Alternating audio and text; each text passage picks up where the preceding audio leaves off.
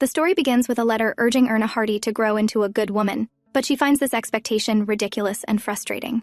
She reflects on how the world is beautiful yet cruel, where survival often depends on one's social status and compliance with predetermined roles. She had already lost her grandfather. His passing had left her and her grandmother vulnerable to wolves in noble clothing. If she had been a man, things might have been different. But as a woman, she was seen as nothing more than an ornament, a pawn to be played. Yet she is determined to protect her grandmother and their home, despite the challenges ahead.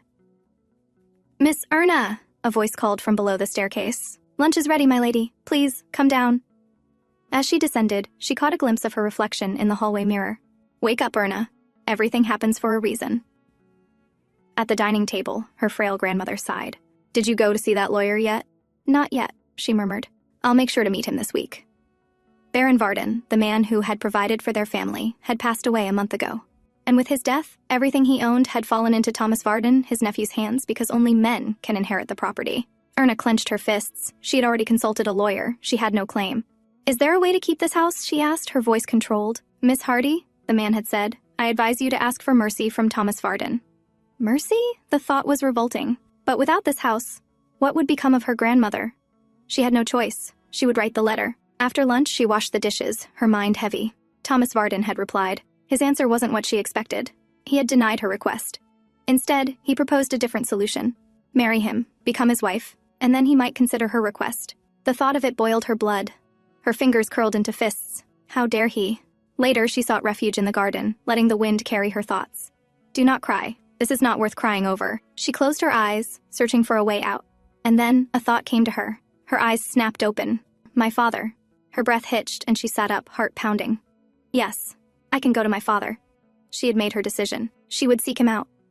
Far away, across a golden estate, a different morning unfolded. Oars sliced through the water, rowers shouting in unison. Inside, in a lavish bedroom adorned with gold, a man stirred beneath silk sheets. Blonde hair fell over his eyes as he groaned. So much noise. Bjorn Dniester, the prince of Lechen, sat up, sunlight spilling over his bare chest, his expression one of irritation. Those restless fools. He exhaled, rubbing his temples, before looking out the window at the world beyond. Just because it's spring, they've decided to be noisier than ever. He had little interest in their games. A waste of effort, in his opinion. The palace halls glowed in rich gold as Bjorn rang the small bell beside his bedside. A servant arrived promptly. "Your Highness, did you call?" Bjorn took a sip from his glass. "Look," he gestured toward the window. The old servant hesitated before answering. "My apologies, Your Highness. The teams have already received official approval to train. This year, there are more participants than before." Bjorn let out another sigh. What a waste. No matter how hard they train, Lechen and Dniester will win anyway. "Would you like to move to another room, Your Highness?" the servant offered. "No need," Bjorn said dismissively. "Just bring me fruit on the balcony." Steam rose in swirls around him as he soaked in the grand palace bath, his mind adrift. Heish, what a bothersome morning. Later, he reclined on the balcony, savoring a moment of peace. The tranquility was shattered by a firm voice. "Your Highness." Bjorn's gaze lifted lazily. An attendant bowed before him. "The Crown Prince has arrived." A pair of steady footsteps echoed across the golden halls. A tall figure approached, Lechen Dniester, the Crown Prince of Lechen, his sharp eyes, framed by glasses, locked onto Bjorn. Bjorn chuckled. "You came in such a rush you didn't even have time to change?" Crown Prince Lechen, his brother, dropped a newspaper onto the table before him. "Poisonous mushroom?" Bjorn murmured, reading the bold headline. His face, printed in black and white, stared back at him from the front page. "You didn't know?" Lechen smirked. "It's your latest nickname." Bjorn only chuckled, taking another bite of his apple. "At least they picked a good picture of me." Lechen sighed, pushing his glasses up. "Gladys is returning to Lechen." Bjorn's movements slowed, his thoughts unreadable. "What will you do, Bjorn?" Lechen asked, watching him closely. Bjorn leaned back in his chair, gaze distant. "I don't know." Gladys Hartford, the once beloved princess of Lars abandoned by Prince Bjorn, even loses her child. The rumors swirled, speculation running wild. Would there be a reunion between the forsaken princess and the exiled prince? Bjorn smirked, setting his apple down. They really do love their gossip. Lechen remained silent, waiting. Bjorn exhaled, glancing up at the clear sky. "Speaking of mushrooms, the weather today is perfect for them to grow." Lechen frowned. "What are you even talking about?" Elsewhere, Erna stood at the train station, leaving to visit her father. She silently whispered an apology to her grandmother, knowing she had already read the letter she left behind. It was not the proper way for a lady to act, disappearing without a word, but she had no other choice. 11 years had passed. 11 years since she had last seen her father at her mother's funeral. He had become nothing more than a stranger, their relationship reduced to silence. Perhaps even worse than that. This was her last hope. No matter how slim, she had to believe in it. She stepped onto the train. She had to be strong. She had to face this on her own. In the palace, Bjorn lounged carelessly, draped in fine robes, his platinum hair disheveled from the previous night's indulgence. "Hey, Bjorn, are you even listening to me?" A noblewoman, adorned in gold and emeralds, stood before him, frustration evident in her piercing gaze. She held a newspaper tightly, its headlines screaming with scandalous rumors. Bjorn barely spared her a glance, rubbing his temple with a lazy sigh. Her expression darkened. "Why won't you answer me? Is this article true or not? I want to end this. I see no reason to continue our relationship. Besides, I'll be engaged before spring," she declared, standing tall, exuding both grace and defiance. Bjorn took another sip of his tea, unbothered, as if her words were nothing but the morning breeze. "Fair enough," he said with a lazy chuckle. "Then congratulations on your engagement, Miss Perez." Bjorn had chosen her because she was not bad for a casual relationship. He knew eventually they would break up. Her eyes widened in disbelief. "What did you just say?" Bjorn set his cup down with a soft clink, leaning back against the plush velvet of his chair. "You're the one who wanted to break up first." His voice laced with amusement. "I only granted your request," he replied smoothly. "Isn't that right?" "That's it? That's all you have to say to me?" she blurted out, desperation creeping into her voice. Bjorn stood up, tilting his head, watching her unravel. He was already bored with this conversation. "You're unbelievable," she muttered under her breath, fists clenched. He bowed with a light smile. "I wish you the best. May you become an excellent countess." As he turned away, stepping out of the lavish chamber, he was met with the sharp, knowing eyes of Mrs. Fitz, his longtime caretaker. "Mrs. Fitz," he sighed, rubbing his temple. Bjorn grinned. "Are you here to tuck me in?" "If you wish," she retorted, "but I highly doubt you'll have time. You must leave for the train station immediately." He blinked. "The train station? Her Majesty the Queen is arriving soon," Mrs. Fitz informed him. Bjorn exhaled heavily.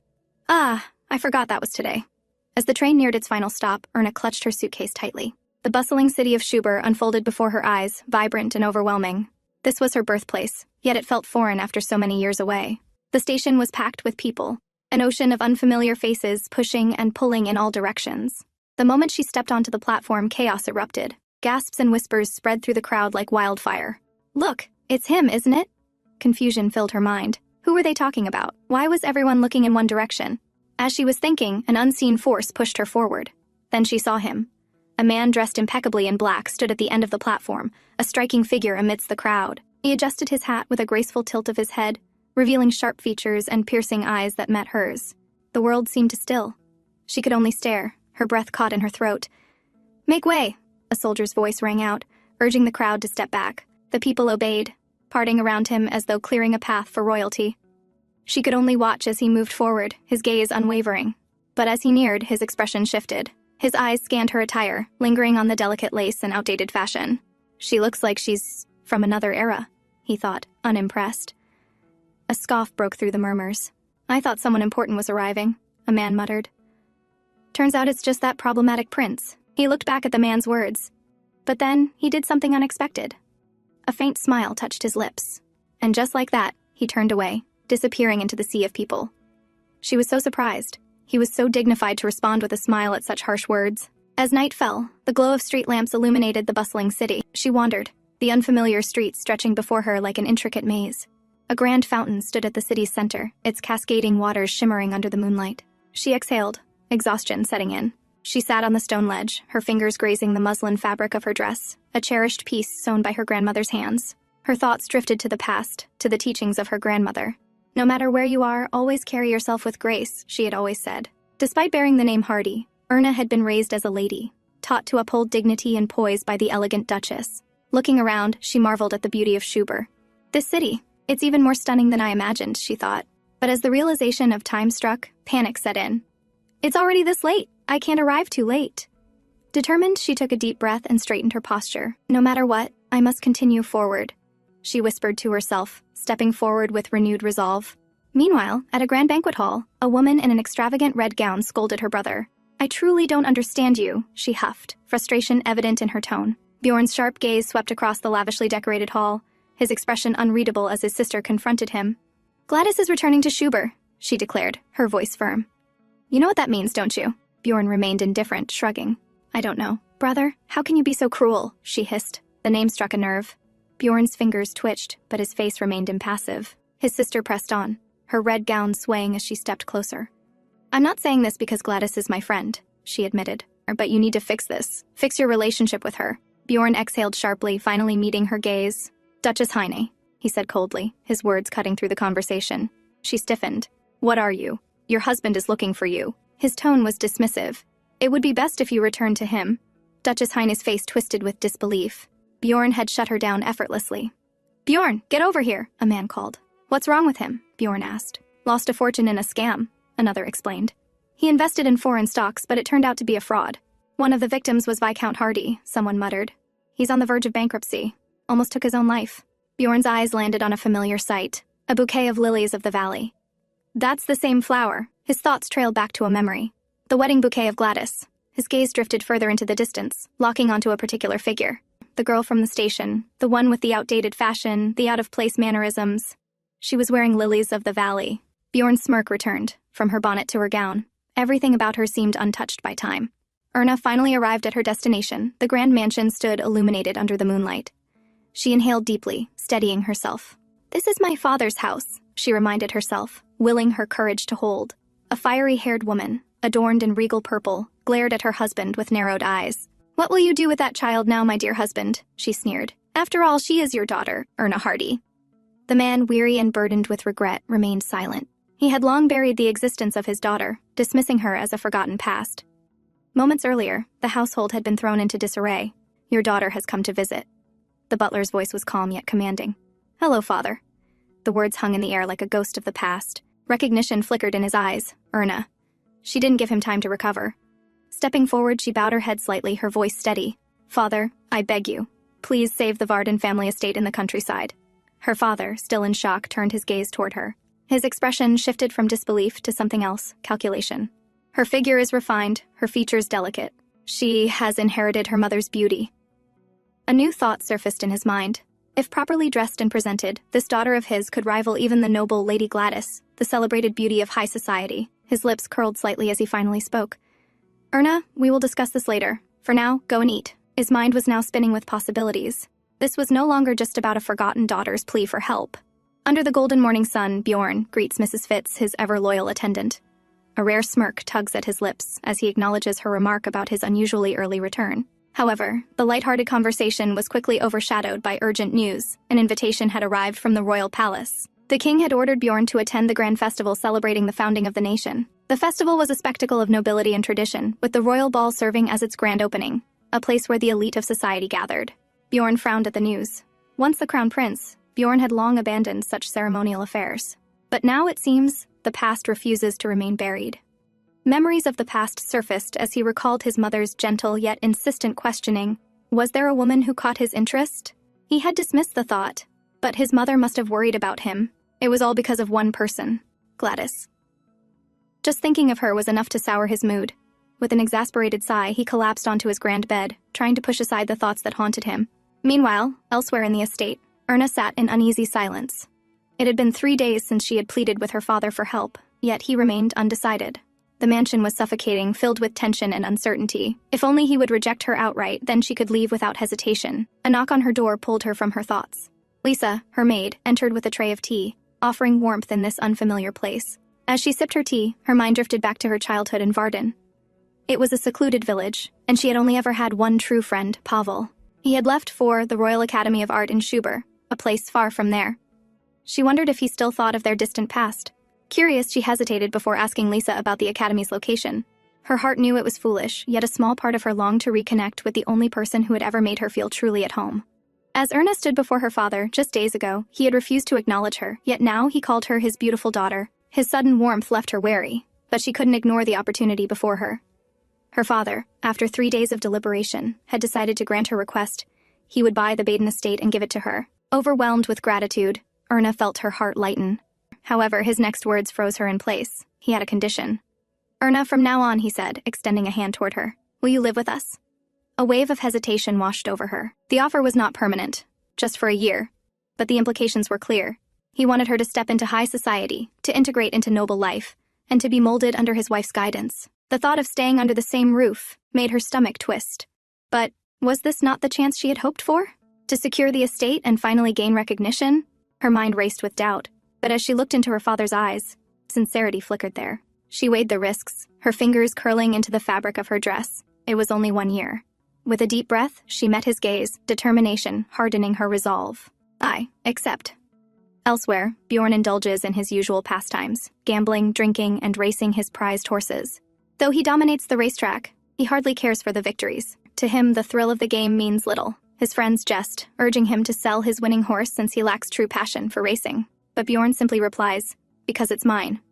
As though that alone was reason enough. The conversation soon shifted. His friend leaned in conspiratorially, mentioning a beautiful servant girl at the Hardy residence, and a name caught Bjorn's attention: Hardy.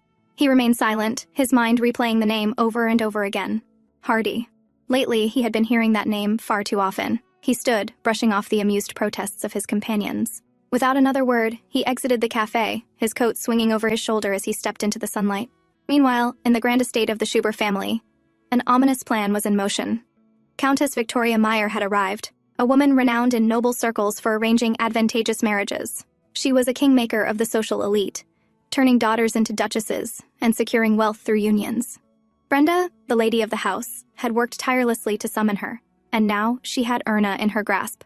She remembers her husband's words, "Do you see her beauty, Brenda? That girl is a first-rate product," he declared with eerie enthusiasm.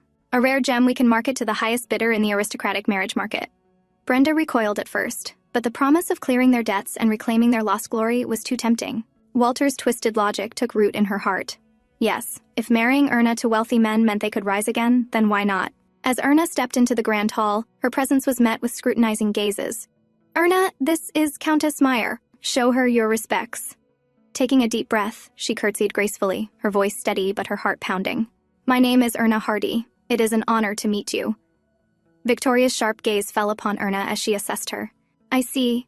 You were not exaggerating," she murmured, acknowledging the girl's beauty. With an air of authority, she declared, "From this moment on, I will take responsibility for you." Erna's world crumbled as she realized the full extent of her fate. She had sought refuge in the presence of her grandmother, hoping for solace, but their conversation was filled with heartbreak. Her grandmother, once a pillar of strength, could not accept the path Erna was being forced to walk. "What is the use of this house if you must sell yourself to keep it?" she pleaded, her voice laced with sorrow. Despite the turmoil, Erna remained steadfast. She would protect what little remained of her family's legacy, even if it meant sacrificing herself. But deep within her heart, doubt gnawed at her. Was this truly the future she desired? As she sat in her chambers, a quiet moment of respite arrived in the form of Lisa, a kind-hearted maid who offered her a warm cup of tea. Erna gifts Lisa a delicate flower she crafted herself, an act of kindness that cements her unique personality. "Wow, this is beautiful. You are so talented, Miss Erna," Lisa gushed, her eyes sparkling with excitement. Erna chuckled softly, offering the flower to her. "If you like it, you can have it. Consider it a gift. You can use it to decorate your hat or wear it as a brooch." Lisa hesitated, then beamed with gratitude. "Thank you so much, miss. I'll treasure it." In return for the thoughtful gift, Lisa enthusiastically suggested a stroll through the town to help Erna familiarize herself with the city of Schuber. As they ventured out, the town unfolded before them. Vibrant marketplaces, grand hotels, and a picturesque harbor. The breathtaking sights mesmerized Erna. Lisa pointed out the most famous locations, eager to share the beauty of Schuber. However, Erna's attention suddenly caught on something, or rather, someone. A tall man in a sophisticated black coat and top hat stood nearby. His presence exuded a commanding aura.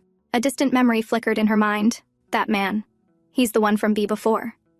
Lisa immediately grabbed her shoulders, her grip tight with urgency. "Miss Erna! No! Don't even look at him!" she whispered frantically. Erna turned to her, confused. "Lisa." I know he's handsome," Lisa said, reading Erna's expression. "But you must never look at him, let alone get involved with him." "Is he dangerous?" Erna asked, her voice low. Lisa's gaze was thoughtful. "More than dangerous. He's not an ordinary man, he's like a poisonous mushroom. Beautiful on the outside, but if you consume it, you die."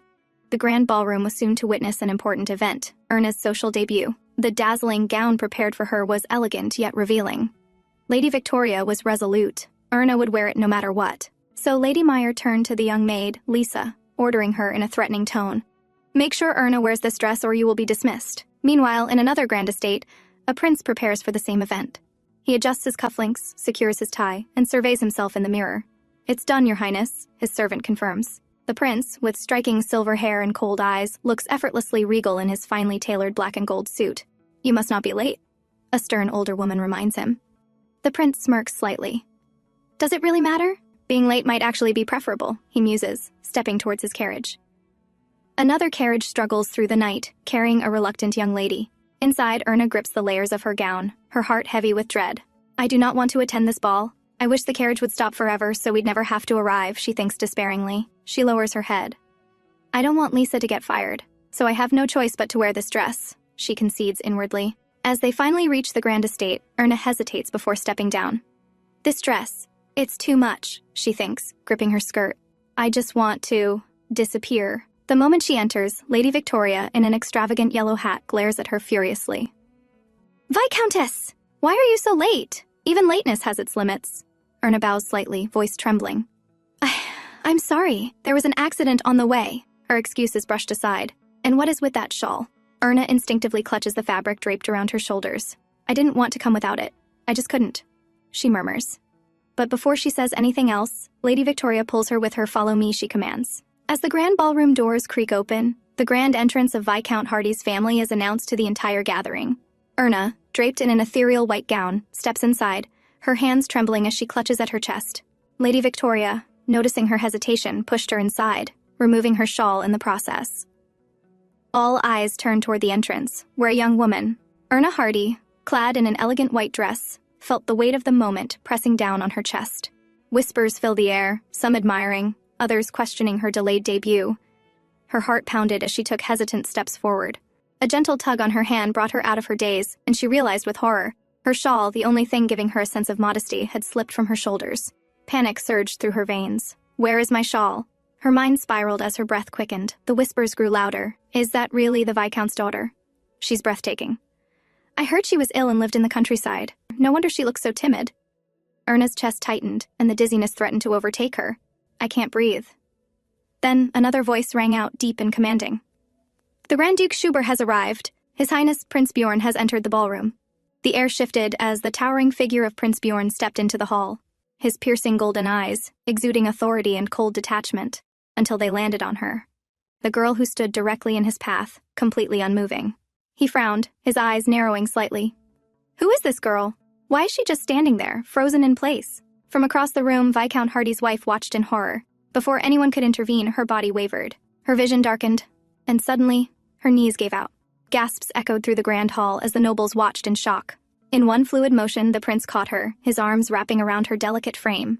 Erna gasped, her fingers trembling as they grasped onto his black suit, desperate for stability. Bjorn studied her, his brows furrowing slightly as he felt the erratic rise and fall of her chest.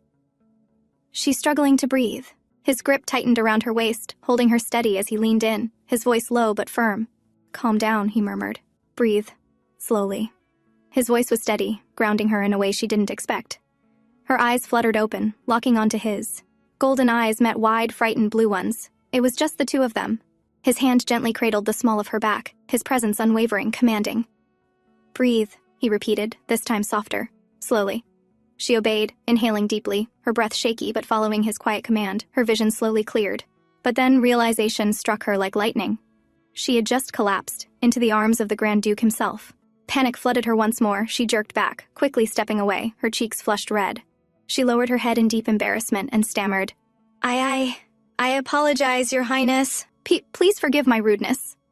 Prince Bjorn remained silent for a moment, his golden gaze unreadable. Before he could say anything, a familiar authoritative voice cut through the moment. Your Highness, I must deeply apologize for Lady Hardy's mistake. Prince Bjorn's gaze flickered briefly toward the Countess before returning to the young woman before him. His sharp eyes narrowed slightly. Countess Meyer. His mind pieced together the situation swiftly. I nearly fell into the matchmaking trap of the most notorious schemer in Lechen. As Erna sat in a nearby chair, her gaze drifted toward the grand hall, where two imposing figures caught her attention. Those two, the famous twin princes! Her eyes widened as she identified them, Prince Bjorn and Crown Prince Leonid. Though nearly identical in appearance, their personalities could not have been more different. Prince Leonid is a rigid, disciplined man, like a soldier through and through. In contrast, Prince Bjorn carries himself with a more relaxed and charismatic demeanor, making him far more sociable. As she connected the pieces in her mind, she recalled past encounters. Then, the man I saw at the train station, and in front of the hotel, her breath hitched. That was Prince Bjorn. The poisonous mushroom, she muttered under her breath, a nickname that had long been whispered about him. Her thoughts were abruptly interrupted when Prince Bjorn turned to face her, his sharp golden eyes meeting hers. Suddenly, her reaction did not go unnoticed. "Isn't that the young lady from before?" Prince Leonid asked his brother, curiosity laced in his tone. "Is there something going on between the two of you?" Bjorn remained unfazed, simply responding, "Not at all. If the Crown Prince of Lechen is interested, I could help you win her over." Bjorn smirked, dismissing his brother's jest. "You're crazy. I was merely asking if you knew her. If not, then forget it. I'm leaving." Bjorn, watching from afar, sensed the hidden schemes at play. "If I didn't already know the names Hardy and Mrs. Meyer, I might have already fallen into their trap. I never expected that girl to be so skilled at acting frail, even to the point of breaking out into a cold sweat." He sighed inwardly. "I wonder which foolish man will fall for their little game next. Well, that's none of my concern." Meanwhile, outside the grand hall, under the moonlit sky, a discussion was taking place within a lavish pavilion. The king, adorned in regal attire and a golden crown, leaned forward with a contemplative gaze. "We need to get him married again. After much consideration, I believe it is what's best for him." His words held an air of finality. "What do you think?" The queen, equally adorned in royalty, sat across from him. "Your Majesty, it seems you still don't know your son very well." Her piercing gaze met his. "Do you really think Bjorn will follow your wishes? I once asked him if there was any woman who caught his interest." "Do? You know what he said?" He said, "Divorcing once wasn't enough." The king sighed. A solemn silence settled between them. "Yes, I understand his feelings." He finally spoke again, his voice softer now. "After everything he has been through, everything he has sacrificed, he has chosen to live this way." As his words trailed off, the memories faded to the image of a sorrowful Bjorn. "I will step down as crown prince, and I will also divorce her." Despite understanding his son's reluctance, the king was convinced that Bjorn must marry again. The queen, wise and perceptive, reminded him that forcing Bjorn into marriage was not the answer. This time, the choice of bride should be left entirely to Bjorn. If he chose his own partner, there would be no issues, at least in theory. As they pondered over the situation, the topic shifted to Lady Hardy. Prince Leonid had assured them that Bjorn and Lady Hardy were not acquainted, but the king seemed to consider whether she could be the one to melt Bjorn's icy heart. The queen placed her teacup down and reassured the king that he need not worry. Bjorn would never reunite with Gladys, his former wife. Elsewhere, the elegant blonde woman in a striking blue gown made her entrance. Bjorn turned his head sharply, his golden locks falling messily over his piercing eyes. Mrs. Fitz stepped forward, her posture stiff with formality. "Forgive me, Your Highness, but we were merely—" Bjorn cut her off with an indifferent shrug. "I know." His voice was cold, distant. Without another word, he strode toward his private quarters. Silence enveloped the room, interrupted only by the faint creak of the door. "Bjorn." Her voice was soft, yet carried an undeniable weight of familiarity. Bjorn leaned against the doorframe, his lips curling into a smirk that didn't quite reach his eyes. "How have you been?" "My former wife." His words are casual, but they carry a sharp edge. Bjorn casually takes a seat, his presence filling the space as he leans back on the luxurious couch, exuding an air of control. "Forgive me for coming unannounced, but I thought it best to talk here rather than anywhere else." Bjorn, observing her reaction, watches as she grips the fabric of her dress tighter. Finally, she breaks the silence, voice trembling. I came to apologize," she says. "I truly regret everything that happened." Bjorn's expression remains unreadable, though his silver eyes flicker with something unreadable. "As far as I know, our relationship is over, Princess," he states coldly. "There's nothing left between us." The weight of his words hangs in the air as he lifts a cup of tea, sipping it with an air of indifference. After all, isn't it only fair that everyone gets what they deserve? Bjorn places his cup down with a quiet clink, his smirk deepening. "Isn't that the principle you always lived by, Gladys?" His voice is laced with amusement, but the bitterness beneath it is undeniable. "Seeing you again is a pleasant surprise, but honestly, it's a bit boring. You're still the same as before." She stiffens at his words, her heart pounding. Bjorn leans back slightly, his smirk never wavering. "So, what do you really want?" he asks. "You didn't come all the way to Lechen just to apologize, did you?" Gladys hesitates, her hands tightening over the folds of her dress. "Did King Lars send you?" Bjorn muses, his tone teasing but sharp. "Now that everything is settled, were you given an order? Something like, 'Go reconcile with your ex-husband.'" He chuckles, shaking his head. "Ah, such a hopeful command." Gladys shakes her head fervently. "No, that's not why I came," she insists, voice desperate. Bjorn cuts her off, his voice firm. "Princess," he says, "I think you're mistaken. The agreement between us was fair. We both got what we wanted." Gladys looked at him in desperation.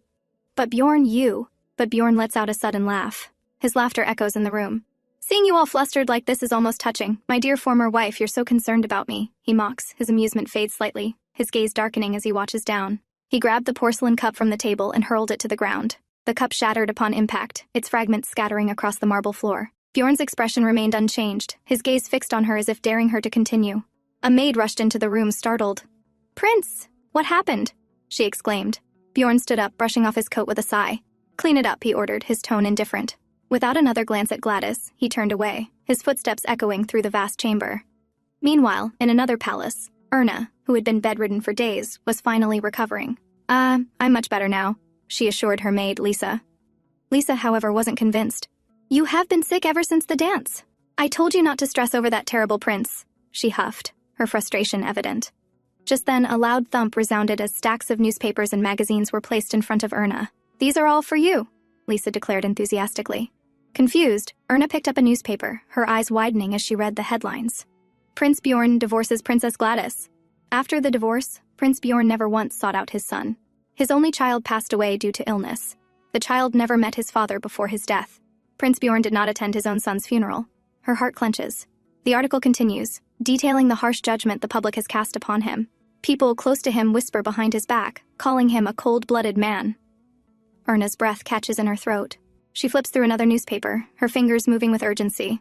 Following the scandal, Prince Bjorn turned over his title to Prince Leonid, but in reality it was stripped from him. Some even refer to him as the poisonous mushroom of the royal family, an unwanted entity that taints the reputation of the throne. Erna's hands trembled as she absorbed the words. "How could someone be this cruel?" she murmured.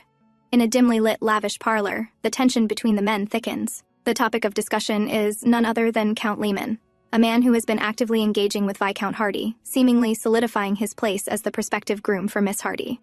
One of the men scoffs at the idea, questioning whether the old count is even still alive. They jest that should the old count pass away, Hardy's daughter could simply be sold off to another suitor, treating her fate as nothing more than a business transaction. However, an interesting observation arises. Miss Hardy bears an uncanny resemblance to Princess Gladys. Despite differences in stature, her aura and presence mirror that of the once beloved princess. Bjorn, listening to the conversation, remains composed. They suggest giving Miss Hardy a taste of youthful romance before she is bound to an arranged marriage. Their smirks deepen as the idea solidifies into something more. A game, a gamble. Bjorn's sharp gaze settles on his opponent as playing cards. The terms are clear, whoever wins over wins the Hardy girl. A gamble for a woman's fate. Erna carefully holds a delicate white lily, a flower she crafted herself. Among all flowers, lilies have always been her favorite. As she arranges them one by one, she realizes how many she has made. A thought crosses her mind. Perhaps she could sell flowers, just like she did in Varden Village. If successful, it might even help support her grandmother back home. As she ponders her next step, a knock at the door interrupts her thoughts. Lisa, her trusted maid, enters with an elegant package, wrapped with a vibrant red ribbon. With a cheerful smile, Lisa announces that Erna's new dress has arrived. Erna, caught off guard, curiously questions its purpose. Lisa reveals that she is expected to attend the grand opening ceremony of an art exhibition alongside Madame Meyer. However, as Erna hears the name of the academy, a realization strikes her. That's the place where Pavel is studying. A flicker of hope ignites within her. If she attends the event, there's a chance she might see Pavel again. Dressed in the elegant blue gown, Erna arrives at the Royal Academy of Arts. However, she soon finds herself under the scrutiny of Countess Meyer, who is less than pleased with Erna's performance. The Countess sternly warns Erna that her actions reflect not just on herself, but also on the Countess's reputation. Feeling overwhelmed by the pressure, Erna struggles to remain composed. She steps away, gasping for air as the eyes of the crowd make it hard for her to breathe. The expectations are suffocating, but she reminds herself that as a lady of the Varden family, she cannot waver so easily. Just as she gathers herself, a rustling sound distracts her.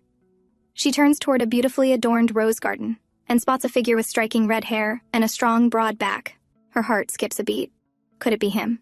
With a mix of disbelief and desperate hope, she calls out his name. "Pavel?"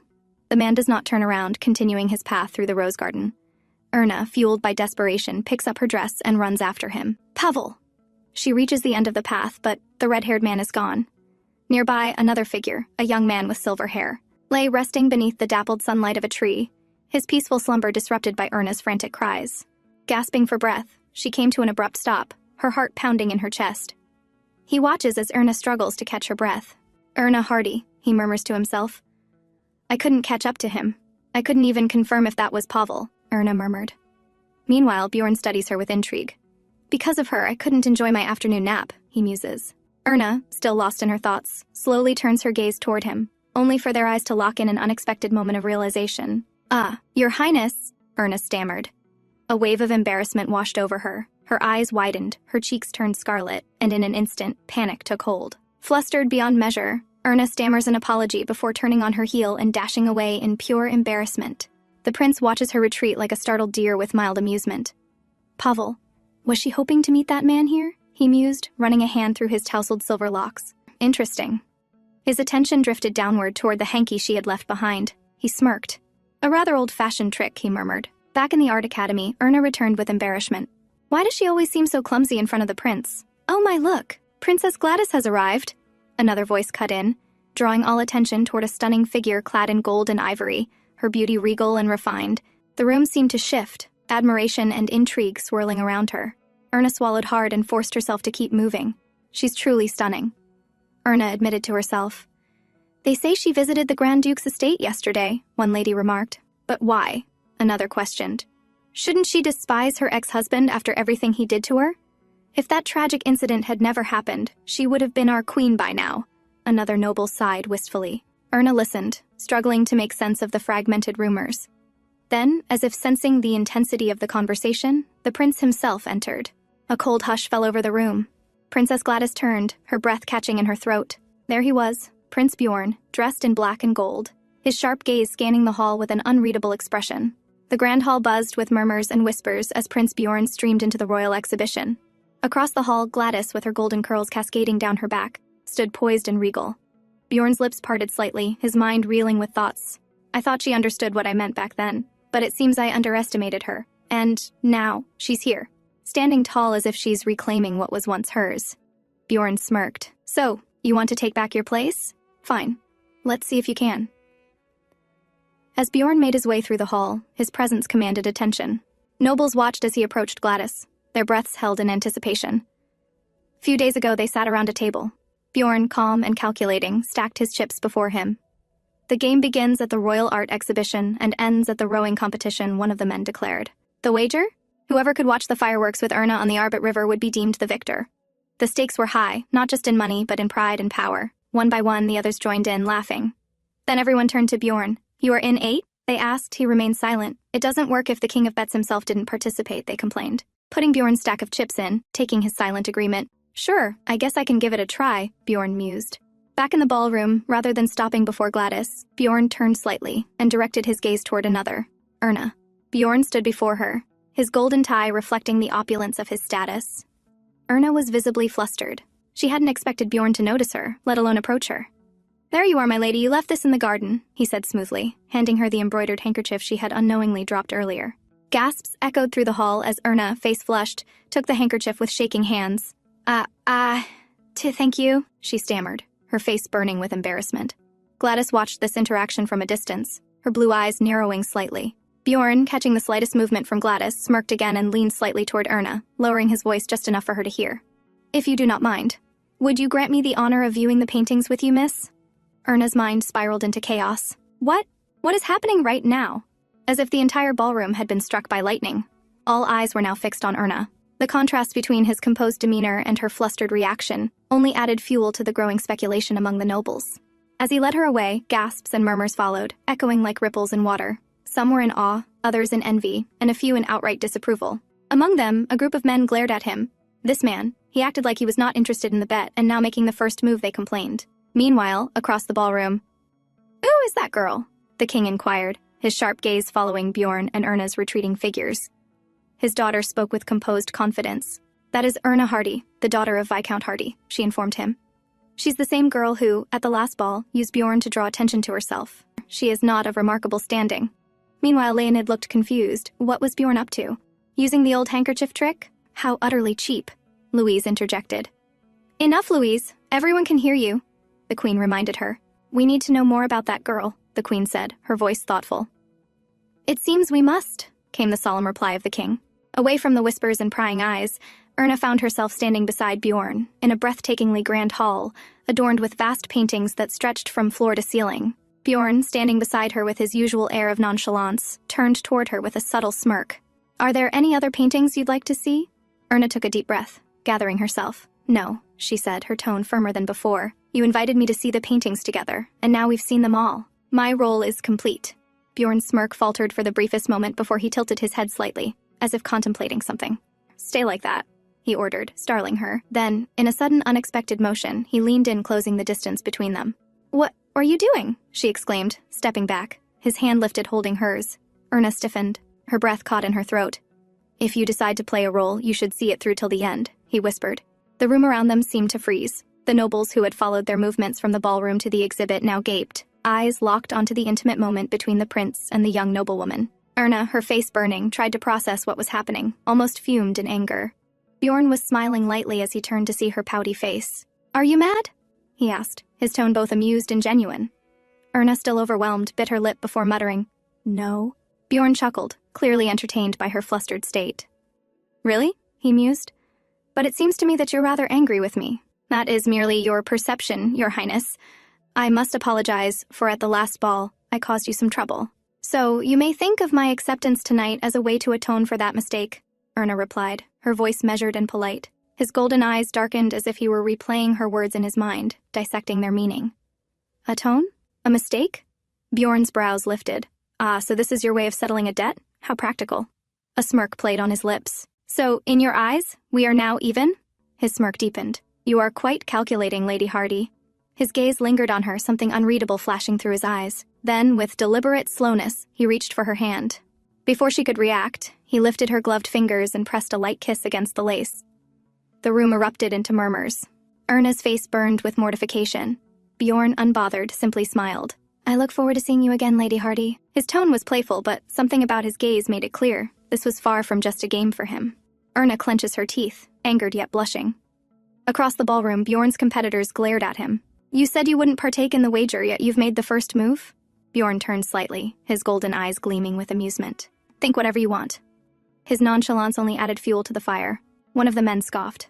"So, you're doing all this just to seduce another woman in front of your former wife?" Bjorn's smirk vanished. He turned again. "You haven't made this deal because you were concerned about Miss Hardy, right?" His question was sharp, making all of them shut at the moment. Just as tensions simmered, an elderly art master approached Bjorn, introducing a young man with fiery red hair and sharp eyes. "This is Pavel Lor, the most talented young artist at the Royal Academy of Arts." Bjorn observed Pavel with interest. The artist bowed, his demeanor composed. "It is an honor to meet you, Your Highness." Bjorn gave a small nod. "I will be looking forward to your future works." Pavel, maintaining his composed stance, thanks the prince, before turning away. With graceful but firm steps, he walks down the grand hall accompanied by his mentor. However, as the prince watches them leave, something about the name, Pavel, lingers in his thoughts. As Erna stands in the grand hall, she clenches her gloved hand, feeling a strange warmth and tingling sensation lingering in her fingers. Standing before her was Pavel, his striking red hair neatly styled. "Erna?" His deep voice resonated through the hall, and as their eyes met, Erna's eyes widen in shock as she recognizes Pavel. "Pavel?" she murmurs, her voice almost uncertain, as though she cannot believe her eyes. Pavel, too, seems momentarily frozen, his deep gaze locking onto her figure. Pavel bows politely before the gathered nobility, but quickly returns his focus to Erna. His voice is calm. "It has been a long time, Miss Hardy." The words hang in the air as Erna struggles to form a response. Finally, she bowed and replied, her voice soft. "Yes, it has been a long time, Mr. Lor." The formality in her words barely masks the emotions swirling within her. As their conversation is about to continue, Pavel is suddenly called away. Pavel glances back at Erna before nodding slightly. "Until we meet again," he says, before turning away with a smile. Erna remains frozen in place, watching him walk away. A smile crosses her lips. That smile. She thinks to herself, Pavel's smile, it's the same as I remember. That night, writing a letter, Erna clutches her hand, overwhelmed with memories of the prince kissing her hand. Lisa, however, is more focused on another matter. She informs Erna that all the flowers in Schubert have somehow ended up in her room. Clearly, despite her continuous rejections, many suitors are still persistently sending her gifts. She also reminds Erna that she doesn't need to write responses to every letter, but Erna, upholding her grandmother's teachings, insists that a lady must always remain polite, even when refusing suitors. As Lisa tidies up, Erna hesitantly asks if any new letters have arrived. Lisa instantly catches on, teasingly suggesting that it must be a very important letter. Flustered, Erna denies it. Lisa giggles and teases her even more before leaving Erna alone. Later that night, Erna lies awake in bed, gazing at the moonlit sky through her window. 3 days have passed, and still, there has been no news from Pavel. She wonders if he is busy or if something has happened to him. But she was confident that she would soon hear from him. But suddenly she remembers the way the prince had taken her hand and kissed it. Erna subconsciously reaches out, as if reliving the touch of the prince's lips on her hand. Her heartbeat quickens, and she grips her own hand, as though trying to erase the sensation. Ah, why am I feeling this way? She groans, rolling onto her bed. I can't sleep. In the dimly lit tavern, the air was thick with the scent of alcohol and the lingering energy of competition. Bjorn slammed his glass down with finality, looking over at his opponent, now slumped over the table, completely defeated. Hey, mister. Soon to be married, I win again, don't I? Bjorn taunted, his voice laced with amusement as he nudged his friend, who groaned in response, barely able to keep himself upright. Take your damn trophy and get lost. Chuckling, Bjorn grabbed the trophy, throwing his coat over his shoulders as he stepped out into the night. Inside the tavern, groans of defeat filled the air as drunken men slumped over their tables. Every bachelor party, he turns it into a competition instead of celebrating, one grumbled. He won every single bet again, another sighed. I bet his house is full of trophies. Laughter followed as someone recalled, didn't he even win at his own bachelor party? Meanwhile, elsewhere in the city, Erna Hardy moved quietly under the night sky. She had hoped a quiet walk would clear her mind, but fate had other plans. Her gaze fell on a lone figure sprawled near the fountain, his golden hair unmistakable even in the dim light. Panic surged through her as she rushed forward. Ah, someone's lying there, she gasped. Excuse me, sir. Are you all right? Her voice carried concern, her hands hovering over him in hesitation. As she reached out, the man stirred, his eyes fluttering open. Erna. Hardy? His deep voice carried a hint of confusion. Erna's heart skipped a beat. Prince Bjorn, she exclaimed, eyes widening in shock. Why are you? Before she could finish, his strong hand suddenly reached out, grabbing hers with an iron grip. What are you doing here? He murmured, lips curling into a lazy smirk. You smell like alcohol, she states flatly, shaking off his grip. Bjorn, still reeling from a night of drinking, grips Erna's wrist tightly, accusing her of following him. She jerked her arm, struggling against his grip. Let go of me. This is a public place. What gives you the right to act like you own it? Bjorn chuckled. Public indeed, he mused, tilting his head. Erna's pulse pounded in frustration. Listen, Miss Hardy, he continued, his voice dripping with amusement. Tell me, do you want to sell yourself to me? His words were laced with mockery. Her heart pounded in disbelief. Did he really just say that? Bjorn chuckled at her reaction. Oh, don't look at me like that. You wouldn't be following me around unless you had some ulterior motive, right? You're drunk, Erna hissed. I'll have you know that I find this conversation to be unpleasant. Bjorn tilted his head slightly, watching her with unreadable eyes. He stood up. If you want to make a deal, we need to negotiate first, he mused. Just tell me, how much? He asked. As the tension between them escalated, Erna lifted her gaze. Prince, do you not know when to stop? She said, her voice firm yet hesitant. Bjorn, smirking, leaned casually. Do I look like I do? He countered smoothly, his eyes locked onto hers. I can't believe this man was once the crown prince. She clenched her fists, her thoughts swirling. Just as the realization hit her, Bjorn suddenly lurched forward, his balance failing him. His body went limp, and for a brief moment, everything seemed to slow. His vision blurred, and the strength in his legs abandoned him. Erna's eyes widened in horror. He collapsed, his body falling into hers. A startled scream of help tore from Erna's throat as they both lay on the ground. The weight of the unconscious prince pressing down on her. Her eyes dart around in desperation before they land on a trophy lying beside them. Without thinking, she grips it tightly, her fingers trembling as she raises it, striking the prince's back with all the strength she can muster. Oh my God, the prince! What happened to him? Group of men rushes. The woman, still catching her breath, stiffens when someone turns toward her, their gaze confused with concern, as they saw the prince getting hit. One of the men rushes to his side, shaking him frantically. Wake up, your highness! Miss, are you all right? Erna stands there in anger as she struggles to process what just happened. She didn't wait for questions or accusations. Her instincts screamed at her to flee. Without another glance back, she turned sharply on her heels and ran. The prince, barely managing to lift his gaze, watched her retreating figure with an unreadable expression. His lips parted slightly as if he wished to say something, but before he could, his body gave in, and his eyes fluttered shut. Next day, Lisa excitedly hands her mistress a letter. My lady, a message from Pavel! Erna opens it with anticipation, an invitation to meet at the Grand Duke's bridge. Meanwhile, Prince Bjorn, nursing a bruise, dismisses concerns. When asked how he got hurt, he smirks. A ferocious deer, he muses, recalling the young lady who struck him with a trophy before fleeing. As another invitation arrives, for a grand social gathering, the prince, to everyone's surprise, decides, tell them I will attend. He decides to attend, knowing it will be an opportunity to confront a certain thief, Erna Hardy. In a beautifully lit garden, Pavel stands by the bridge, lost in thought as he sees Erna approaching. As Erna calls out his name with a smile, he is momentarily stunned. She has changed so much, blossoming into an elegant lady. Yet, her warmth remains the same. Her cheerful wave and familiar tone make him chuckle. As they walk together, tension lingers. Pavel knows that Erna's father is pushing for a marriage, willing to auction her off to the highest bidder. His hand clenches into a fist at the thought. He knew, yet he felt powerless to stop it. Meanwhile, in the distance, Bjorn watches from a carriage. His gaze falls upon Erna, elegantly dressed, walking beside Pavel Lore. The sight amuses him. Erna, now navigating high society in search of a husband while entertaining a young artist. She truly lives up to the legacy of Gladys Hartford. With a smirk, he leans back in his seat, muttering with amusement, "What a cunning little doe she is." As Erna departs, Pavel watches her go, lost in thought. A distant memory resurfaces, a warning from his father, cautioning him against forming a close bond with Erna, the granddaughter of Baroness Baden. They were no longer children, and rumors had begun to circulate about them. Pavel had heeded his father's advice, maintaining distance despite his fondness for her. Bjorn arrives at a lavish gathering hosted by his aunt. In the bustling ballroom, Bjorn's gaze lands on a familiar face, Erna. With a teasing smirk, he greets her as Miss Trophy Thief, stirring a mix of shock and indignation in her. Erna, flustered and defensive, demands an explanation for his accusation, while Bjorn maintains a smug demeanor, claiming she had taken something that belonged to him. She suggests that he might not remember it because he was too intoxicated. However, to her shock, he declares with certainty, "I remember everything." Attempting to regain control of the situation, the prince offers a diplomatic apology if he had acted inappropriately.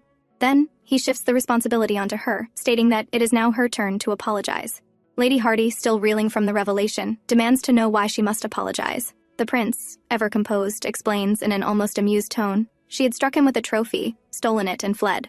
A sudden realization dawns upon her. The golden object she had dismissed as insignificant and discarded. Could it have been the prince's treasured trophy?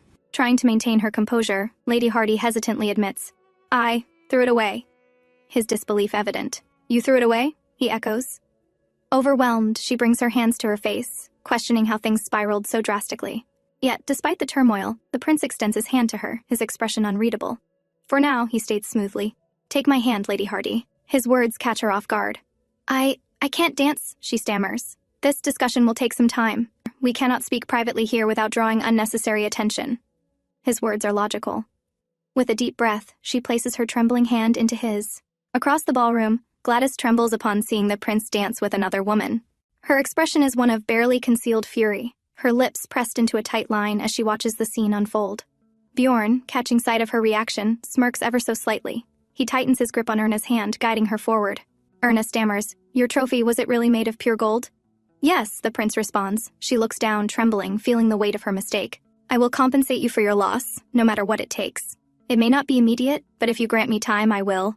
The prince suddenly smiles, a rare, almost amused expression playing on his lips. "Of course," he says smoothly. "I'll gladly accept." A single thought flashes across the prince's mind. He got her. Extending his hand toward her once more, he declares, "Then, let us begin with a dance." She hesitated, her delicate fingers twitching slightly, before finally resting upon his gloved palm. With a swift yet graceful motion, he pulled her close, leading her onto the grand ballroom floor. Gasps and murmurs rippled through the crowd. Eyes followed the pair as they moved seamlessly into position. As the music swelled, the prince twirled Lady Hardy effortlessly. He noted the concentration etched into her delicate features, the way she focused as if this dance was a battle she needed to win. He smirked inwardly. If she was acting, then she was certainly a master at it. Her breath hitched as she pulled back, blinking at him. Bjorn leans in slightly, his confident smirk never faltering. "Good job, Miss Hardy," he murmurs. "You may take your time repaying the debt of my lost trophy." Erna responds with a bright smile. "Thank you." Later that night, beneath the moonlit sky, a group of men gathers on the grand terrace. "Hey, what the hell is this, Bjorn?" one of them exclaims, looking flustered. "You're not actually dating her, are you?" Bjorn casually sips his liquor, exuding an air of nonchalance. Meanwhile, down below in the courtyard, Erna is seen speaking with another man. One of the men on the terrace nudges Bjorn. "Hey, look down there. Isn't that the second son of the Heinz family?" Bjorn, still maintaining his composed exterior. "If you consider him a rival, then invite him to the game," he adds casually. "Otherwise, leave him be.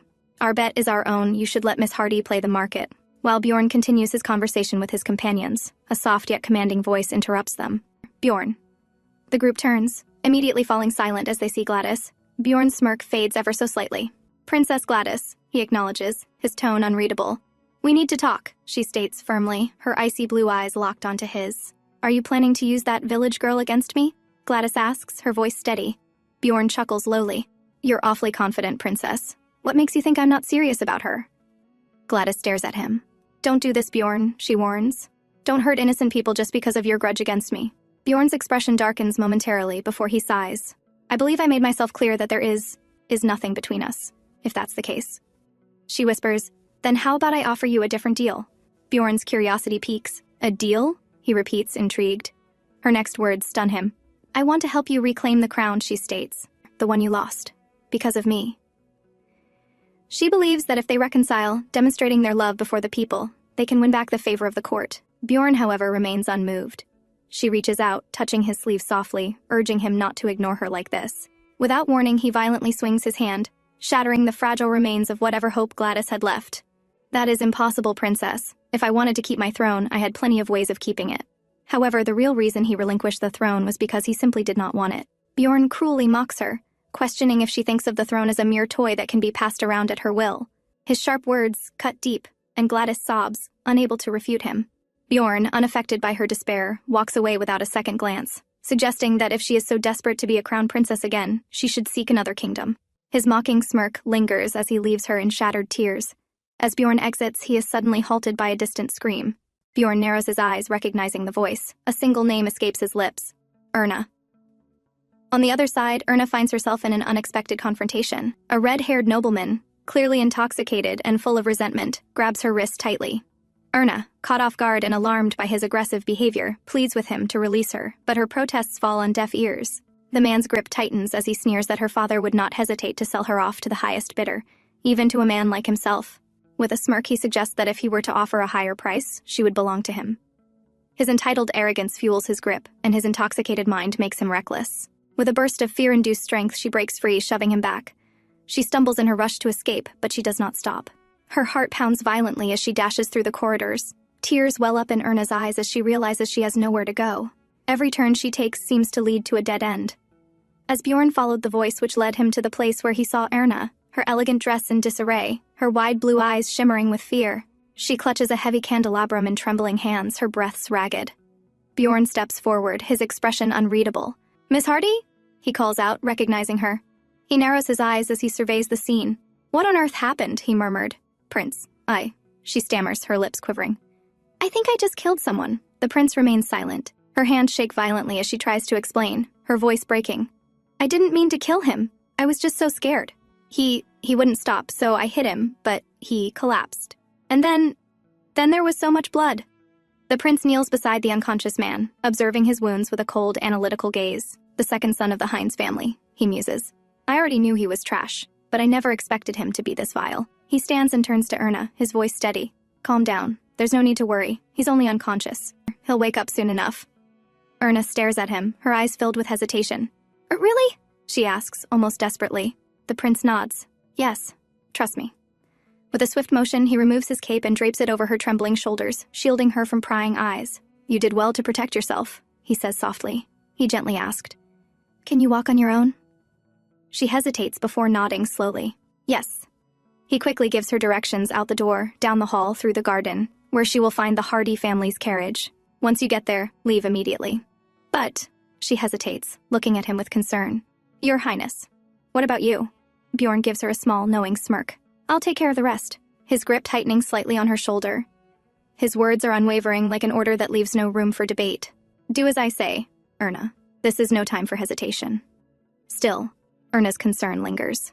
She doesn't want to abandon him, not like this. As if sensing her doubt, the prince suddenly smiles. Don't worry, he says. I'll make sure you pay me back for this later. Erna is baffled. Pay you back? She echoes in confusion. You like boats, don't you? He asks, tilting his head. Eh? She doesn't understand. You'll have to like them, he remarks cryptically, tightening the cloak around her shoulders before pushing her away. Now go. His insistence leaves her no choice. With one last worried glance, she turns on her heel and runs. The moment Erna is gone, his demeanor shifts. He reaches for a nearby vase filled with water and, without hesitation, tips it over Heinz's face. A spluttering cough breaks the silence as Heinz jerks awake, gasping for air. He clutches his bleeding head.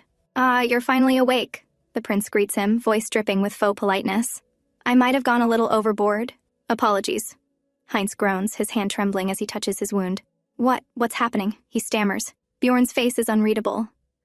You're not dead yet, so no harm done, right?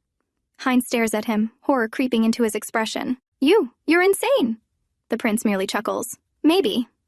Without warning, the prince grabs the candelabrum, the very weapon Erna had used, and swings it down, striking Heinz again. Heinz groans in pain.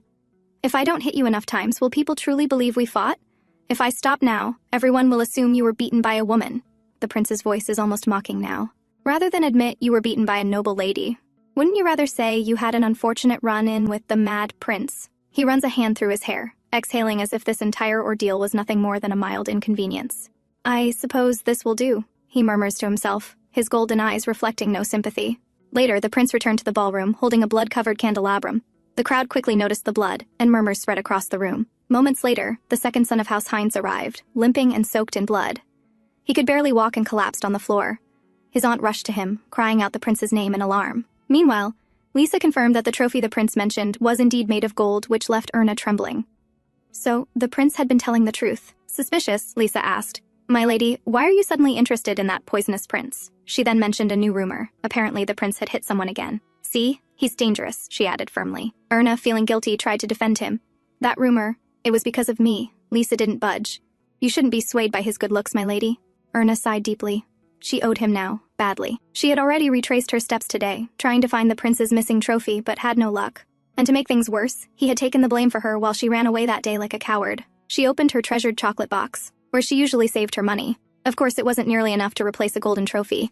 Her eyes then fell on a flower beside it, and an idea sparked. As usual, the prince was riding in his carriage, on the way to meet his brother, the crown prince. He muttered to himself, Everyone's talking about me and Erna Hardy, but he didn't mind. In fact, things were going smoothly. Erna might even help him win the bet. As the carriage passed a side street, he noticed someone standing there. To his surprise, it was Erna. When the carriage door opened, she climbed in, holding a big box on her lap. The prince looked at her. Aren't you going to say anything? In his eyes, she looked like a walking wedding cake in a pink dress covered in flowers. Erna handed him his evening coat back and bowed. Thank you, and I'm sorry. You got blamed because of me. I was the one who caused Heinz's injury. The prince casually replied, Well, that's not entirely wrong. I did hit him. She looked at him, stunned. Why? He gave her a sharp look. Because he deserved it. Inwardly, he wondered, why was she even asking? Did she not remember what Heinz had done to her? There's no need to apologize, he added. Then, Erna took out a delicate handmade flower from her box. I made this. I plan to sell these to pay you back for your lost trophy. He stared at the flower in disbelief, then asked, Wait, are you saying you'll pay for something made of gold by selling this? Erna nodded, eyes steady. Yes. Bjorn scoffed. Will you manage to pay me back before I die? She answered quickly. It may take time, but they sell at a good price, and I'm good at making them. I've always loved flowers. The prince sighed. He could not deny that she was practically wrapped in them. He looked at the flower again. Fine. Do as you wish. Erna smiled, relieved. You can keep this one, as a token. The prince frowned, watching her. This woman always acts so strange, he thought. Later, Prince Bjorn arrived at the palace where Crown Prince Leonid was already waiting. Leonid glanced at him and asked, You're late. What happened? Bjorn, still seated and staring at the flower in his hand, replied calmly, Just had some personal business. Leonid's eyes shifted to the flower. That flower reminds him of Princess Gladys, so he asked, Did you meet Gladys by any chance? Bjorn didn't respond. Instead, he tossed the flower into a nearby ashtray, stood up, and said, Let's move on. I'll take the blame for being late. Leonid watched his twin brother, as calm and composed as ever. He recalled their mother's words. She had warned Leonid to keep an eye on Bjorn, convinced he was up to something. But, looking at him now, it was clear he believed their mother had only said it out of concern. Elsewhere, Erna sat sipping tea, relieved that her handmade flowers were finally selling, thanks to her friend Pavel. She felt better too, knowing the matter with the prince had been resolved. He had accepted her flower, and honestly, she thought it would be lovely to see him wear it one day. She knew Lisa didn't trust the prince and warned her to stay away. Maybe he was bad, but Erna also saw the kindness in him, how he had helped her when she was in trouble. Just then, Lisa returned with payment for the latest batch of flowers. It was better than the last time. They sat together, enjoying their tea, when a sudden order arrived summoning Erna to her father immediately. What could father want so urgently, she wondered aloud. Back at Prince Bjorn's castle, the queen herself had arrived, holding the day's newspaper in her hand. She dismissed the servants and marched into his room. Bjorn looked at her, puzzled. Mother? She didn't waste time. Bjorn Dniester, she said sternly, slamming the newspaper onto the table. Explain this. Bjorn picked up the paper. His expression hardened as he read the headline. An explosive accusation. The article claimed the prince had met secretly with a noble lady, and while intoxicated, assaulted her. When someone tried to intervene, a fight broke out. Everything was reversed. Bjorn clenched his jaw. He should have punched Heinz in the mouth instead of the face, he thought. But that wasn't all. The article implied that the scandal stemmed from the lady's promiscuity. Rumors swirled that she was scheming to become the next Archduchess, making Bjorn the supposed victim. The piece even blamed her for being the obstacle in the prince's potential reunion with Princess Gladys. Many in Lechen now demanded that Prince Bjorn apologize and remarry the princess. Bjorn looked up and said flatly, "Don't take it seriously. The more I'm criticized, the better it is for Leonid's legitimacy as crown prince." But the queen shook her head. "I didn't come here to talk about Leonid," she said, her voice softer now. "I'm worried about you, my first son. You've already sacrificed so much, I just want you to be happy now." Bjorn looked at her quietly for a moment. Then he smiled. "I am content as is, mother." On the other side, when Erna arrived to meet her father, he was furious. He rudely called her name and slammed a newspaper onto the table. "Why did you lie to me that day? You said you were sick. Were you really with the Archduke?" he demanded. Erna looked at the newspaper in shock. The story had flipped completely, painting her as the culprit now. Meanwhile, the queen questioned Bjorn. "Are you serious about Lady Hardy? If you are, I can speak with your father." Bjorn scoffed, taking it as a joke. The queen's expression grew worried. "If you're not serious, then what do you plan to do about the damage to her reputation?" she asked. Bjorn averted his gaze. He didn't have an answer. Back with Erna, she tried to explain. "Yes, I was with the prince, but..." Before she could finish, her father raised his hand and slapped her across the face. At that very moment, Bjorn declared coldly, "Whatever happens to her, it has nothing to do with me." Erna stumbled from the blow. Her father's wife stepped in, trying to stop him. "You can't treat her like this. She has a party to attend tomorrow," her father scoffed. "Party? With this scandal everywhere?" That's when it hit Erna. He planned to sell her off. She had tried to ignore the whispers behind her back. She wanted to believe her father, like any other, simply wanted his daughter to marry when the time was right. But how foolish she had been. "So, you're planning to sell me off in exchange for saving the house?" she asked, her voice low, head still down. The Hardy couple flinched for a moment, caught off guard, but quickly recovered. Her father spoke. "What were you expecting? Maybe I'm helping you find a good husband. Be obedient, or I'll sell off the house in Buford." "You promised me you'd save it," Erna shouted. He slapped her again, harder this time. She fell to the floor, stunned and silent. The truth was now clear. Elsewhere, Pavel was leaving a banquet. He smiled slightly. Count Lehmann's second daughter liked his painting, so he'd likely earn a good price. But then he heard whispers. Whispers about Erna. They were saying she might become Count Lehmann's wife. And alongside that, the rumors, ugly ones, spreading fast among nobles. Pavel clenched his teeth. His blood boiled. Erna, of all people. He had to help her, even if her father was already too far into his scheme. As he neared his home, he noticed someone sitting at his door. The person looked up. It was Erna Hardy. An hour earlier, Bjorn had been smoking on his balcony when he spotted her walking alone down the street. He checked the time. It's late. Too late for a noble lady to be out without a servant. Then again, with the scandal, the Hardy household was bound to be in chaos. She looked up, and their eyes met. Her face was pale, cheeks swollen. Before he could react, she turned and rushed away. Strange. She used to smile when she saw me, he thought. But then again, it didn't matter anymore. At Pavel's home, Erna sat holding a cup of tea. "I'm sorry to come this late. I must be bothering you." "You're not," Pavel said softly, sitting beside her. "Didn't I tell you? Come to me if you ever need help." He hesitated. "Do you want to return to Buford?" "I can't," Erna replied. "I made a deal with my father." "Let go of that house, Erna," Pavel said gently. "You can't stay with him anymore. But if I give up Buford, my grandmother and I will have nowhere else to go." Pavel sighed. "Then let me help. I'll rent a house for you. You can pay me back whenever you're ready. But right now we need to get you away from him, before it's too late." After that day, Erna Hardy disappeared without a trace. The Viscountess claimed she was ill, but everyone knew that was a lie. Bjorn's club friends sat with him. "Do you think she'll come back for the rowing competition?" one asked. "Otherwise, what'll happen to our bet?" They all agreed Erna was just laying low because of the scandal. Bjorn sat silently, eyes fixed on the door, his expression sharp, clearly waiting for someone. Perhaps the second son of House Heinz. His friends were sure Heinz wouldn't dare show up, but to their surprise, he did. Long time no see, Heinz," Bjorn said, walking in and taking a seat beside him. He even poured a drink for Heinz, acting friendly, but his tone was cold, his gaze wary. Bjorn stared at him, then began quietly reciting the exact lines that had appeared in the article Heinz had planted, word for word. He patted Heinz on the shoulder. "You've been telling that story around, haven't you? Were you planned on never seeing me again?" "That's disappointing."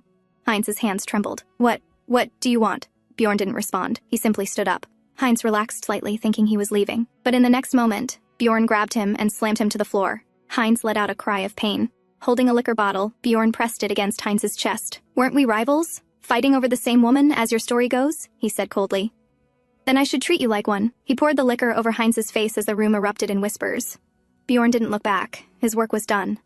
As he left the banquet and rode away in his carriage, he spotted Lisa, Erna's maid, walking alone. He narrowed his eyes. Was she alone? Or was Erna nearby? Elsewhere, Erna kept herself busy. She worked nonstop, making her flowers. Lisa was worried but could only help by delivering the flowers to the store. That day, after Lisa returned, Erna sat quietly on the bed. She had accepted Pavel's help and planned to return to Buford in 2 weeks. She felt shameless for it, but what choice did she have? Suddenly, Lisa burst through the door, trembling. "My lady, the Queen has summoned you." Earlier, the Queen had sent her twin sons to visit their grandmother. Everyone knew that when the Queen gave an order, it was best to follow it, no questions asked. Bjorn recalled how much his grandmother adored her eldest grandson. When he divorced Gladys, she didn't speak to him for a full year. The second year, she let him visit, and only this past winter did she finally allow him to sit at her table, though she still hadn't spoken a word to him. Now that the rumors about him and Erna were spreading, he figured she'd go back to ignoring him again. Leonid, sitting in front of him in the carriage, glanced at his brother. He considered suggesting they tell their grandmother the truth, but he knew Bjorn would never allow it. Aside from the Gladys family, only 3 people knew the truth: Leonid, their father, and their mother. Leonid himself only found out because he refused the crown prince position. Bjorn had finally told him then. Bjorn had always been the stronger of the two. Leonid could never have done what his brother had. Bjorn was harsh, yet responsible, distant, yet strangely considerate, a contradiction that was hard to understand. As their carriage passed another royal carriage headed for the castle, Leonid asked, "Who could that be?" Bjorn flinched. It was Erna Hardy. Erna had arrived at the Queen's castle, unable to ignore her summons. The Queen sat adorned in royal jewels, undeniably the mother of Bjorn and Leonid. She greeted Erna and offered tea. Erna looked nervous but accepted and sat across from her. The Queen studied her. This girl looked nothing like the one she saw at the party, dressed plainly, hardly any makeup. Yet, she held herself with quiet dignity. Definitely raised by the Varden family, the Queen thought. Despite their fall, they never lost their elegance. Then, without a preamble, she asked, "What is your relationship with Bjorn?" Erna froze. The question was blunt. The Queen added, "You mustn't lie." Erna was shocked but not afraid. She told the truth, everything. The Queen blinked in surprise. "He let you owe him money. For artificial flowers?" She laughed. "That's so out of character for my son." Erna looked at the Queen, who just moments ago seemed so cold, and now, she felt like a mother. After that, the Queen didn't mention Bjorn again.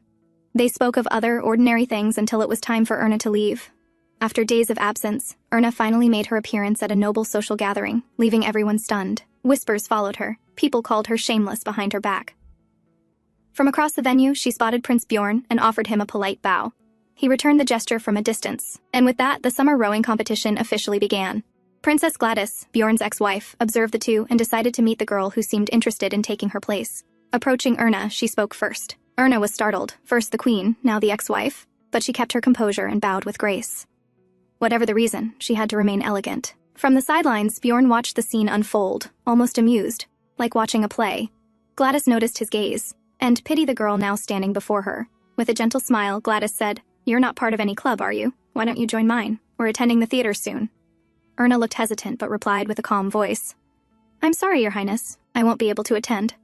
Gasps and murmurs spread immediately. No one dared decline the princess's invitation. Still, Erna bowed respectfully again. She didn't mean to cause a scene, but now all eyes were on her. Did I say something wrong? She wondered. In truth, she planned to leave the city in a week and wouldn't be there for the play in 10 days. She thought to explain, but before she could, someone came up behind her. Gladys flinched. Erna turned around, and there he was, Prince Bjorn, smiling. He casually wrapped his arm around her shoulder. "Are you finished talking to Miss Hardy?" he asked Gladys. Her face went pale. "Yes," she replied stiffly. "Then I'll take her with me," Bjorn said, guiding Erna away by the hand. "I just wanted to explain," Erna began, but Bjorn cut her off. He had no intention of letting her speak further. They arrived at the riverside where the rowing competition was being held. Erna looked at him. "Do you think I was rude earlier?" Bjorn scoffed. "So that's what's been bothering her?" Declining an invitation from Gladys isn't a written crime, but let's just say it's a silent rule. Making her your enemy means every noble lady becomes one too. "I didn't mean to offend," Erna said quickly. "I truly can't attend the play." Bjorn raised a brow. "Why? Do you have other plans?" Erna fidgeted with her fingers. She hesitated, unsure whether to tell him the truth. But he had helped her, and she still owed him. So she took a breath and said quietly, "I'm leaving Schuber in a week." Bjorn was caught off guard. "That's why you declined?" Erna nodded. "I didn't want to make a promise I couldn't keep." "Then why not tell her?" "Because it's a secret," she admitted. "I want to leave quietly." Bjorn let out a laugh. "Are you planning to run away? In the middle of the night, maybe?" He had said it jokingly, but Erna didn't answer. That only made him laugh harder. All this time, he thought, I believe she was working with her father, trying to auction herself off to the highest bidder. Turns out, she's just a naive girl, stuck in a scheme she never asked for and trying to escape it. Erna stared at him, confused. "Did I say something funny?" After his laughter died down, Bjorn asked, "But why tell me your secret? What if I ruin your plan?" Erna shook her head. "You wouldn't do that." Bjorn blinked. "You think you know me that well?" Erna gave a small nod. "You helped me. I'm still in your debt. Even after I leave, I'll find a way to repay you." Bjorn sighed, then grinned. Then how about we make a new deal, Miss Hardy? Later, Bjorn and Erna sat in the boat, gliding along the water.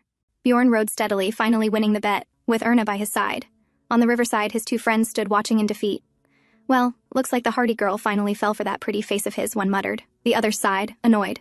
You're the one who let him join the bet, why cry about it now? But still, the sulking one muttered. Was it really this easy for him? The other friend shook his head.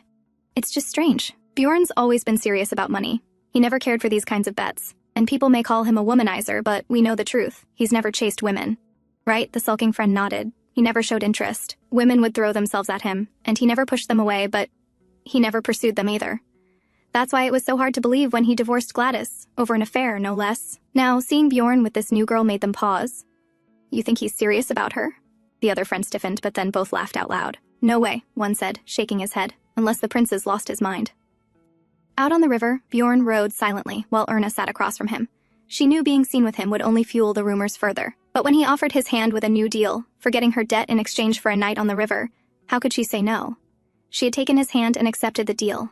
Noticing his gaze on her, she started rambling, trying to be polite. Your rowing is really impressive. Very powerful strokes, Your Highness. Bjorn gave a dry smile. I hate rowing. Erna blinked. Oh, then do you like animals? I heard you won the horse riding competition. Bjorn glanced at her. So, you've been investigating me? Erna flushed. I didn't mean it like that. I just heard. He chuckled. What about your hometown? Do they have festivals like this? She nodded, relaxing a bit. We do. Not this grand, of course. But we eat together, laugh together. It's always warm. She laughed as she shared stories, and Bjorn simply watched her, this naive country girl. He must have been mistaken, thinking she was anything like Gladys. The fireworks cracked in the sky. Erna's eyes lit up, wide with wonder. You've never seen fireworks before? Bjorn asked. Her eyes still fixed on the sky, she answered. No. This is my first time. He stared at her expression, so full of innocent awe, and his mind drifted back 4 years. That night, he had been here with Gladys. She wasn't feeling well from the morning, struggled through the rowing, and during the fireworks, she had looked pale. But as the crown princess, she stayed till the end. That day, he had thought she would make a great queen. It was a week later he learned the truth. She was pregnant. When the royal doctor congratulated him, he couldn't even respond. From then on, he stopped believing what he saw. He let go of meaningless expectations. Life became simpler. And tonight, he had a beautiful woman beside him, enjoying the festival. He had won the bet. With her help, he'd earned back more than the value of that lost trophy. Just then, a gust of wind blew, and Erna's hat flew off, landing in the water.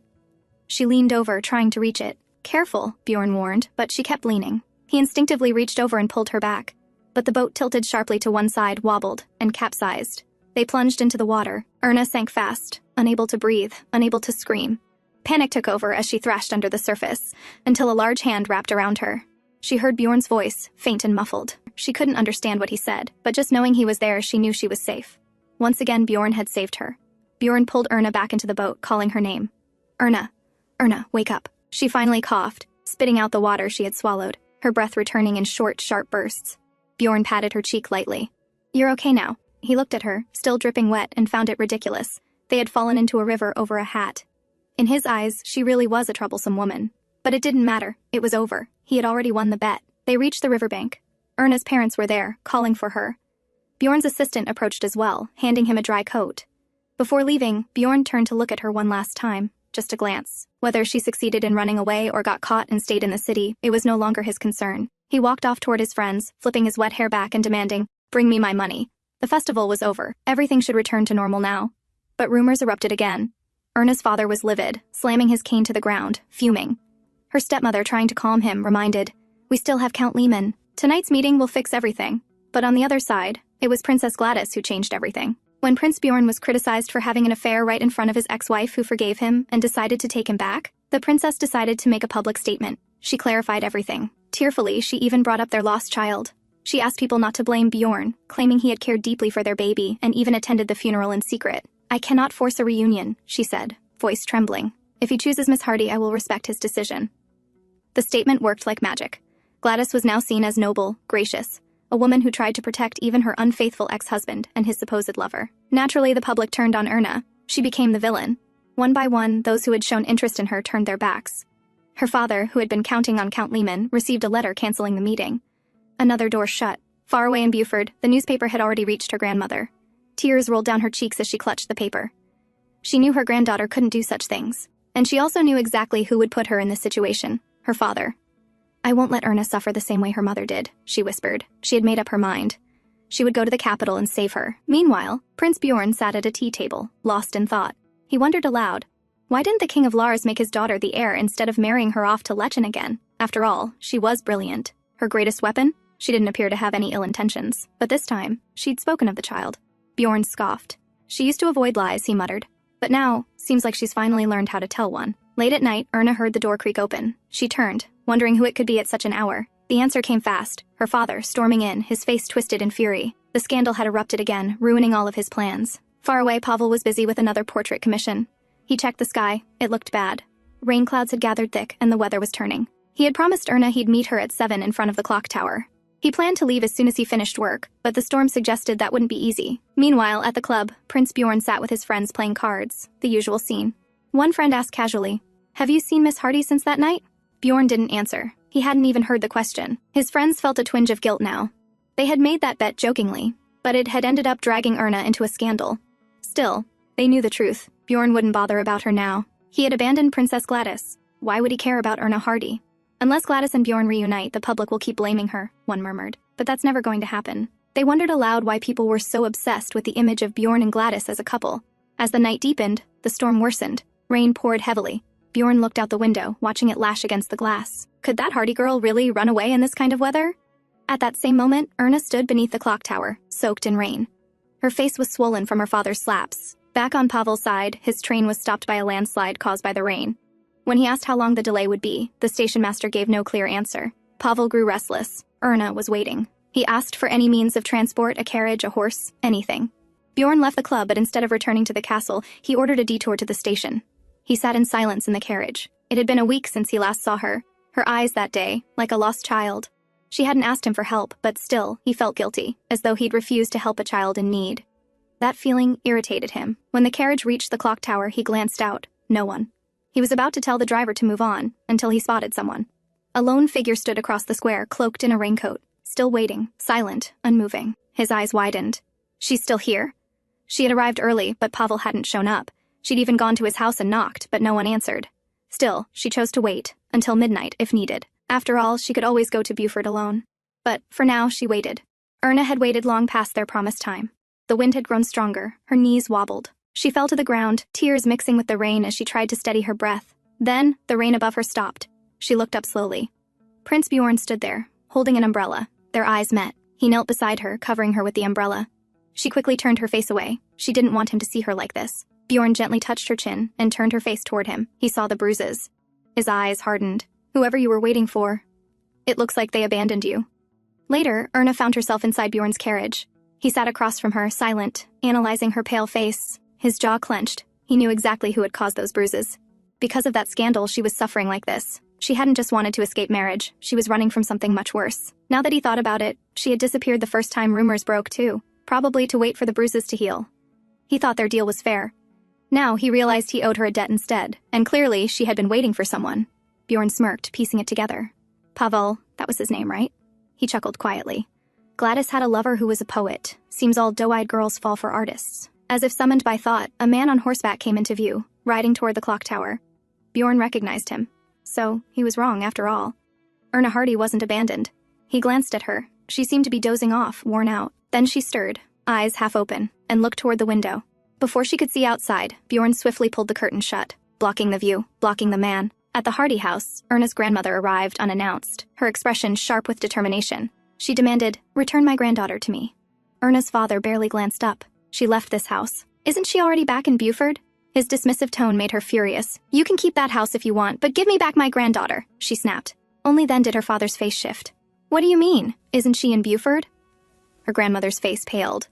"You don't even know where your own daughter is?" she said, voice shaking with disbelief. Without waiting for a response, she turned and slammed the door behind her. Meanwhile, Bjorn brought Erna to his townhouse. She was soaked, dripping from head to toe. He looked at her, worried. "You'll catch a cold. Change out of those wet clothes," he said. Erna blushed, hugging herself tightly. "I can do it myself." Bjorn gave a nod and stepped out of the room. But outside the door, he muttered to himself, 5 minutes. "If she's not done by then, I'm going in." When he opened the door 5 minutes later, she was already asleep. She had changed into fresh clothes and even tied the ribbon on her dress like a proper noblewoman. Bjorn sighed and gently carried her to the bed so she could rest. The next day, Erna woke and greeted the prince. "Thank you." Again, she said quietly. It still feels like a dream to her that he came back for her. She lowered her eyes. "I'm fine now. I should go. My friend must be waiting." Bjorn raised an eyebrow. "This friend, Pavel Lore?" Erna looked surprised. "How do you—" She paused. "Please, don't tell anyone." Bjorn leaned back. "Why should I keep it a secret? Weren't you ready to be talked about when you planned to run away with him?" Erna's face fell. "It wasn't like that. Pavel's like a brother to me. I only asked for his help because of the money. I couldn't travel alone with that much." Bjorn frowned. "Money?" He didn't understand. "Why were you borrowing money from Pavel?" he asked sharply. "Tell me everything." Elsewhere, Erna's grandmother visited Pavel. "I need help contacting the police," she said, worried. Pavel looked down, ashamed. He looked for her that night, he really did. But when he went to the Hardy house, they told him she was sick and resting. He thought she'd gone back home. He realized too late something was wrong. Back in the townhouse, Bjorn sat in silence after hearing everything, then said, "Whatever amount Pavel promised you, I'll give it. And you don't have to pay me back. Think of it as a gift." Erna looked at him, confused. "Why are you helping me? Again?" For Bjorn, it was simple. He had won the bet, profited from it, and without even knowing, she'd suffered for it. The quickest, most efficient way to help her now was money, because that's what she needed most. Just then, a guard arrived. "His Majesty has summoned you." Bjorn sighed and headed to the castle. Once there, the king wasted no time. "I've received reports that Miss Hardy is missing," the king said. "Does this have anything to do with you?" Bjorn exhaled. "She's not missing, she's with me. She was in a difficult situation, and I helped her. I'll resolve it soon." The king nodded with a smile. "Good. You have my permission." Bjorn blinked. "Permission? For what?" The king looked at him directly. "To marry Miss Hardy." Meanwhile, when Pavel and Erna's grandmother arrived at the police station, they were met with a shocking revelation. "The case of Erna Hardy's disappearance has been resolved," the officer informed them. Pavel furrowed his brows. "Resolved? What do you mean?" The officer handed him a newspaper. On the front page, in bold letters, Prince Bjorn and Erna Hardy living together. Pavel stared at it stunned. How is this even possible?" Next to him, Erna's grandmother saw the headline and collapsed to the ground, fainting from the shock. Elsewhere, Erna sat outside Pavel's house waiting. He wasn't home. She began to wonder if he had gone to Buford alone. Just then, Pavel appeared breathless. "Erna!" he called out. She turned to him. "You're back? Where were you? What happened that day?" Pavel shook his head. "There's no time for that now. Come with me. We need to go to the hospital." Erna looked confused. "Why the hospital?" He paused, noticing the bruise on her face. His voice tightened. "Did your father hit you again?" Erna avoided the question. "Why are we going to the hospital?" He finally told her. "Your grandmother—" She collapsed. "She's there now." At the royal residence, Prince Bjorn sat reading the same newspaper. His expression darkened. "If I'd been born in a more barbaric era," he muttered, "I'd have had those journalists beheaded." Leonid, standing beside him, gave a dry chuckle. "Journalists do need some discipline." Then, more seriously, he said, "I heard father gave you permission to marry Miss Hardy. So, are you going to marry her?" Bjorn scoffed. "Have you gone mad too?" Earlier that day, when Bjorn had returned to his townhouse from his meeting with the king, Erna was already gone. She had left behind only a letter. In it, she thanked him for everything, for his help, and for the offer he made. But she declined, and she said goodbye. Bjorn didn't go after her. He thought there was no need. He could send her the money through a messenger, and once she returned to her village, the rumors would fade on their own. As he mulled over those thoughts, Mrs. Fitz entered in a hurry. "Miss Erna Hardy is in the hospital," she said. Her grandmother collapsed. Both brothers froze in shock. At the hospital, Erna sat by her grandmother's side. She had tried to cover her bruises with makeup, hoping to hide what had happened. Her grandmother stared at her. "You've changed," she said quietly. "Since coming to this city, you've become corrupted." Erna didn't argue. Let her believe that. It was better than showing her the truth, that her face had been beaten. She couldn't bear to lose her grandmother too, not like she lost her grandfather. Prince Bjorn sat in the club, surrounded by murmurs. Every whisper was about Erna Hardy. "Did you hear?" Someone said, "That artist, Pavan Lore, paid her grandmother's hospital fees. First, the prince. Now the painter. She's turning out to be the greatest seductress in the city," another added. His friends exchanged looks. One of them spoke up. "It's getting worse for her. At this rate, she'll never recover from it." Bjorn leaned back in his chair, eyes closed. It had become a never-ending story, and now he realized, even if Erna left the city, it wouldn't end. The gossip would just shift to the next woman. It wouldn't stop until either he or Princess Gladys disappeared from the picture. He thought back to his father's words that morning. Marry Erna Hardy. What would that even feel like? He never believed in love. That's why he had married and divorced Gladys without a second thought. And Erna? Yes, she was beautiful, but beyond that, she had no advantage to offer. Still, if he named her Archduchess, at least it would silence Gladys's name once and for all. It all started with her, he thought, so maybe it has to end with her. He took a coin from the table and tossed it. He caught it, looked at the result, and stood up. "Where are you going?" one of his friends asked. Bjorn turned slightly, tossed on his coat, and said, "To clean up a mess." At the hospital, even the staff and visitors couldn't hide their stares. Whispers followed Erna down the hallway. "She's the one," someone said. The prince actually likes that kind of girl, another muttered. Just then, the very subject of their gossip stepped into view, Prince Bjorn. His sudden entrance silenced the murmurs in an instant. He paused at the doorway, eyes scanning the corridor. A flower pot caught his attention. Without hesitation, he stepped over and plucked a single pinkish-red rose. Inside the room, Erna's grandmother sighed deeply. Because of this scandal rumor with the prince, no one will marry you now. Erna replied gently, It's all right, grandmother. I don't plan to be married anyway, and there's nothing between me and the prince. The door opened. Bjorn stood there, hair slightly ruffled, coat resting over shoulders, a rose in hand. Erna's eyes widened. Your Highness? Before she could say more, he stepped forward and knelt on one knee. First, he said calmly, I apologize for being late. Earlier that day, when the coin had landed, he made a choice. Heads, he would marry her. Tails, he would hand her the money from the bet and send her off. And now here he was, kneeling before a woman who, in truth, held no gain for him. But maybe, just maybe, he could try to live a life that was quiet, beautiful, and harmless. Holding out the rose, he looked up at her and spoke clearly. Miss Erna Hardy, he said. Will you marry me? Erna stared at him with wide eyes. Was this a dream? Her thoughts raced. But no, it wasn't a dream. Everyone was watching. She, an insignificant girl, and in front of her, the prince, was proposing. How could that be? And more than that, he didn't love her. Her hand moved unconsciously, reaching for the rose. His expression was bright, almost expectant. But the words he'd spoken, they felt too smooth, and she couldn't feel any sincerity. There was something in them that made her hesitate. Still, the smile on his face looked like he already knew her answer, and truthfully, she was happy he had come. He was late, but he came. That was enough. Her hand finally resumed its motion. Just as her inner turmoil began to quiet and the worry faded, everything around her blurred. Her legs gave way, and her body swayed forward. She fainted. Gasps erupted from the crowd. Bjorn reacted quickly, catching her in his arms before she could fall. The flower remained clutched in her hand. It was clear to everyone watching. The answer was yes. She had accepted the proposal. The news of Prince Bjorn's proposal spread across the nation like wildfire. Rumors claimed Miss Erna Hardy fainted from excitement upon receiving it. Who would have thought? A mere country girl, now to become the future princess consort. Even the king had granted his blessing. What shocked everyone further, the wedding would take place in just 2 months. And with that, the love story of Prince Bjorn and Princess Gladys came to a definitive, tragic end. A few days later, Erna sat across from her stepmother. You should reconcile with your father, the woman urged. He is still your father, the one who should walk you down the aisle. She smiled tightly. Why don't we all have dinner together? Erna, no longer the timid girl who had left that house, replied calmly. I'll check my schedule. Her stepmother's expression stiffened.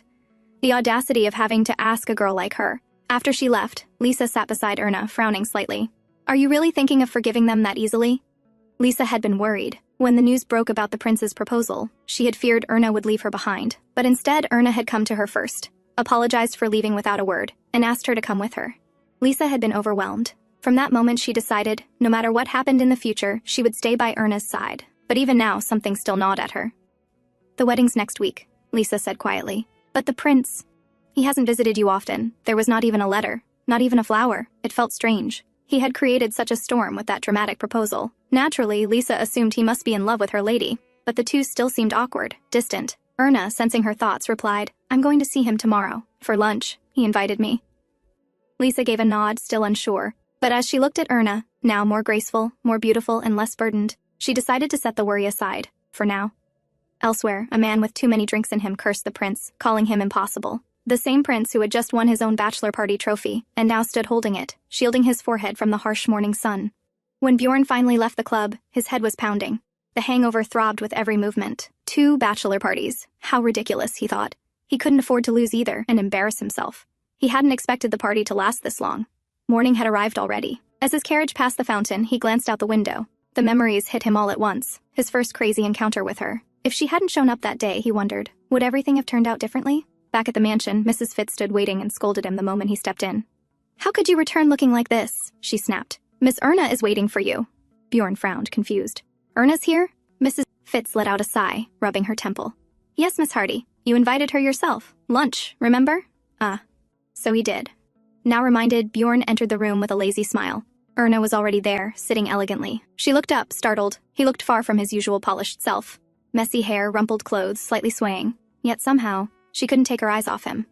Bjorn offered a casual apology. As you can see, I'm not really in shape for lunch, he said, half smirking. Would you mind waiting until dinner? Erna, caught off guard but with no other choice, nodded in agreement. Then, to her surprise, Bjorn stepped closer and leaned toward her. As an apology, he said, I present you this. He held out his trophy. Erna looked at it, hesitant. What is this? She asked as she accepted it. Now sprawled on the sofa, one arm over his eyes, Bjorn replied drowsily, "A wolf horn." Erna blinked. Recognition dawned. So this was the trophy from his own bachelor party. He spent all night competing. "Just to win this?" She studied it and muttered gently, "Your Highness, wolves don't have horns." From his seat, still eyes closed, he scoffed. "Is that so?" A pause. "Well, I suppose it got cut off." Clearly, the prince was now speaking in the half-coherent tone of a drunk man drifting into sleep. Before she could say more, his breathing grew even. He had fallen asleep right there. Erna sat still, the trophy in her hand. Since that sudden proposal, there were many things she couldn't quite understand, but the biggest mystery of all was the prince himself, the man she was about to marry. What if I had refused that day? She remembered it clearly. By the time she regained consciousness, the marriage was already decided. Her grandmother had been crying in relief, while the prince stood nearby, smiling calmly. From that day forward, everything had been confusing, including her own heart.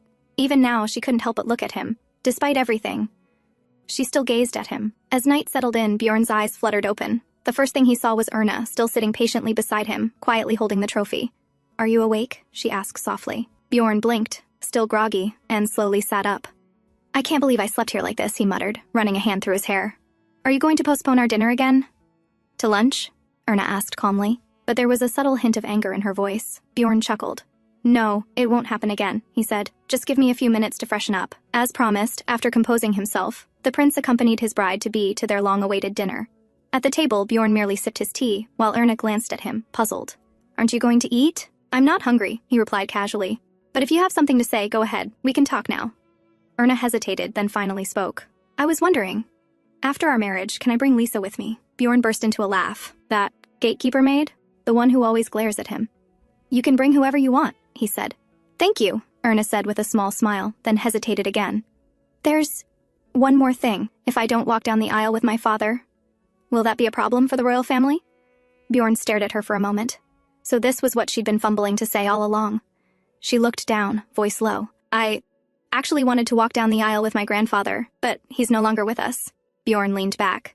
"As far as I know, Viscount Hardy is still alive," he said dryly. Erna's expression hardened. "I don't want to start my married life holding the hand of a man who gave up on me," she said, her voice shaking slightly. "If it's absolutely necessary, I'll endure it. But if there's another way, I'd rather hold your hand instead." Bjorn froze, stunned by her words. She looked at him with those pleading, innocent eyes, not demanding, just asking. The wedding was tomorrow. That night, Erna lay beside her grandmother. "Are you afraid?" her grandmother asked gently. "Yes," Erna admitted quietly. "I've been afraid since the day he proposed." She paused, then asked the question that had been weighing on her heart. "Grandmother, why do you think the prince proposed to me?" Her grandmother smiled warmly. "I think he proposed because he has an eye for hidden gems," she said softly. "And yes, because he loves you." But Erna looked away. Deep down, she knew. Prince Bjorn didn't love her. At least not yet. Her grandmother gently caressed her cheek. "I was worried at first," she confessed. "Worried that, like your mother, you'd fall for a man with an affair. That's why I came to take you back. But now, I'm not afraid anymore. The prince doesn't seem like the man the rumors make him out to be." She patted Erna's cheeks. "So don't be afraid. Live your life. Be happy." Erna nodded quietly, her heart still uncertain, but her resolve growing stronger. On the day of the wedding, Viscount Hardy looked furious, while his wife quietly tried to calm him. 2 nights earlier, Prince Bjorn had visited the Hardy house to deliver a message. No, an order. He would be the one to walk down the aisle with his bride. When Erna's father tried to question him, "Why are you doing this?" Bjorn gave only one answer: "Because she is my wife now," dressed in white. Erna stepped out of her house and into the carriage. Along the route to the church, murmurs followed them. Is that her? How can the royal family replace Princess Gladys with someone like Erna Hardy? At the church, the royal carriage arrived. Prince Bjorn stepped out first, extending his hand to his bride. His hair was neatly combed. His face wore a calm smile as he looked at her. His bride, beautiful and wide-eyed with innocence. Erna placed her hand in his. As they walked down the aisle together, her steps trembled. 1,000 thoughts swirled in her head. What's waiting for me beyond that door? Will I be happy? Should I turn back now? But then, she heard his voice. "Erna." She looked up. His eyes were warm, his smile reassuring. "Breathe, Erna," he said, just like he had on the day they first met. She inhaled deeply, her shoulders relaxing. "Thank you," she whispered. "You granted my wish, so I'll do my best. I'll give my all to this marriage and be a good wife." Hand in hand, they reached the altar. Standing before her, Bjorn gently lifted her veil. The pastor began the ceremony, exchanging vows and officially joining them as husband and wife. Erna stood there, serious and composed throughout, and Bjorn couldn't help but wonder, why is she taking this so seriously? Then came the moment everyone waited for, the first kiss. Bjorn raised his hand, brushing her cheek. Her eyes widened, still soft, still startled like a deer. And then he kissed her, gently, holding her chin. It wasn't a long kiss. But when he pulled away, Erna felt something unfamiliar bloom inside her. Bjorn looked at her again, his new bride shyly avoiding his gaze. And with that, the royal wedding came to a quiet, beautiful end. Before the night began, Erna was forced to take a bath, surrounded by maids all attending to the new archduchess with practiced efficiency. She tried to protest, "I can take a bath by myself," but Mrs. Fitz was firm. "You can't," she said, brushing aside Erna's request without hesitation. After the bath, Mrs. Fitz wished the archduchess a restful night and left. Erna sat at the edge of the grand bed, wrapped in a nightgown layered, with her matched style. She had a vague understanding of what it meant to be married, of sharing a night with her husband, but the thought of being with the prince felt surreal. Everything in the castle was too large, too luxurious. And thanks to Bjorn, she now owned her countryside home again. And even the Hardy estate had been saved from bankruptcy. She felt shameless. After all, she had come into this marriage with nothing. No wonder the people of Lechen hated her. She could feel their judgment on the way from the chapel. She had asked the prince about it earlier. "Your Highness, it doesn't seem like they are cheering," she murmured. Bjorn had just laughed, brushing it off as if it didn't matter. If you stop paying attention, they all start to sound the same. He looked striking under the sunlight then, and for a brief moment, Erna forgot the role she was supposed to play. She found herself staring dreamily at his soft golden hair, too shy to meet his eyes. Now, in the bedroom, she let out a yawn. The prince was late. The reception had ended long ago, so he was probably still with his friends. She recalled Mrs. Fitz's stern warning. "You mustn't fall asleep like this on your wedding night." But as sleep tugged at her eyes, Erna silently apologized. "Sorry, Mrs. Fitz. Just a little nap." Still lying at the very edge of the big bed, she slowly drifted off. Late at night, Bjorn descended the steps toward his bedroom. When he opened the door, he found his wife, Erna, lying at the edge of the bed, slipping silently into sleep. He stepped closer, leaned down, and softly called her name, "Erna." She didn't stir. Gently, he swept aside the hair covering her face. At his touch, she gasped, her eyes fluttering open. For a moment, she tensed, as if about to scream, but then recognition softened her expression. It was him, her husband. This was his room now, their room. She slowly calmed. Bjorn smiled, stroking her cheek once more. "Hello, my good wife." Erna hesitated before murmuring, "Hello, your highness." She hurriedly sat up, flustered. "Forgive me for falling asleep like this." Bjorn waved it off. "No need. Stay in bed." His gaze lingered on her nightgown. Delicate lace and frills, undoubtedly her choice. Even Mrs. Fitz couldn't override her taste in such matters. "It's pretty," he remarked. Erna's fingers fidgeted with the fabric. "Thank you, your highness," she whispered. Bjorn chuckled, then reached for the ribbon in her hair, tugging it loose. Dark strands tumbled free. "Call me by my name," he said. "Your highness's feels a little awkward in here." Before she could reply, his fingers found the ribbon at her collar. She gasped, clutching it tightly. "Try saying it," he coaxed, his voice low. "My name, Erna. Hurry. You must do your best." At his words, her grip slackened. The ribbon slipped free, but she squeezed her eyes shut, hands flying up to shield herself. Bjorn caught her wrists, his tone teasing but edged with something sharper. "You promised to be a good wife. Was that a lie?" Her eyes flew open. No, I would never deceive you." Her voice trembled, her body shaking beneath his touch. Bjorn smiled. "That's a relief then," he said, his voice low, "because I hate being deceived." Without hesitation, he reached for the outer layer of her nightgown, loosening it with practiced fingers before tossing it aside. Erna stiffened. "Your highness, my name," Erna, he corrected, fingers already working on the next knot. He disliked the cumbersome layers, too many ties, too much fabric. But there was a certain pleasure in undoing them, like unwrapping a carefully wrapped gift.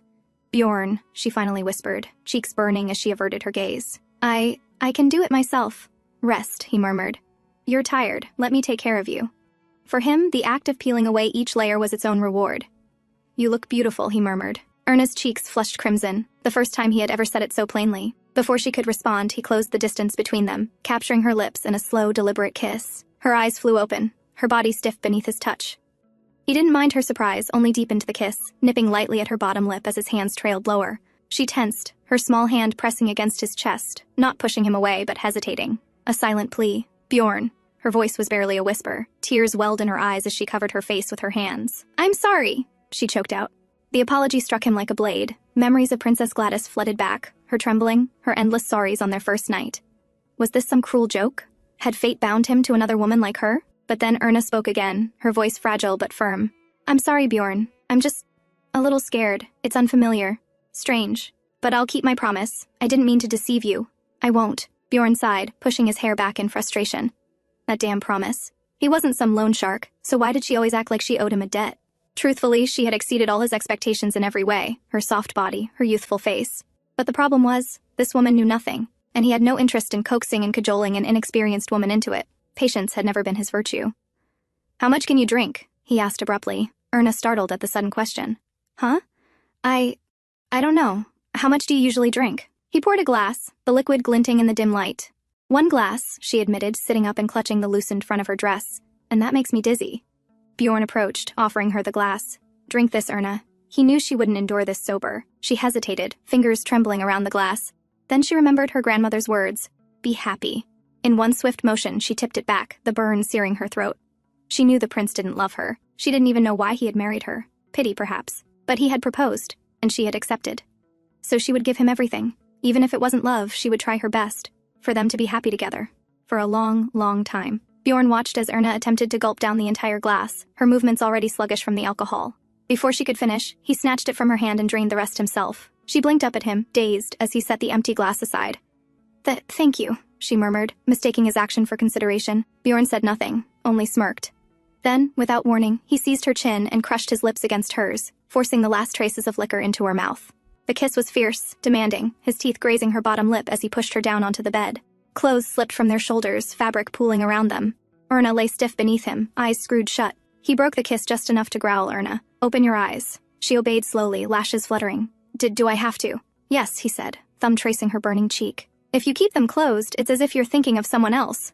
Her blush deepened. That's not— How could you say something so— He didn't let her finish. His mouth claimed hers again, swallowing her protests. The only sounds left were their ragged breaths and the slick heat of shared moans between kisses. As the heat in the room intensified, Bjorn shrugged off his gown.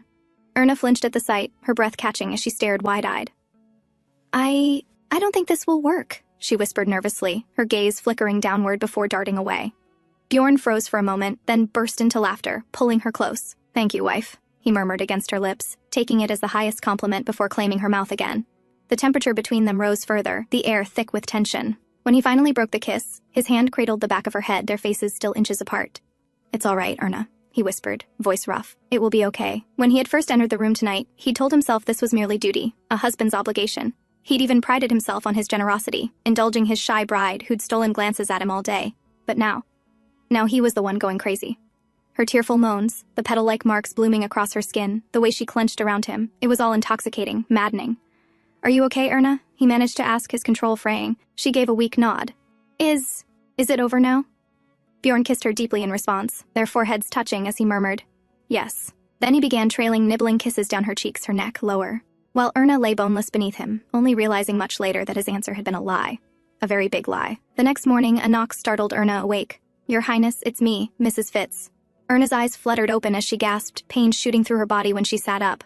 Memories of last night's relentless activities flooded back. When Mrs. Fitz announced she was entering, Erna trembled, attempting to stand, but her sore muscles betrayed her. Your Highness, are you okay? Came the concerned voice again when no answer followed. I'm okay, Erna hurriedly replied, pulling the covers higher. Trembling voice only deepened Mrs. Fitz's worry, and she again announced her arrival. The door opened before Erna could protest. Maids filed in as Erna scrambled to the bathroom, dragging a sheet with her that now hung awkwardly in the doorway. Mrs. Fitz surveyed the scene. Tangled sheets, torn nightgown pieces scattered about, the half-empty alcohol bottle, and used glasses. Understanding dawned. She dismissed the maids immediately. Approaching the bathroom door, she spoke gently. I've sent them away. Are you unwell? Thank you. Just tired, Erna's muffled voice replied. She recalled seeing the prince earlier that morning. He'd looked composed, as always, bathed, dressed, and out the door without a word. Not a single mention of the Archduchess. As if he'd forgotten yesterday's wedding entirely, and the wife he now had. It was as if nothing had changed from the day before. But Mrs. Fitz had seen enough to know that last night had changed everything, for Erna, at least. With a sigh, Mrs. Fitz said, I'll tidy up. Ring when you're ready, Your Highness hesitating. She added, Might I have that sheet? The door cracked open slightly. Erna, wrapped in a bathrobe that couldn't conceal the marks, handed it over silently. Thank you, Your Highness. Mrs. Fitz bowed respectfully, then left, her heart heavy. She had believed the prince's choice of bride might have come from affection, but no man in love would leave his wife to face the first morning of marriage alone. Later, when Erna emerged, Mrs. Fitz suggested she rest for the day. But weren't we supposed to tour the residence today? Erna asked softly. We can postpone it, Mrs. Fitz replied. His Highness said the same. At the mention of her husband, Erna's cheeks flushed slightly. Is that so? Mrs. Fitz nodded, though she had lied. She'd only wanted to ease the young woman's heart. When she was alone again, Erna sank into the enormous bed. Everything here was so grand, so foreign, it didn't feel like hers. Even the name Dniester didn't quite fit her, and least of all, her husband, Bjorn. Prince Bjorn was kind, yet uncaring. warm, yet aloof, contradictory in every way. Still, he didn't seem pretentious in any way. That was what confused her the most. The more she tried to understand him, the more tangled her thoughts became. She missed her grandmother deeply. She had begged her to stay, but grandmother had only smiled and said, "Everyone has their own path to follow." So now, Erna could only hope and believe that things would get better in time, wouldn't they? At dawn, Bjorn returned after finishing his work. Mrs. Fitz greeted him at the entrance, flanked by a few maids. "Your Highness," she said with a slight bow, "the Archduchess is resting. She didn't look well, so I suggested she take the day to recover." Bjorn gave a curt nod. Mrs. Fitz added gently, "You must be tired as well, now that the wedding is over. Perhaps you should rest too?" "I'll rest on our honeymoon," Bjorn replied, already walking past her. "But that's still 2 weeks away," she pointed out. Bjorn paused mid-step and turned slightly. "Are you siding with the Archduchess already? Just 1 day in and you've changed sides. That's disappointing." Mrs. Fitz quickly bowed. "I apologize, Your Highness." He waved a hand. "Don't be like that. We've known each other long enough. Practically my whole life, haven't we?" He entered his study. Inside, he pulled out a letter and scanned it, then spoke without looking up. "Since we have 2 weeks before the honeymoon, perhaps take this time to teach my wife." Mrs. Fitz blinked. "Pardon?" Bjorn opened the letter. "She has no family who can teach her the affairs of the bedroom. So someone has to take on that responsibility, don't you think?" Mrs. Fitz bowed. "Of course. I will contact the palace to find a suitable person." She hesitated, then finally asked, "Your Highness, may I ask, why did you choose the Archduchess as your wife?" She knew she was stepping over a line, but after raising him all these years, she still can't read him at all. Bjorn leaned back in his chair and said casually, "She's pretty." Mrs. Fitz blinked again. "That was it?" Bjorn smirked. "You don't agree? She's quite pretty, isn't she?" She didn't answer, only bowed deeper, even more confused than before. Erna sealed the final thank you letter. It was addressed to Pavel. She truly wanted to express her gratitude. Without his help, she wouldn't have come this far. She was still deep in thought when Lisa shouted excitedly, "Your Highness, the items for your honeymoon have arrived. Let's take a look." As expected from the royal family, everything was luxurious and beautiful. Jewelry, perfumes, bags, and clothes, all laid out neatly. No matter what Erna tried on, she looked lovely in it. Lisa couldn't stop praising her, which only made Erna feel more embarrassed. Removing her hat, Erna stood with a heavy heart. Knowing all of this came from the prince made her feel burdened. After saving her home, protecting her father from debt, she felt like she was constantly receiving more than she deserved. Lisa, misunderstanding her expression, sighed. "Your Highness must be upset because the first stop for your honeymoon is the kingdom of Lars, Prince's ex-wife's homeland. I just wish the Archduke had been more considerate of your feelings." "It's okay, Lisa," Erna replied softly. "I've heard the kingdom of Lars is beautiful. I'm looking forward to seeing it." Just then, Mrs. Fitz entered and gave a small bow. "Your Highness, the imperial tutor you requested has arrived." Erna nodded. "All right. I'll be there." Meanwhile, Bjorn was in a meeting. The decision to visit the kingdom of Lars as the first stop had been well received. The merger of their bank with Lars's financial institutions promised great benefits. As the meeting ended, Bjorn sighed. He was too busy these days. He couldn't wait to rest at sea during the journey. He wondered briefly what the Archduchess might be doing. Was she still in her lessons? "Your Highness," a voice called out gently. Bjorn looked up to see Erna. She looked like something was weighing on her mind. "Do you have a moment?" "I'd like to talk," she said, clearly nervous. He nodded, and she sat beside him, her expression serious. "What is it, Erna?" he asked casually. She hesitated, fidgeting with her hands. Then she finally spoke. "I heard. It was you who ordered the lessons. Is that why you haven't visited me? Because I'm too inexperienced?" Bjorn frowned slightly. "What do you mean?" Her cheeks turned red, but she explained anyway. "You haven't come to my room. Not since our first night." Bjorn rubbed his forehead. Truthfully, he had just been too busy with work, but still, he replied, "If you already know the reason, wouldn't it be better to continue your lessons instead of coming here?" Because honestly, she wasn't entirely wrong. She was inexperienced, he thought to himself. Erna lowered her head slightly. "I understand," she said sincerely. "I know I'm lacking. I apologize for that." Earlier that day, Madame Peg, the imperial tutor, had arrived. She was elegant and kind, and when she gently explained the importance of what takes place between husband and wife, Erna had listened carefully and understood the necessity. But the moment Madame Peg began describing the more embarrassing details, Erna's mind went completely blank. In the end, she had run away from the lesson entirely. Now, face flushed as red as a tomato, Erna pleaded with the prince. "I won't run away from my duties," she said, "but I don't want to learn that from someone else." Bjorn blinked, confused. "So, if it's really necessary, then I'll learn it from you," she said, barely above a whisper. "What?" Bjorn asked, genuinely baffled. "Please teach me," she said, bowing her head. "You're my husband, after all. So I ask you, please teach me." Bjorn stared at her, rubbing his temples in disbelief. Madame Peg's lesson had only included vague references from old-fashioned books, and still she had bolted like a startled deer. And now, here she was, asking him to teach her. completely unaware of what she was even requesting. It was so naive, and yet so incredibly bold. What should I do with her? Bjorn thought, amused. She was ignorant, but provocatively so. While the conversation hung awkwardly in the air, Mrs. Fitz entered the room at Bjorn's signal. "Your Highness," she said, addressing Erna, "you mustn't run away like that. You need to complete your lessons properly." Erna quickly shook her head. I don't want to go back." Bjorn let out a sigh. "Leave her be, Mrs. Fitz. My wife seems to find it all a bit too difficult, so I suppose it can't be helped." Erna looked at him, grateful, her face still flushed. "Thank you," she whispered softly. Mrs. Fitz placed a hand to her forehead, clearly exasperated. "Even so, Your Highness, the lessons must be concluded properly. Otherwise, it would be terribly disrespectful." Bjorn nodded in agreement. "That's true." Erna also nodded, understanding. She promised to apologize properly to Madame Peg, and even offered to invite her for dinner as a gesture of respect. Mrs. Fitz led her out of the room. Just before leaving, Erna turned back and looked at Bjorn. "Thank you," she whispered again. He chuckled as she left. That little dear really might be dangerous, he thought. But if she was going to walk willingly into the wolf's den, what choice did he have but to enjoy it? As he leaned back in his chair, he smirked to himself. One thing was certain, this upcoming trip on the ship wouldn't be boring. In another castle, Princess Gladys's room was a mess. Crumpled newspapers lay scattered across the floor, one of them bearing a picture of Bjorn and his new wife on their wedding day. She sat on the floor clutching her own wedding album, eyes locked on her former husband's face as tears streamed down her cheeks. A sharp pain tugged at her heart. How could she not love this man? The tears came harder. She covered her mouth, trying to silence her sobs as she whispered through the cracks of her heartbreak. "Forgive me, Bjorn." Before her marriage, Princess Gladys had a lover. His name was Gerald Owen, a genius poet from Lars, quiet and simple. There was talk about arranged marriages between the royal families of Lars and Lechen. It was during one such social event that she met Gerald. Drawn to his simplicity, she fell in love with him. Perhaps the feelings were so strong because they knew from the beginning it couldn't last. But in the end, she had no choice but to accept the reality of her arranged marriage, and she became the Archduchess of Lechen, the wife of Prince Bjorn. At the time, she didn't yet know she was already carrying Gerald's child. When Bjorn learned that his wife, whom he had never taken to bed, was pregnant, he said nothing.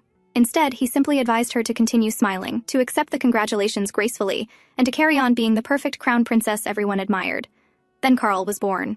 Bjorn never came to see the child, but he allowed Karl to carry the imperial family name. That was the price of the silent deal between Lars and Lechen. From then on, they maintained a superficial relationship, built on lies and pretenses. Less than a year later, Bjorn divorced Gladys and allowed her to return to Lars. She returned with Karl in her arms, and the world continued to believe the boy was Bjorn's son. Gladys hoped that now, at last, she could be with Gerald and live as a family. Gerald, being a kind man, became a good father to Karl. But the princess was the problem. At first, she felt peace, but with time, the guilt grew heavier. She found herself thinking about Bjorn more and more. Gerald sensed the shift in her. And in the end, he quietly chose to leave this world after just one season. Not long after, Karl died too, from a high fever, leaving Gladys completely alone. It was only after losing everything that she truly understood her feelings for Bjorn. The feelings she hadn't known how to name when she was still with him. Wiping her tears, Gladys stood from her bed. Her voice was calm but firm as she gave the order. "Prepare my journey. I'll return to Lars at the end of this week." It would be the very same day, and the very same ship, that Bjorn and Erna would take for their honeymoon. And Gladys knew it.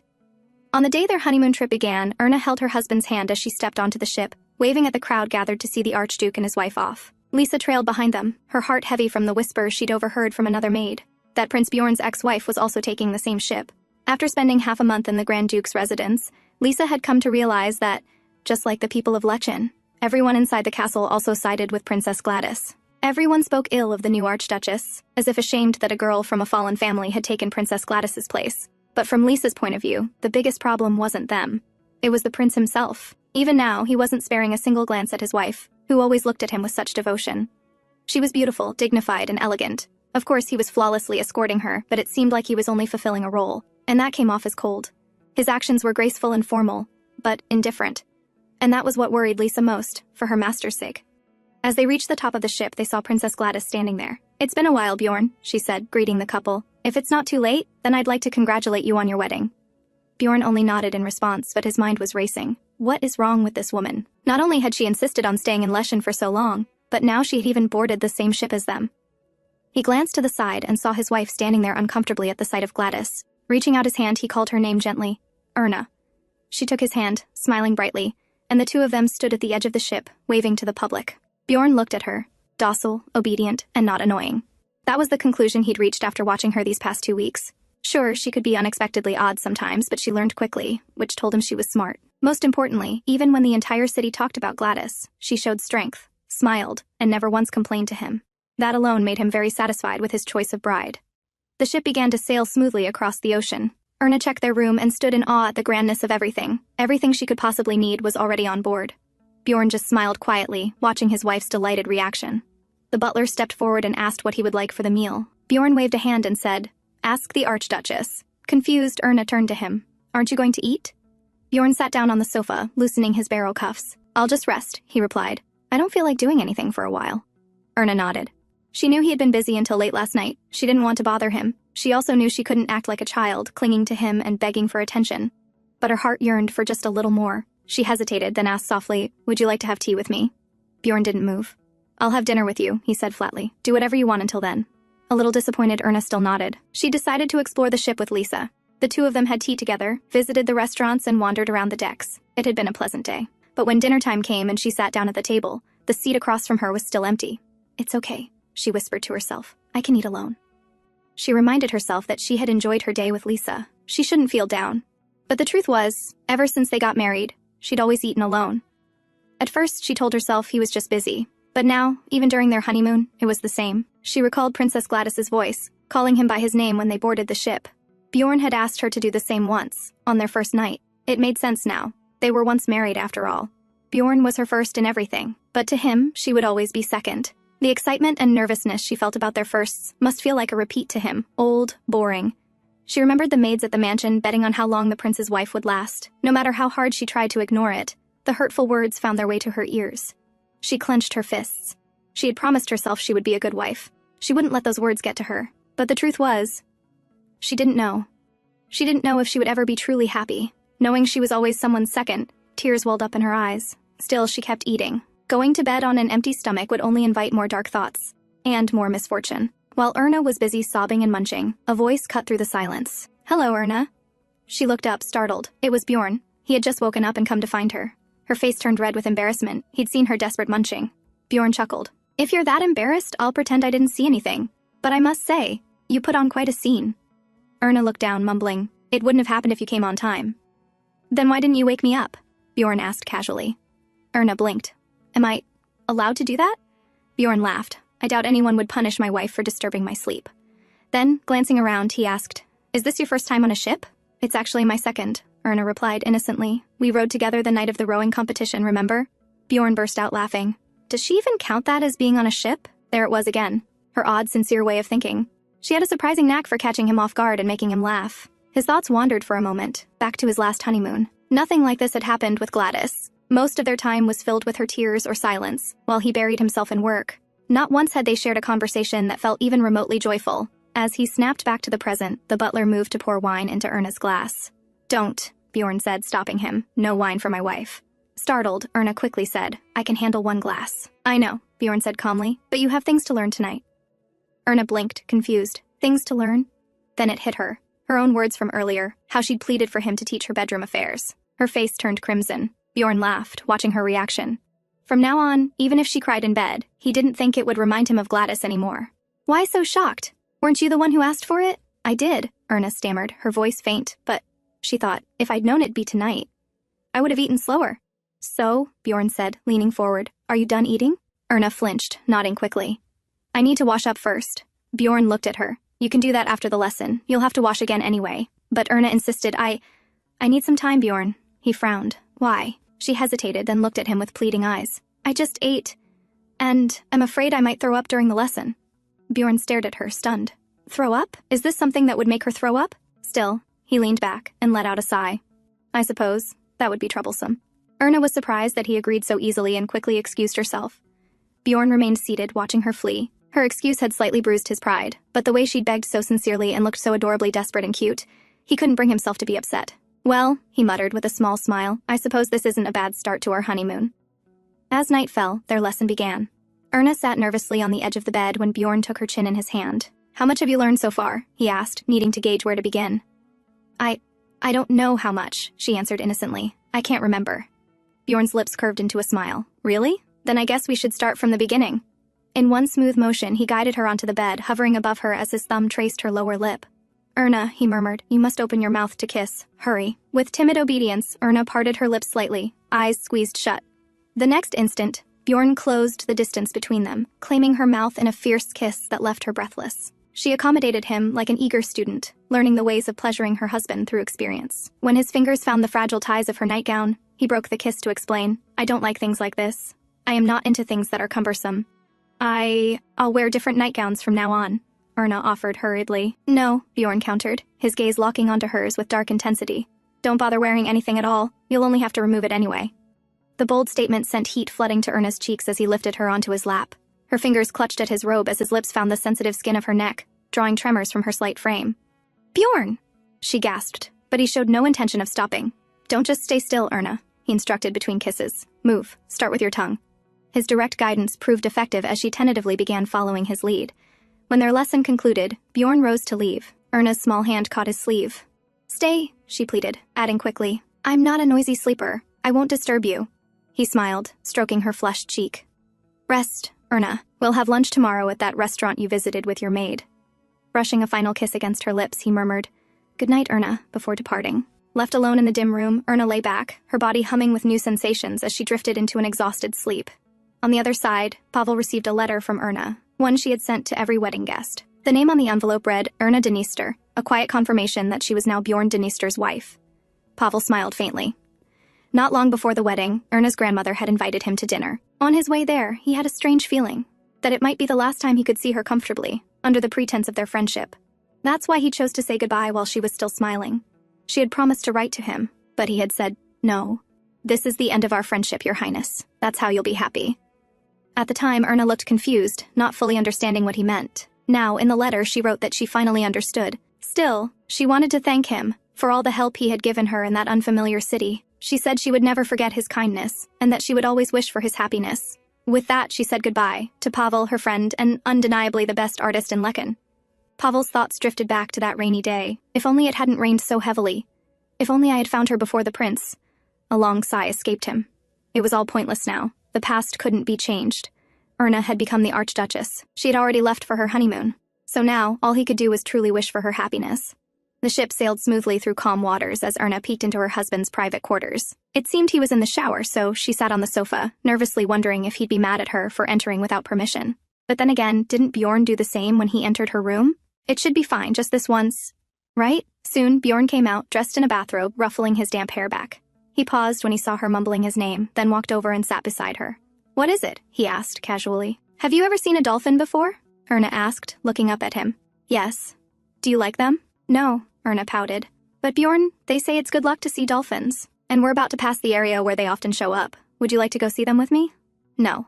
Bjorn's flat refusal contradicted the subtle smile playing on his lips. Erna noticed it, but her face still fell in disappointment. Bjorn looked at her, already guessing where she got the idea. Around the same time on his first honeymoon, he'd gone to see dolphins with Gladys. Back then, too, they told him it was a sign of good luck, that his marriage with Gladys would be a happy one. But that clearly hadn't been the case. If you want to see them, go ahead, Bjorn said.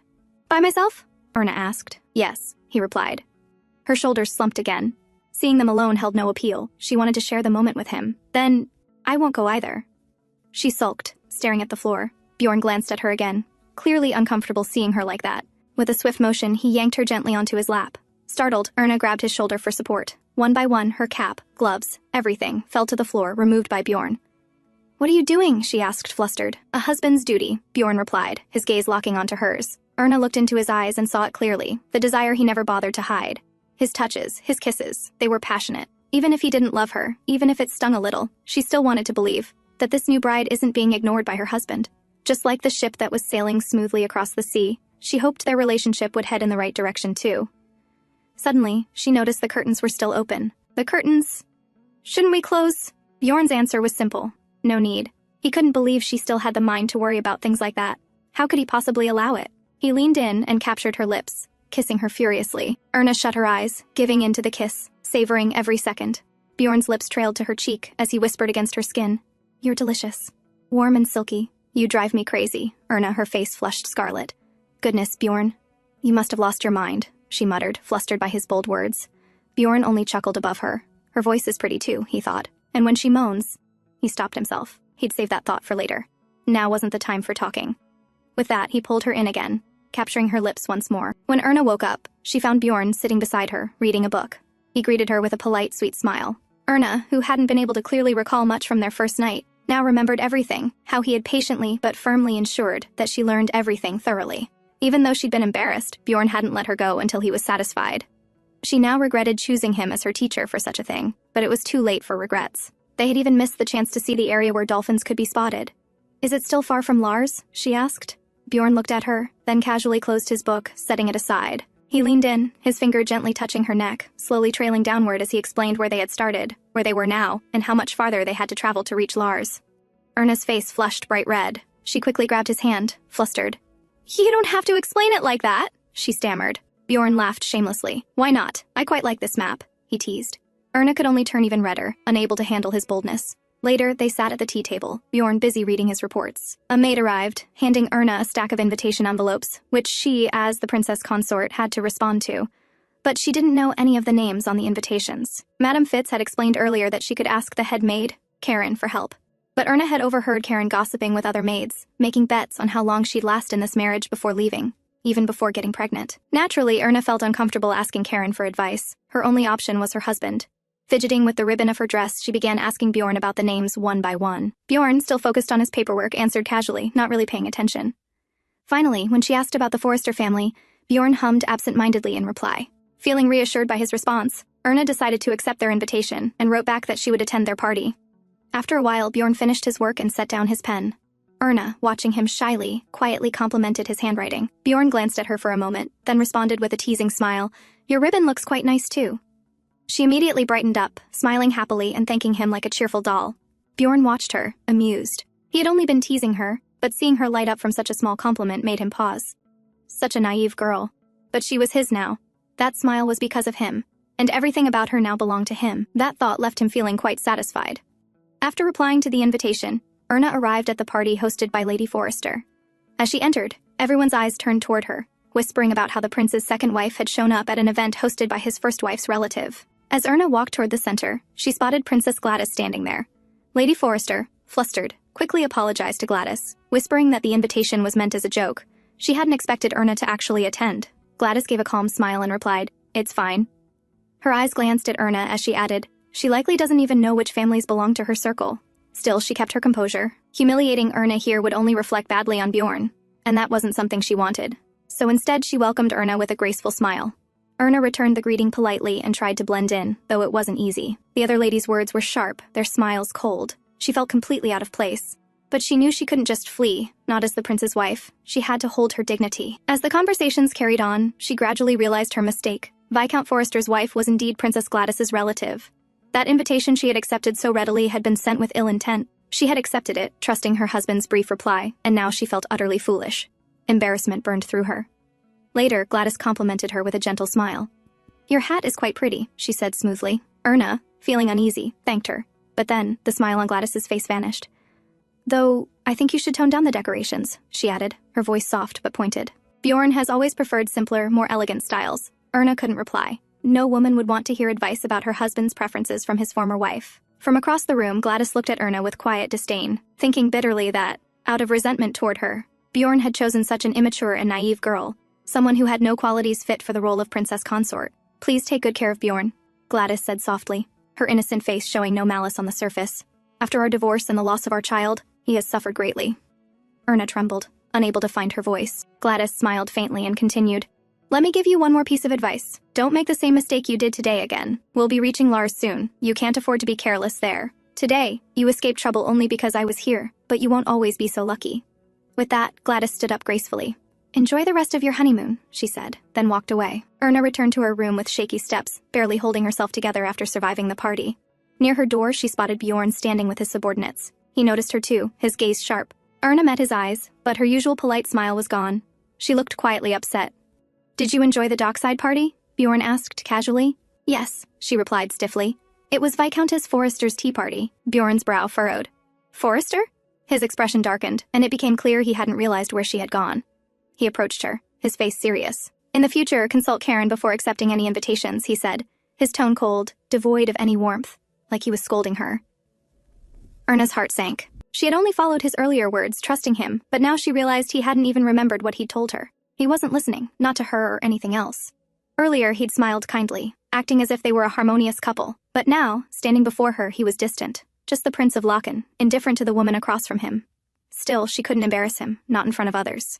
She lowered her head and quietly apologized for not consulting Karen first. "Rest, Erna. I'll be back before dinner," Bjorn said with his usual detached manner, then left with the delegation. Erna remained there, standing alone, clutching her hat tightly in her hands. As night fell, Erna stood alone on the deck, her thoughts racing. She didn't quite understand what she was feeling. Was it anger? It felt more like pain. Was it sadness? When Lisa found out what had happened earlier, she'd been angrier than Erna herself, even offering her sweets, saying they might help ease her mind. Erna had known from the very beginning, she was the Archduchess no one welcomed. But somehow, it was the thought that even her own husband wasn't on her side that made her heart ache the most. A sudden thought crossed her mind. Was he really that poisonous mushroom everyone said he was? The rumors called him a troublemaker, a flirt, a bad guy.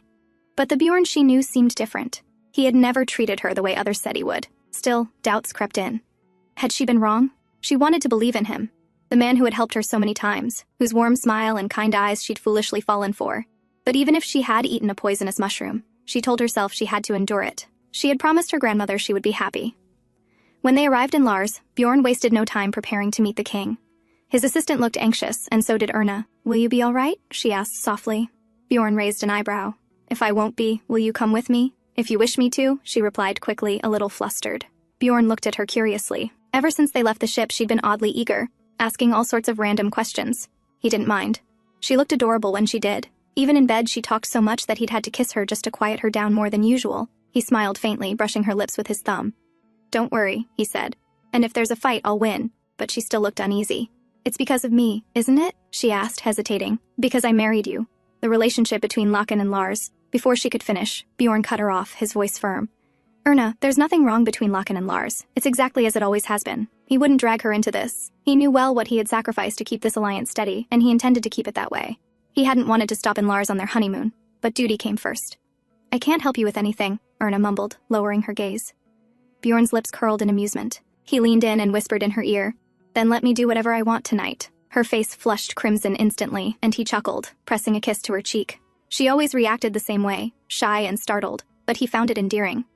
Later, as he climbed into the carriage, Erna came to see him off. "Will you be late?" she asked softly. "Will we still be able to have dinner together?" Bjorn glanced at her. Her face looked like a lonely puppy, standing there all alone. He gave a slight nod. At once, her face lit up with a bright, beaming smile. As his carriage pulled away, he glanced back through the window. She was still standing there, waving after him, her smile unwavering. And without even realizing it, he found himself smiling too.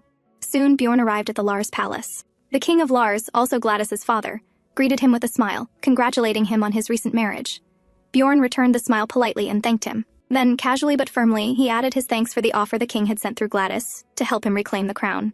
But, of course, he couldn't accept it, since his wishes clearly differed from theirs. The king's expression twitched slightly. Bjorn's words were polite but sharp, equally humiliating. Still, Bjorn wasn't about to let them interfere in Lechen's affairs again. The king kept his smile and explained smoothly that his intentions were pure. He only wanted to do what the people of Lechen desired, returning the crown to Bjorn. But Bjorn's response was clear. "Leonid is more than worthy of the crown," Bjorn said calmly. "I have no intention of taking it back." The king chuckled, shaking his head. "Bjorn, you really don't look like a man who regrets losing the throne." Bjorn smiled faintly. "I wouldn't have given it up if I planned to regret it later." The king studied him closely. Bjorn reminded him of Philip II, Bjorn's grandfather, once known as the Mad Dog of Lechen, a name that had spread terror throughout the continent. During those wars, Lars had been among the hardest-hit nations. Yet Philip II hadn't stopped until he'd conquered everything, and ironically, after the wars, his reign had ushered in peace and prosperity. To heal old wounds, the kingdoms most affected, including Lars, had sought alliances with Lechen through marriage. When Gladys was chosen as Lechen's crown princess, it was considered a great national triumph. After all, she was marrying Bjorn Dniester, the crown prince and the man many believed to be the very reincarnation of Lechen's mad dog. Bjorn, like his grandfather, had a sharp, calculating mind, built to conquer. The king sighed softly. "To be honest, Bjorn, as much as I once wished to have you as my son-in-law again, and as crown prince, I also think it's safer for everyone, including Lars, if you stay far away from power." Bjorn's smile deepened slightly. "That may well be true," he replied smoothly. "Lechen needs a ruler who can negotiate and preserve peace, not a conqueror. And luckily, Lechen already has the right person for that role. As for me," Bjorn added casually, "I don't intend to dedicate my life to values I don't believe in." The king narrowed his eyes slightly, intrigued. "Then tell me, Bjorn, if not the crown, what is it that you plan to dedicate yourself to?" Bjorn's reply was simple, his tone light. Comfort, perhaps, he said with a faint smirk. And don't worry, our alliance will hold. My brother is more than capable of maintaining it without marriage. Then, rising to his feet, Bjorn glanced toward the door. Now, would you mind opening that door? He said, amusement flickering in his eyes. Otherwise, the Lechen ministers might think their troublesome prince got beaten up by the king of Lars. The king let out a deep laugh. Well, you're already drowning in enough rumors. One more wouldn't make a difference. Bjorn's lips curled in a grin as he turned to leave. Normally I wouldn't mind, but as you know, I'm on my honeymoon, so no thank you. With that, he exited, leaving the king chuckling behind him. On the other side, Erna sat there for hours, trying to memorize the names of all the noble families, while Karen stood behind her, quietly wondering why the Archduchess always asked so many questions. After a while, Erna looked up and apologized softly. I'm sorry for asking so many questions. Karen remained composed, replying firmly, It is my duty, Your Highness.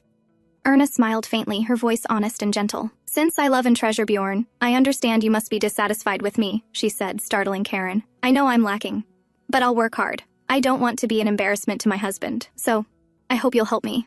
Karen couldn't quite understand why Erna was saying this so sincerely, but after a moment of hesitation, she nodded. As night fell, a maid quietly informed Karen that a message had arrived from the prince. He would be late, but Karen told her to wait and deliver the news later. She's getting ready right now, Karen said, glancing toward Erna's room. It wouldn't be right to disturb her in the middle. As Karen left with the maid, she was stopped by another maid, one from Princess Gladys's household. Karen's expression tightened slightly at the sight. After that night, Erna spent most of her days alone. The other maids continued to gossip behind her back, whispering about how the prince seemed to be ignoring his wife. Lisa always got angry when she heard such words, but every time, Erna stopped her, not wanting to stir any trouble. Yet, even Lisa could see it clearly. Erna was being neglected. It had been 10 days since they arrived in Lars. Most days, Erna spent alone. Once in a while, she'd have dinner with the prince, but aside from that, it was always just her and Lisa. No visitors, no company. Lisa's heart ached as she watched her mistress. Why had the prince made such a grand spectacle of marrying her, only to treat her like this? In her free time, Erna buried herself in studying the noble families, carefully noting everything down. She also wrote letters to her grandmother, though, to keep her from worrying, she found herself adding in a few harmless lies. Soon, a maid arrived to inform Erna that her bath was ready. She followed them and took her bath as usual, but just then, Bjorn arrived outside and ordered the maids to leave for the day. Once they were gone, he removed his blazer and coat, then lazily sprawled out on the bed, clearly exhausted. The bank merger between Lars and Lechen wasn't easy. He had attended endless meetings and been forced to drink with them. The king's son had been especially annoying, first threatening him when they didn't know Gladys's secret, then crying for forgiveness after learning the truth, blaming it all on fate. Bjorn scoffed at that. Why blame fate when it was clearly their sister's doing? Still, what annoyed him the most was the prince's final remark. How did you end up with a woman like that? A woman like that? Those words lingered in Bjorn's mind, irritating him. These people still had the nerve to speak about his wife that way. He had to restrain himself. But it was worth it for the gold and stocks the king had agreed to as part of the deal. He knew every noble in Lars was dying to find out more about the new Archduchess who had replaced Gladys, but they'd never get close. He wouldn't allow it. As he sat there deep in thought, Erna appeared. Bjorn, she called softly, stepping into the room. I thought you were going to be late.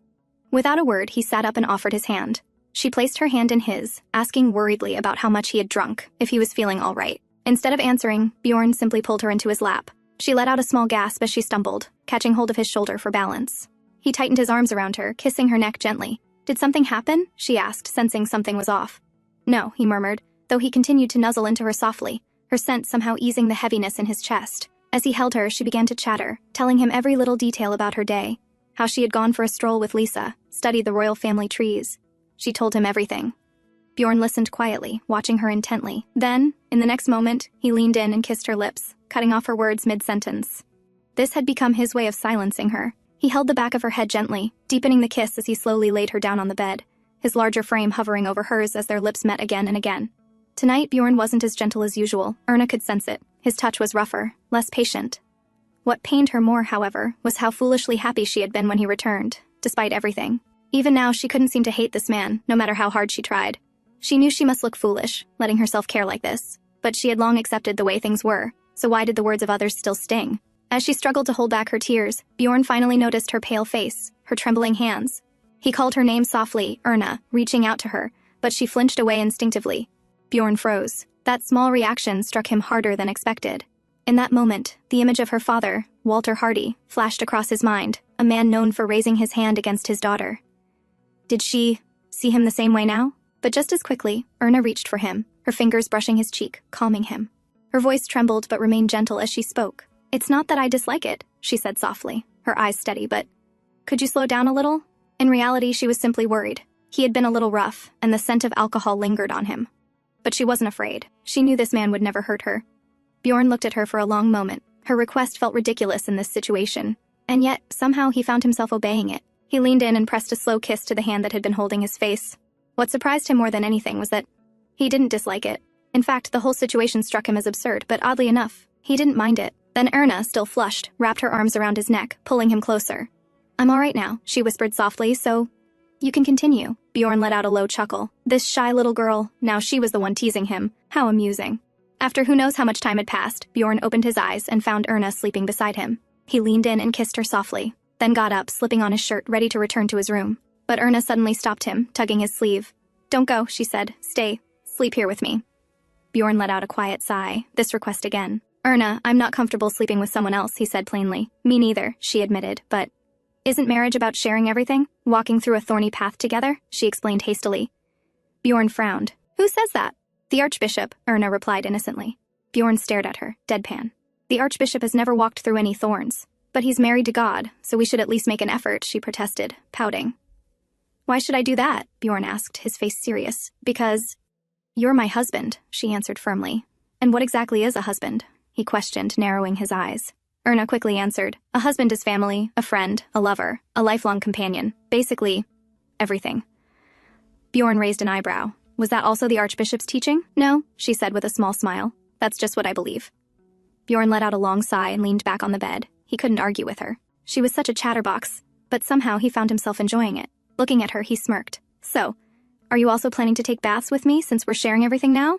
Erna, realizing she'd been holding onto his sleeve tightly, let go in a fluster. "No, you can go ahead. I'll wait here." But it was clear she was happy, beaming like a bright-eyed deer just because he wasn't leaving. Bjorn watched her for a moment, then suddenly pulled her into his arms without another word. She gasped, her face turning bright red. What are you doing?" He looked straight into her eyes, his voice low. "Don't you think it's unfair to only give without receiving anything? Shouldn't I get something in return too?" She struggled a little, but it was no use. And that's how, on that quiet autumn night, their shared path through thorns truly began. When Bjorn's eyes opened again, he felt something soft and warm, almost like a feather, brushing against his back. It took him a moment to realize where he was. Erna's room. It was her breath, soft and ticklish like a feather, that he'd felt on his skin. Turning his head slightly, he saw her sleeping peacefully beside him, her face calm and serene. A faint smile appeared on his face. It was her who had promised that she wouldn't disturb him while he slept. That was the promise she made on the first night they agreed to walk this thorny path together. And she'd firmly kept that promise, at least at the start. On the first night, she hadn't disturbed him at all. On the second night, it was the same, though the distance between them had grown smaller. By the third night, that distance shrank even more. Now, here she was, right behind him, sleeping so soundly and without a care. Bjorn stared at her, amused. Wasn't this fraud? And yet she looked so peaceful, so defenseless. And when did she even put her nightgown back on? He wondered, glancing over her. At first, he'd had trouble falling asleep beside her, but now, he slept well enough to even dream. This so-called thorny path didn't seem so troublesome after all. With a quiet chuckle, he reached over and rang the bell, giving his order for 2 teas to be brought to the bedroom. Lisa, who had just delivered 2 cups of tea to Erna's room, walked back with a bright smile. 2 cups again today. To all the people who gossiped behind her master's back, well, this should shut them up. But she couldn't understand why the staff looked so bewildered. Wasn't it normal for a married couple to sleep together every day? Still, the older servants, those who had served the prince for years, looked genuinely surprised, which made Lisa feel that this really must be something special. Curious, she approached Karen. "You won't need to prepare a separate tea for the prince today either," Lisa said, still beaming. Karen looked at her glowing face, silently wondering how someone like Lisa had ended up as the Archduchess's maid. Then she suddenly remembered. Jade, Princess Gladys's maid, had come to see her the other day, asking about the Archduchess's schedule. Karen hadn't wanted to share it, but since Jade was Gladys's maid, she gave her some basic information. But today's request was different. This afternoon, she'd been asked to take the Archduchess to the lake behind the castle. It seemed Princess Gladys was trying to create an opportunity to meet the new Archduchess since they'd hardly crossed paths. Karen wasn't sure what to do. Somehow she felt uneasy about it. Later, after tea, Erna, as usual, came to the entrance to see her husband off to work. Hesitantly, she called out, "Bjorn," he turned.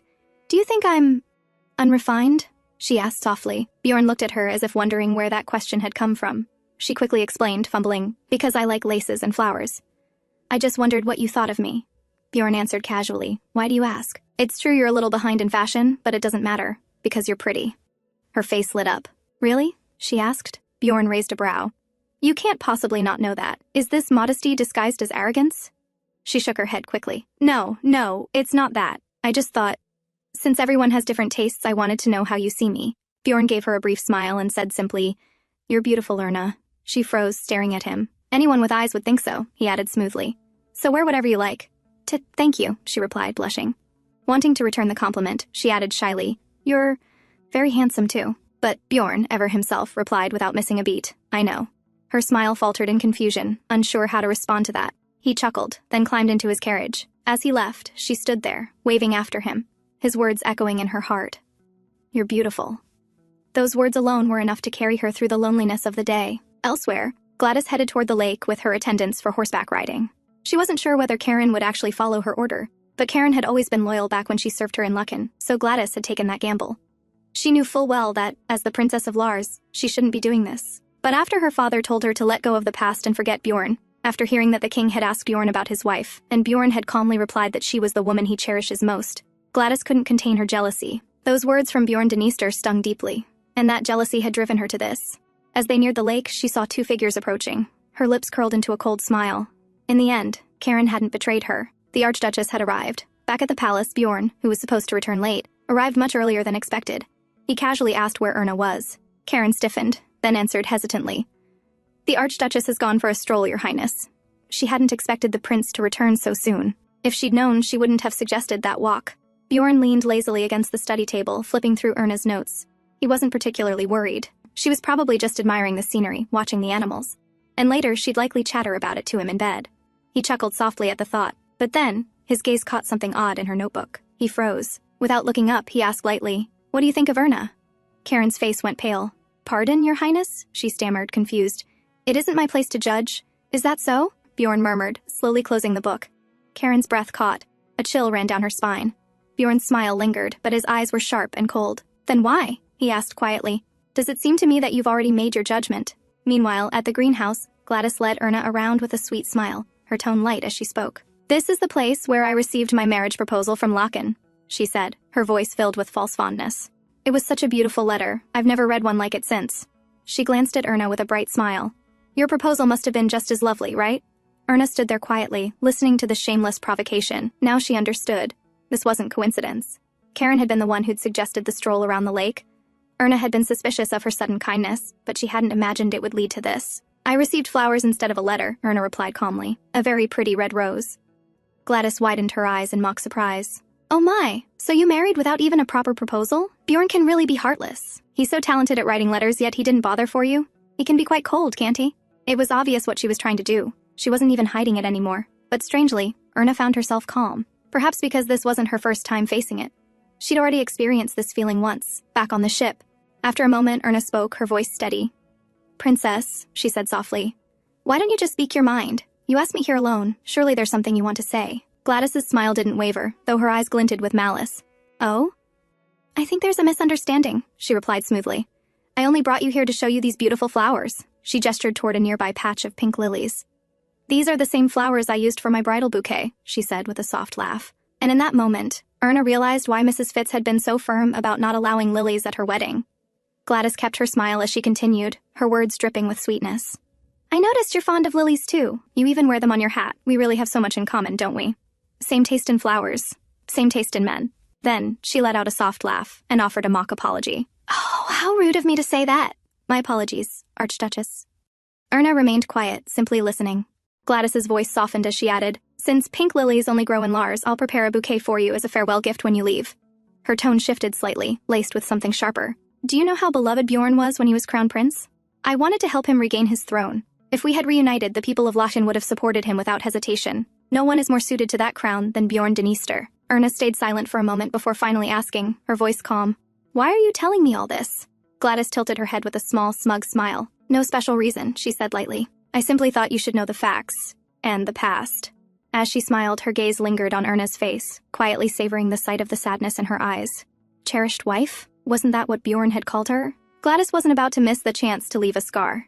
Given that you've ruined my chance at reunion with him, Gladys said, her voice sharp. I assume you must have something far more valuable to offer. You're not simply using that man to pay off your family's debts and elevate your status, are you? Her words were meant to wound, To cut deeper if she couldn't have Bjorn, then neither should this woman. But Erna looked at her steadily and spoke calmly. "Princess Gladys, may I ask something?" Gladys raised her brows, amused. "Oh, what is it?" Erna's voice remained soft but firm. "To my knowledge, a virtuous lady does not casually address a man who isn't her husband by name. Is etiquette different in Lars?" The color drained from Gladys's face. Erna's gaze didn't waver as she added, "Even if it is, I would appreciate it if you followed the etiquette of Lechen." It took Gladys a moment to process what had just happened. The woman she thought was weak had just answered back. "And, to be honest," Erna continued, her voice steady, "I know very little about how my husband was as crown prince. I grew up far away, in a quiet village. My knowledge of him began only this spring when we met." Her words were clear, without hesitation. "I'm well aware of my shortcomings, princess. As you said, I entered this marriage with debt. I have nothing of great value to offer him, at least nothing you'd recognize, but—" She paused, her voice softening. "My husband chose me. That alone tells me there's something I can give him, and I'll do my best. For the Bjorn I know." Gladys's expression twisted, her teeth clenched in fury. "Are you challenging me, Archduchess?" she asked through gritted teeth. Erna simply shook her head. "No, I'm just sharing my thoughts." Then, as if she had remembered something trivial, Erna added with a polite smile, "And about the pink lilies, I must decline. I prefer white flowers. And as for the adornments on my hat, I don't plan on changing anything." It was a clear answer to Gladys's earlier mockery on the cruise. Only now, Erna said it with quiet confidence. After all, Bjorn himself had said she was beautiful in anything she wore. She didn't need anyone else's approval. Erna gave a small, graceful nod, then turned to leave. But Gladys wasn't finished. Her voice rose, laced with anger. "Archduchess, do you really think you know everything about your husband? Do you know how cruel, how terrifying Bjorn Dniester can be?" Erna paused, then turned her calm gaze back to her. After a moment, she replied softly, "If Bjorn is really such a terrifying man, then why are you still so desperate to reclaim him?" Her quiet words struck harder than any insult. All the color drained from Gladys's face. She had meant to wound, but in the end, she was the one left defeated. On her way back, Erna couldn't hold it anymore. She threw up everything she had eaten. She had managed to keep her dignity in front of Gladys, but it was too much for her to bear afterward. Lisa could only watch, unable to do anything to ease her mistress's suffering, and it filled her with anger. Her face flushed with fury, Lisa finally burst out. "This can't be just a coincidence. It's obvious. Karen must have been behind this. Your Highness, please, we must tell the prince." But Erna shook her head weakly, her face pale. "No," she said softly. "Don't tell anyone." Lisa bit her lip, frustrated but unable to go against Erna's wishes. At the palace, Karen was already in a state of panic. She paced anxiously, terrified of what would happen once the Archduchess returned. If Erna told the prince everything, she knew her fate would be sealed. She had understood exactly what Bjorn's words meant earlier, when he questioned her in that cold, sharp tone. And she knew well, while siding with Princess Gladys seemed like a smart move to maintain her social standing. Not everyone in the palace was loyal to the princess. Many mistresses who appeared to support Gladys had old grudges simmering underneath. As headmaid, she had deliberately kept such details from the Archduchess. It was clear now. Her intention had been to make Erna an outcast. She had already bowed and apologized to the prince earlier, begging for forgiveness and blaming her ignorance. But when the prince stood right in front of her, saying nothing, simply ordering her to bring tea and walking past her, it had taken everything in her not to collapse from fear. Now she could only worry. If this incident came to light, the prince wouldn't overlook it again. Her heart pounded when she saw Erna returning, with Lisa by her side, supporting her. Erna greeted her as usual, wearing a calm smile. Karen frowned in confusion. Why was she acting like nothing had happened? Could it be she hadn't met Princess Gladys after all? But no, the look of quiet fury on Lisa's face made it clear. They had met. Then why? Why was the Archduchess saying nothing? Nervously, Karen spoke up. "Your Highness, the prince has returned." Erna froze for a moment, her eyes widening slightly. Bjorn was here. Inside, Bjorn was still reading Erna's notebook, annoyed and irritated. Because of Gladys, Erna had no place in the social circle. It was frustrating. Just then, Erna entered, greeting him with a soft smile. Though she looked pale and weak as usual, today she appeared even more fragile to him. "Are you ill?" he asked, eyeing her carefully. She kept her smile. "No, I'm fine," she replied calmly. Bjorn didn't press further. But as she noticed her notebook in his hand, her expression shifted. "Bjorn, that's my notebook," she exclaimed, hurrying toward him. Bjorn raised the notebook higher, easily out of her reach given their height difference. "Touching someone's things without permission isn't very gentlemanly, Bjorn," she huffed, frustrated. "It's not as though there's some grand secret in here, Erna," he replied lazily, flipping through the pages.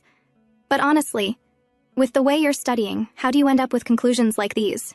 This is a mess." His tone was casual, almost teasing. Erna's smile faded at his words, her face falling. "I don't know how it looks to you," she said quietly, clutching her skirt tightly. "But I really tried." Bjorn paused, finally noticing something was off. He sighed, closing the book and setting it down. When Erna stayed quiet, he called her softly, "Erna." She still didn't respond. Erna, who had held herself together until now, finally broke. Maybe this was the last straw. She told herself not to cry, to stay proud, but it was too much. Without a word, he reached out, grabbed her by the waist, and sat her down on the chair, leaning over her slightly. Then, pulling up another chair, he took off his coat and sat beside her. Calmly, he began explaining everything she needed to know about the royal social circle, going through her notes one by one. As he spoke, Erna lifted her head, staring at him in quiet surprise. When he told her to cross out several names, she blinked, confused. But they're all close to Princess Gladys. Why remove them? She asked, puzzled. Bjorn's reply was flat, without a hint of hesitation. Because they've used my money. Her eyes widened slightly at his bluntness. They went through the list carefully, and after a long while, Bjorn finally set down his pen. You can learn the rest from Karen, he said, leaning back. Thank you, she murmured, turning her gaze away in embarrassment. Just a moment ago, she had been angry at him, but now, her fear and frustration had melted away, replaced by a strange fluttering in her chest. Bjorn reached out, gently cupping her cheek, and turned her face toward him. Erna, he said, eyes locked with hers. Say that to my face next time, like always. She blinked, then asked hesitantly. You won't be busy in the next country, right? Bjorn raised an eyebrow. Why? Since it's my first time traveling. I want to do a lot of things, she confessed softly. Like what? He asked, amused. Her answer, after a moment of thought, was simple, yet earnest. Walking together, visiting new cafes, trying different teas, and let's talk a lot. Bjorn couldn't help but smile. Such a simple, innocent wish. All right, he said, his fingers tracing her cheek gently. Let's do that. They arrived in Philia, their second stop on the honeymoon. Lisa sat in a cafe with her master, sipping tea, but she was fuming, clearly annoyed by the prince. Originally, today was supposed to be an outing with Prince Bjorn and Erna, but because of an unexpected meeting with his friend last night, their plans were cancelled. Apparently, all the high-ranking noblemen who arrived yesterday had turned into anything but noble this morning, including the prince himself. So once again, it was Lisa accompanying her mistress around. Even though her master looked so lovely today, all Lisa's hard work getting her ready felt like it had gone to waste. Why is there a line over there, Your Highness? Lisa asked, glancing toward the crowd nearby. They're lining up to climb the cathedral dome, Erna explained with a gentle smile. There's a myth that if you visit there with your loved one and listen to the bell together, your love will come true. Then you must go with the prince, Your Highness, Lisa said excitedly. Yes, I will, Erna replied, blushing softly. The truth was, she had already mentioned it to Bjorn while they were heading to Philia. It had been during a quiet moment in bed. She'd hesitated at first, but then shyly told him, In 10 days, it'll be my 20th birthday, Bjorn.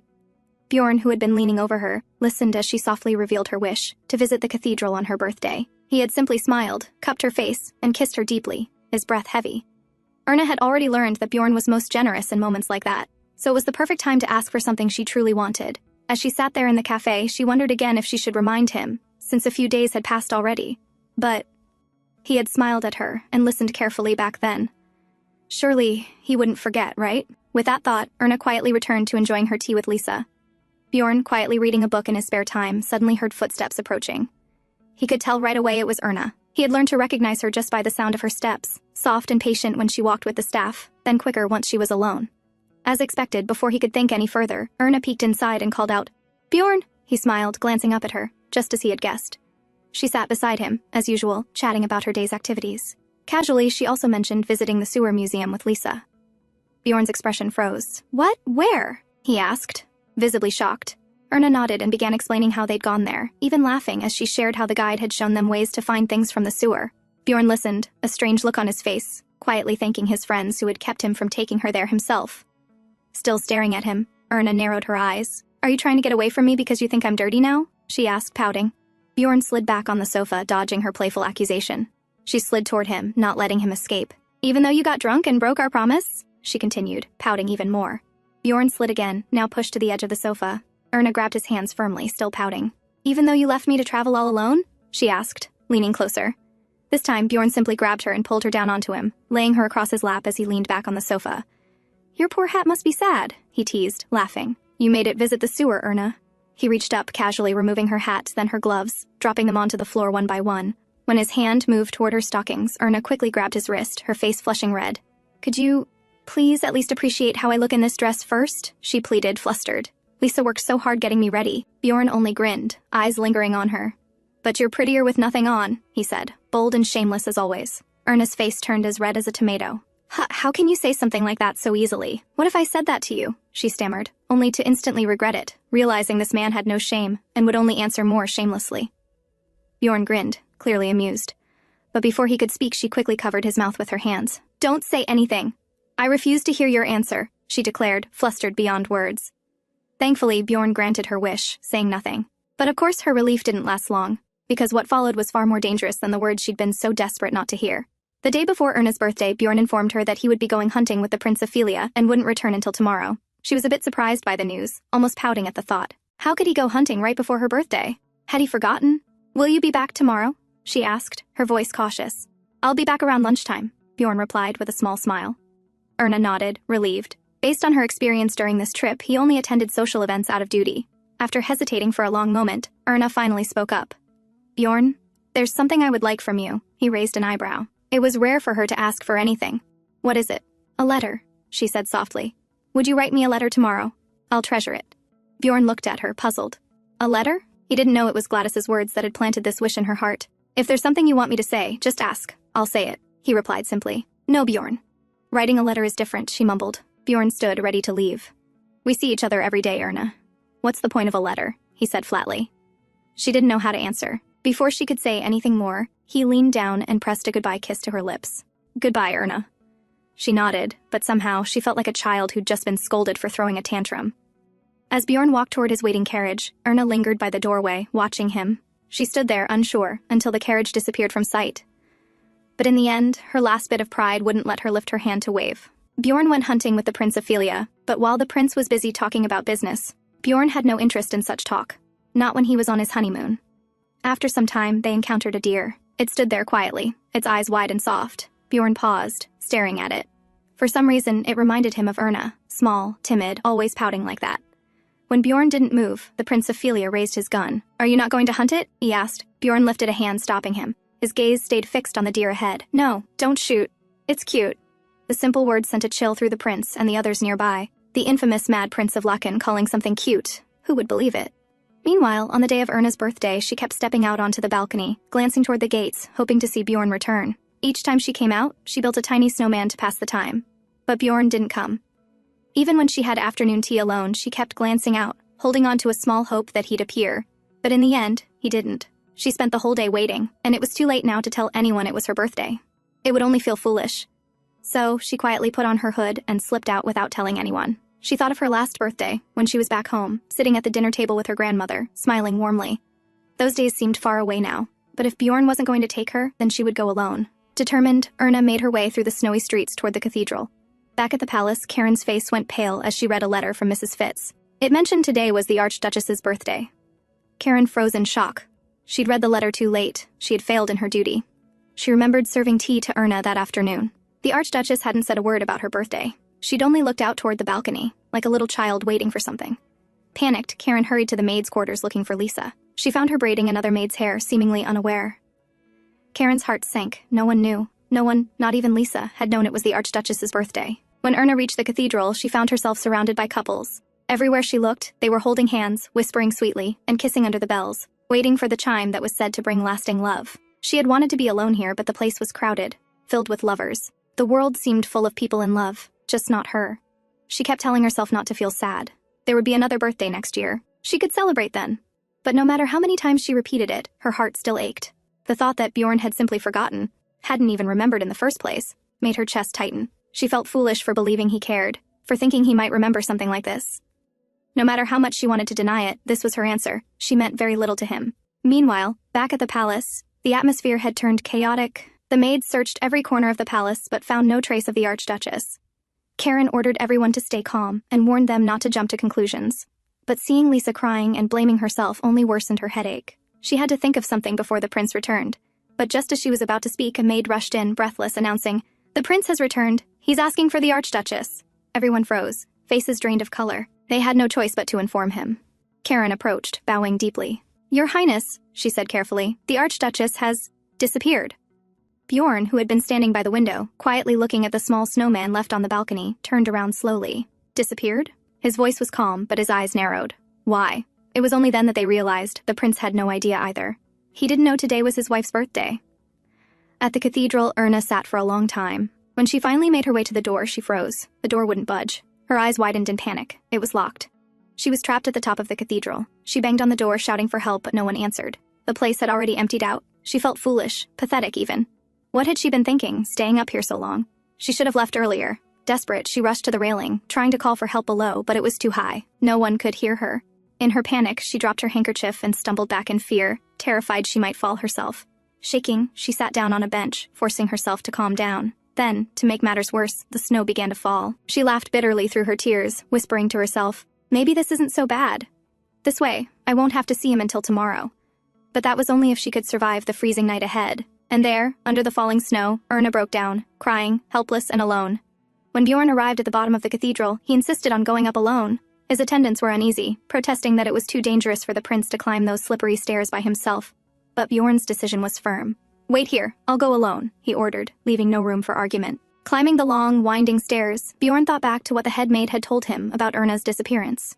He had found it ridiculous at first. How could the archduchess of an entire nation simply run off just because no one remembered her birthday? If she wanted everyone to know, she could have just said it. Then it hit him. She had told him. Back on the cruise, during one of their nights together, she'd mentioned her birthday, quietly, shyly.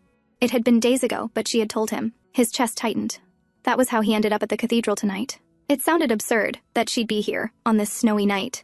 But something inside told him he wouldn't be wrong, and honestly, if he didn't find her here, he had no idea where else to look. Step by step, he climbed higher, annoyed yet amazed she had managed this on her own with her tiny steps. But she was stubborn. He knew that better than anyone. If she wasn't his wife, he might have turned around long ago. Finally, he reached the top, panting. The door was locked. Without hesitation, he pulled out the key, unlocked it, and pushed the door open. "Erna!" he called out, stepping inside. At first, he saw no one. Then, turning to the left, his eyes landed on a small figure sitting on a bench, huddled beneath a hood, her head buried low. His heart sank. "Erna!" Bjorn called again, stepping toward her. She looked up at him, her eyes swollen from crying, her cheeks flushed red from the cold. Bjorn froze for a moment, staring at her pitiful state. How troublesome this woman was. And yet something about her pulled him in. He let out a quiet sigh and stepped closer. "Happy birthday. 20 years old, Erna," he said softly. At his words, the ones she'd been longing to hear, her tears spilled again. But as he neared, she suddenly flinched and cried out, "Don't come near me!" Bjorn halted in place. Erna stood, staggering slightly on her feet, but her voice was steady, even as it trembled. "Don't come near me," she repeated. Her chest ached. This man, her husband, was cruel. She had wanted him to forget. She had wished for him not to come. "Why did you remember? Why did you come?" she demanded, her voice breaking. Bjorn remained silent, simply watching her. "Why?" she asked again, her voice cracking as she choked on her tears. She hated him. She resented him. But no matter how hard she tried to deny it, she was in love with this man. She knew he didn't love her back. She understood that better than anyone. And yet, this man always appeared like her salvation, her prince, who came every time she was lost and alone. A single kiss from him could sweep away all her sadness and pain. She knew it was foolish, but she couldn't stop herself from feeling that way. It hurt, but still. She didn't want it to stop. He was a terrible man. And she was a fool for loving him. "Leave," she whispered, covering her face to hide her tears. "I don't want to see you." She felt pathetic. She couldn't even find her handkerchief now. Bjorn, who had been standing motionless, finally moved. Without saying a word, he stopped in front of her, pulled out his handkerchief, and gently wiped her tears. Quietly, he cupped her face, warming her cold cheeks with his hands. Sobbing, Erna looked at him, her voice breaking as she finally let her heart speak. "I waited for you," she cried, her words trembling. "I thought you'd come. I waited for so long. Couldn't you think of me as someone just a little more special than the others?" Her sobs grew harsher. "I'm not asking for love. Just a little more." Bjorn stared at her tear-streaked face, his expression unreadable. Just then, the bell rang, its chime echoing through the snowy night. This was the bell she had come here to hear with him. "Could you kiss me?" she asked softly, her voice almost lost in the sound of the bell. Bjorn let out a quiet, amused breath. "But you just said you didn't want to see my face." "That's true," she admitted honestly, eyes cast down. "Then?" he questioned again. "But we kiss with our eyes closed," she murmured, her voice small but resolute. The bell wouldn't ring forever. They had to kiss before it stopped. Bjorn didn't say another word. He reached out, cupping her cold face with his large hands, and kissed her deeply, without hesitation. Her heart ached, but still, it fluttered. She realized then, this was love. Painful, foolish, and just as terrible as the man before her. Later, they made their way down the steps. Erna, though weak and trembling, managed to walk carefully behind him. But at this slow pace, it would take too long. Without a word, Bjorn shrugged off his coat, draped it around her, and then, in a swift motion, lifted her into his arms. "If you don't want to see me," he muttered, "then close your eyes." Erna pouted but said nothing, glaring at him through her tears. She really hated this man. Down below, the palace staff finally spotted them, and all let out a breath of relief seeing the prince carrying the archduchess in his arms. Erna buried her face in her hood, hiding herself. Bjorn, unfazed, climbed into the carriage, still holding her close. He sat down, keeping her in his lap as she clung to him like a frightened child, his arms wrapped tighter around her, quiet, steady. He was simply relieved. He had found her. And just like that, the carriage rolled away, carrying the Archduke and Archduchess back to the palace. After that day, Erna fell ill and rested for 3 days. Sitting at the tea table with her, Bjorn teased, "I'm just glad you didn't turn into the ghost of Philia." Then, with a more serious tone, he added, "If there's anything you want, tell me. If you don't say it, I won't know. But I did tell you. And you keep forgetting." Erna pouted like a child. "Oh, that," he sighed. "Don't you think it's a bit strange to bring up something important at a time like that?" "It is strange," she admitted, fidgeting with her teacup. "But that's the only time you actually listen." Bjorn felt slightly attacked, but considering how he'd behaved, maybe she wasn't entirely wrong. "Then tell me everything now, Erna. I'll listen," he said softly. He didn't want to see her crying like that again. Then, "I want to have dinner with you tonight, if you're free," she said quickly. "All right," Bjorn replied with a confident nod. "And if you're not busy tomorrow, I want to travel with you too," she added boldly. "No," he said flatly. "But you said you'd listen," she countered. "I did, and I refused," he replied coolly. "Are you teasing me again?" She huffed, pouting. Bjorn stood to leave, but before he reached the door, she called out again, "And sometimes I want to hear romantic things too." She figured she might as well get everything out while she had the rare chance. Bjorn turned with a smirk. "Romantic, huh? Then, shall we return to the bedroom?" Her face flushed red, but she stayed firm. "Then, see you at dinner." He nodded, smiling as he stepped out and boarded the carriage. After that small incident, things returned to normal. No unnecessary emotional entanglements. Erna remained easy and transparent. And that, Bjorn thought, worked well. Maybe the marriage was rushed, but he had made the right decision. Later that afternoon, a jeweler from Philia arrived with an array of luxurious pieces. Elegant jewels, delicate accessories. Erna was stunned. It turned out Bjorn had ordered them to make up for forgetting her birthday. There were so many she felt dizzy. When Bjorn returned from work and noticed the jeweler was still there, he asked why she hadn't chosen anything. "I already have so many beautiful things from our wedding," Erna said simply. Bjorn sighed and was about to tell her to just pick one anyway, but then she looked at him and said, "Why don't you choose for me? You have good taste. And if it's from you, I'll treasure it." He stared at her, a little stunned. Then, in the Philian language, he ordered, "Bring the most expensive piece." The jeweler returned with a breathtaking diamond necklace, its centerpiece a brilliant blue gem that reminded him of Erna's eyes. Erna accepted it with a radiant smile and a soft thank you. It was a gift from her husband, pretty, simple, and sincere. After a few days of official duties, Bjorn was finally free. He spent his time at the palace reading books, sipping tea, and keeping Erna close in his arms like a man truly on his honeymoon.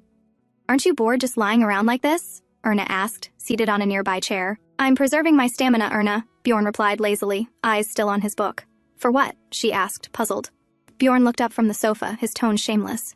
"To do all the things we do in there, Erna." Her cheeks flushed instantly, and Bjorn chuckled, clearly pleased by her reaction. Erna glanced at him again, only to find his robe loosely draped over his shoulders, exposing his bare chest. Though it wasn't the first time she'd seen it, something about it in broad daylight made her flustered. She stood up and moved toward him, tugging the robe closed. "What are you doing?" Bjorn asked, confused. "It looks unseemly," she murmured, still adjusting the robe.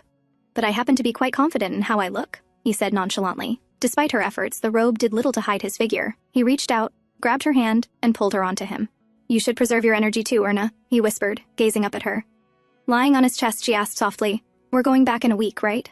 Isn't it a little disappointing to just be stuck indoors like this? Haven't you already seen enough of this city?" Bjorn asked, pulling at her scarf playfully. "But we haven't done much. Can't we go out this afternoon?" she asked, her voice hopeful. Bjorn laid her down gently, hovering above her. "And what exactly would we do outside, Erna? We could explore more.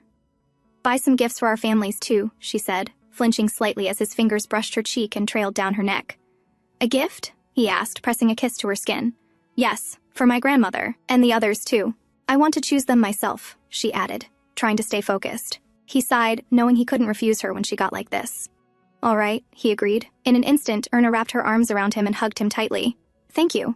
You know, you're nicer than you look. You always help me when I need it. Of course, sometimes you upset me. But I'm grateful for everything." She reached up to gently caress his cheek. "But what about me? What do you think of me?" Bjorn smirked, kissing her cheek and cupping her face. "You're very pretty. Every part of you is pretty. And," he added, his voice low, his hands trailing lower with dangerous intent. Before he could finish whatever teasing remark was about to follow, Erna pulled him into a hurried kiss, firm and flustered. Anything to stop him from speaking. But his grin only widened. "As I was saying..." She kissed him again before he could finish, and he laughed, clearly enjoying his wife's flustered reaction. Later, as promised, Bjorn went out with Erna in the afternoon, but instead of joining her, he chose to sit outside and read a book, lazily flipping pages while sipping his tea. "You can go ahead and get anything you want for gifts," he said. Lisa, as usual, couldn't hide her frustration. All her effort to get Erna dressed up nicely, wasted, again. Erna, meanwhile, looked around the shops. If I could get some advice, what kind of gift should I get for the royal family? She asked, hopeful. Bjorn sighed. Well, I'm sure they already have everything they want. Not exactly helpful, but also not entirely wrong. Then what about you? She pressed. What kind of gift do you like? He looked up at her and replied flatly, money. She stared at him, incredulous. Completely useless.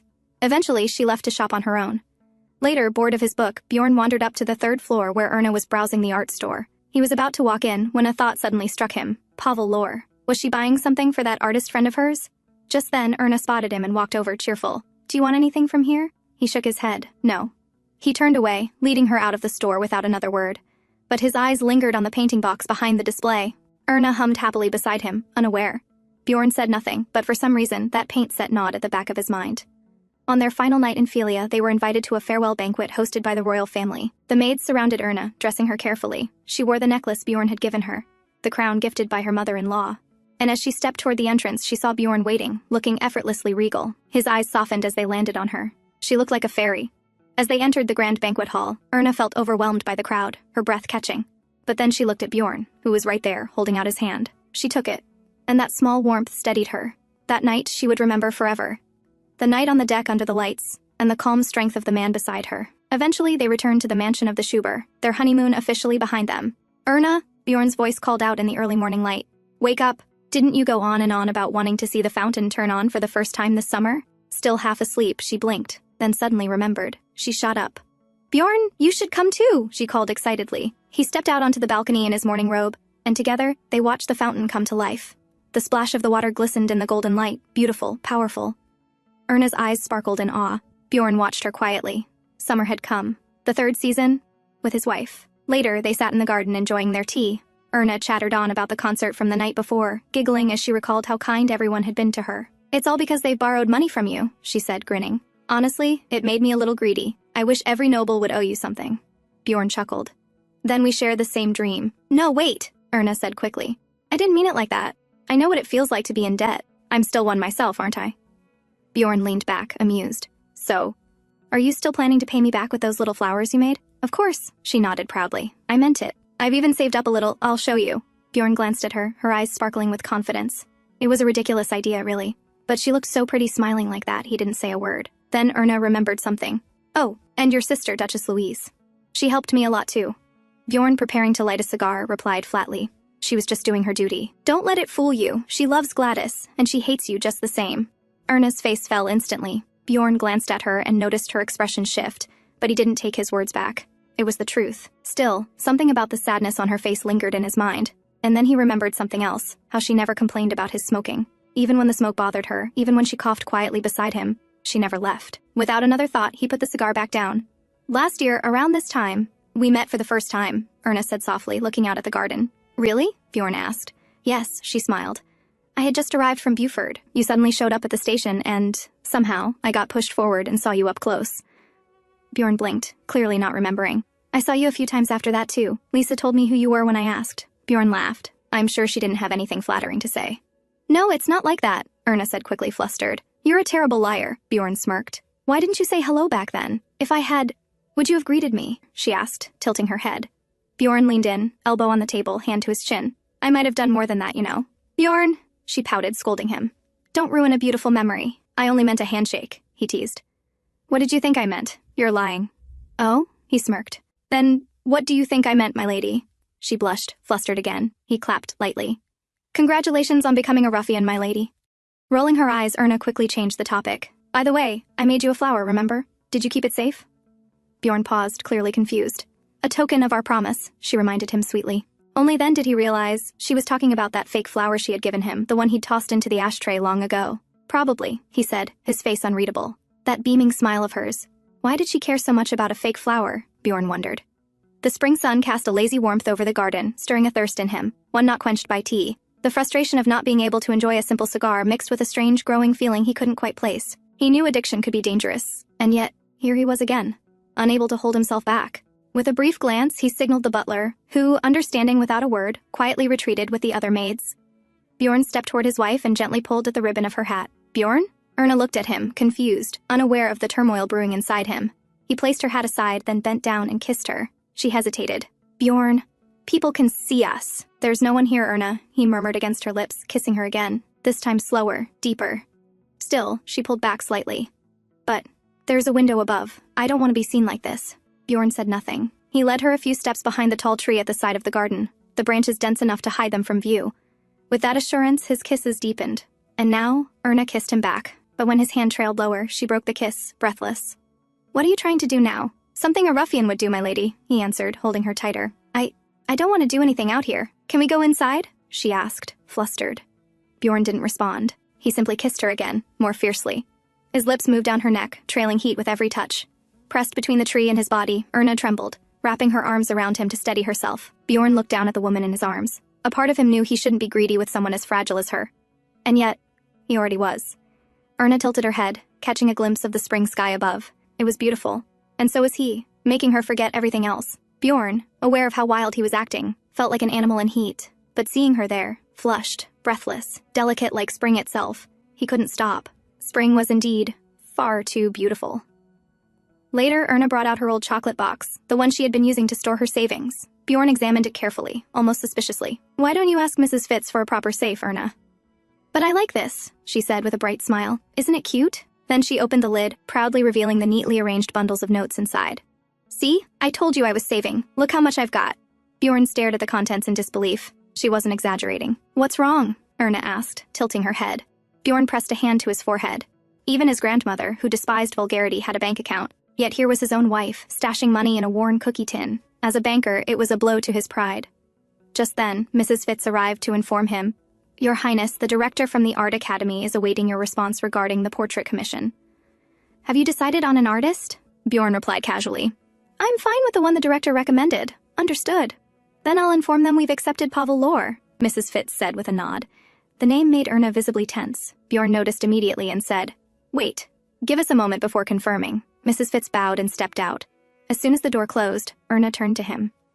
Bjorn, can we choose a different artist? Why? He asked, eyes narrowing slightly. She hesitated, then answered honestly. Pavel is my friend. I don't want to see him, in that way, as someone working under us.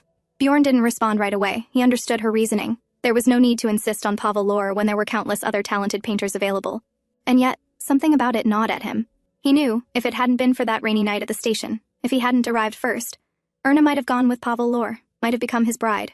It had only been a matter of seconds, a fragile chance. Bjorn rang the bell. Mrs. Fitz returned, and Bjorn gave his decision with a calm but firm tone. We'll proceed with Pavel Lor. There was no need to insist on Pavel Lor, but there was also no reason to avoid him, and Bjorn wanted to see this through. The next day, Erna arrived at the event she herself had hosted as the Archduchess of Lechen. As she greeted the noble ladies, a few of them asked casually, Why didn't you wear the necklace the prince brought you from Philia? Everyone was looking forward to seeing it. It's such an expensive piece. Erna smiled politely. Since it's just a small event, I didn't think it was appropriate to wear something so extravagant. At a side table, Princess Louise, Bjorn's younger sister, sat quietly, sipping her tea. But both she and Erna knew the truth. The women weren't truly interested in the necklace. There was sarcasm behind their words. To them, Erna was merely a decorative archduchess, enjoying luxury funded by her husband. There was no point trying to explain herself. She simply had to be more careful.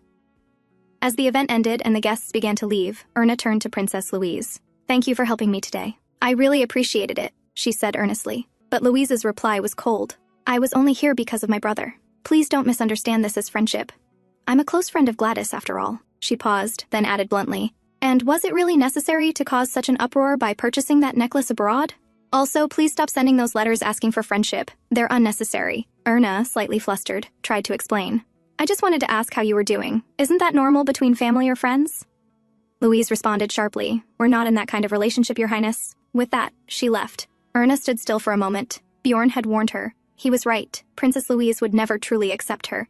Meanwhile, in another part of the palace, Bjorn was reading a report he had ordered long ago. It was regarding Walter Hardy, Erna's father. Ever since their wedding, even during their honeymoon, Bjorn had been quietly receiving updates. At first, Walter had kept a low profile, dabbling in minor investments. But, as time passed, he was growing bolder. Today's report confirmed it. Walter Hardy had begun using his son-in-law's name to attract investment funds. It was still in the early stages, but he had already lured in several people under the guise of having Bjorn's backing. His wife's extravagant public lifestyle only added to the credibility of his reports. Bjorn had predicted this when he decided to marry Erna, considering Walter Hardy's past. For now, he had no plans to interfere. But if Walter crossed the line, he'd be ready. The day had finally arrived for the portrait to be painted. Bjorn sat in the living area waiting for Erna, his gaze drifting to the trophy displayed on the shelf. It was the one he had drunkenly handed to her before their wedding. A pink ribbon was tied to it now. He chuckled to himself. Just a few days ago, it had a blue ribbon. He remembered asking her why she kept changing it. Her answer had been simple. There were too many identical trophies in the house, all won by him, so she'd marked hers to tell it apart. The reason had been so silly he'd laughed until his cheeks went numb. Now, seeing the pink ribbon, he had a feeling she was changing it to match the seasons. As he was lost in thought, the Archduchess Erna Dniester appeared, looking like an angel. Bjorn turned to take her in, but his eyes landed on her neck where a simple pearl necklace rested. "What about the necklace I gave you?" "Just thought, this one might suit today better," she answered hesitantly. "Is that so?" "I don't think so," Bjorn replied bluntly, glancing toward the maid in silent command. Erna had wanted to wear that necklace. It was precious to her, being the first gift from him. But she'd avoided it today, afraid it might make her appear flashy and extravagant. She didn't want to be seen as a shallow archduchess. Soon, Lisa returned with the necklace. Bjorn took it from her and, without another word, fastened it around Erna's neck himself. "Now it's perfect," he said quietly. Downstairs, Pavel Lor arrived at the palace, taking in the grandeur of the royal residence. He hadn't wanted to come. But his master had insisted. Refusing a royal request was not an option. Of course, part of him had wanted to see Erna, to know how she was doing. But he knew seeing her again would only complicate things. While he stood deep in thought, the Archduke and Archduchess entered hand in hand. Without delay, Pavel began his work. As they posed for the portrait, he noticed Erna fidgeting nervously. "You can look up a little, Your Highness." Pavel guided gently. She tried, but remained awkward, just as he remembered. When they were younger, he had always known she'd make a beautiful model, but she would become rigid the moment she realized someone was painting her. That was why he'd always tried to capture her in nature, without her noticing. Bjorn adjusted her posture slightly, tilting her face just so, and helped position her hands. "Now we're ready, Mr. Lor," he said, looking straight at Pavel. "Ah, right," Pavel replied, slightly thrown off. It was rather bold of the prince to do things his own way, but he had to admit, Erna now looked like the ideal subject, just as he had imagined. And the prince, too, was a flawless model. He continued painting in silence for a long time. Eventually, he suggested a short break, noticing Erna growing tired from holding her posture for so long. Bjorn agreed, and Erna left the room to rest. While Pavel adjusted his materials, Bjorn lounged on the sofa nearby, swirling a drink in hand. "Cigar? Drink?" he offered casually. Pavel declined politely and returned to his work. A short while later, Bjorn stood and approached the easel, watching silently. Pavel stiffened slightly at the prince's sudden closeness. "No need to stop." "I'm just watching," Bjorn said, his voice calm but unreadable. Pavel continued painting, though the prince's presence weighed on him like a quiet pressure. Bjorn's eyes drifted to the side, toward the artist's supplies. There it was. The same paint box he had seen in the art store back in Philia. Before he could say anything, a maid entered. "Your Highness, the Archduchess has returned." When the portrait session ended, Pavel politely said his goodbye and took his leave. Erna stood there, frozen. There was so much she wanted to say, but not a single word came out. Later, Karen found her on the balcony, quietly nibbling on chocolate. "You shouldn't eat too many of those," Karen said gently. "It's not good for your health." "I didn't eat a lot," Erna replied, with a soft smile. Karen hesitated, then finally voiced what had been on her mind. "Your Highness, about the necklace. Please don't mind what people say." She knew the rumors. Everyone who'd been on their honeymoon trip knew that necklace was a gift from the prince, even if the Archduchess had begged her husband for it, which she hadn't. Why should she be criticized? If any other noble lady had received a jewel like that from her husband, it would have been celebrated. But because it belonged to Erna Dniester, people made a fuss. It bothered her, Karen admitted silently, because she remembered how troubled she was choosing that gift back then. Erna looked at her with innocent eyes. "Are you worried about me, Karen?" "Well," Karen faltered, not wanting to admit it outright. "Thank you, Karen." Erna smiled again, she meant it. It warmed her heart. When they returned downstairs, Mrs. Fitz approached. "Your Highness, about dinner tonight. Should I prepare something specific?" "I'll speak to Bjorn and let you know," Erna replied gently, but Mrs. Fitz hesitated. "Actually, the prince has already left. He said he might be late." The next day when Bjorn opened his eyes, it was already afternoon. Whenever he came home late, he avoided going to Erna's room, not wanting to disturb her sleep. Still, she always nagged him about it later. Sometimes, she even looked like she was going to cry. As he got out of bed, sipping his tea, a maid informed him that the Archduchess had gone out. He didn't react. There was no reason to worry. He couldn't say for sure what that artist felt for his wife, but he was certain of one thing. Pavel was nothing more than a friend to Erna. And she had given him that art box purely out of friendship, nothing more, because Bjorn knew this woman loved him. And yet, what was this feeling? Why this strange anxiety? Was it jealousy? He scoffed at the thought. Jealous? Of that artist? Wasn't that ridiculous? On the other side, Erna had arrived at Bjorn's grandmother's residence. She sat in the living area, playing with the cat. "I think I must take my leave now, grandmother," she said with a smile. Duchess Arsène sat across from her, still wondering how long this girl planned to keep this up. She had first come to visit just after the honeymoon, but the Duchess had refused to meet her. She still resented her grandson for becoming such a disgrace after divorcing Gladys, and his new wife was just a reminder of that, so she didn't want to see Erna. That day, Erna had sat in the waiting room for 2 hours, then left, leaving behind a gift in the hall. The Duchess had heard the rumors that the prince's new wife was a girl who enjoyed luxury, so naturally she assumed it would be something expensive, a bribe to win her favor. But when she opened the box, she was stunned. Simple items, a pair of indoor slippers, a shawl, a modest brooch, even a tiny cushion for her cat, utterly confusing. Was this girl trying to play some trick? Then she heard that Erna had given Bjorn's father a reading desk, and his mother a pair of flower scissors, not jewels, not imported perfumes. Had she forgotten that her husband's parents were the king and queen? She'd even gifted Leonid a glass strap. That made the Duchess laugh out loud, and that's when she decided to meet this peculiar, pure-looking Archduchess during her next visit. "I'll be direct," the Duchess had said that first time. "What's your purpose in visiting?" Erna answered honestly. "Bjorn's birthday is coming soon. I came to invite you, grandmother." "You do know I haven't seen your husband in years?" the Duchess said coldly. "Yes," Erna replied, still calm. "That's why I want to give this to him. It will be my first gift to him." "Did your husband put you up to this?" she asked, her voice sharp. No, please keep this a secret from him," Erna said quickly. "It's supposed to be a surprise." The Duchess had meant to argue further, but Erna's bright smile somehow took all the fight out of her. And so, it had been 2 months now. Erna came every Wednesday. When the Duchess refused to see her, she would simply sit and play with the cat for a while, then quietly leave. And whenever she was allowed to sit with her, Erna would talk, mostly about useless things. But most of it was always about her husband. It seemed Bjorn had chosen an annoyingly persistent wife. Even after being told point-blank not to come again, she would just smile and say, "Then I'll see you next week, Grandma," and walk out as if nothing happened. When Erna arrived home, she wished she could have stayed out longer. After everything that happened, from last night to this morning, she didn't want to see Bjorn, not yet. As she stepped into the entrance, Mrs. Fitz informed her, "His Highness is waiting for you." Without a word, Erna followed the path to the dining room.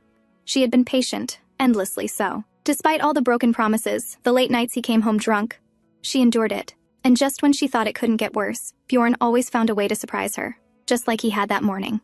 He had come home late, clearly drunk. Erna was still waiting at the entrance and asked softly, "Can you be a little more reliable as a husband?" Bjorn leaned in close. "Erna, what do you think you married? A saint?" he scoffed. "You married a sinner, so don't expect something I'm not." "That's not what I meant," she tried to explain, but he cut her off. "Since you married a man like me, shouldn't you love him anyway? Isn't that a wife's duty?" he said as he walked past, running a hand through his hair. When he reached his bedroom door, Erna reminded him gently, "Bjorn, we promised to sleep in the same bed." Bjorn paused.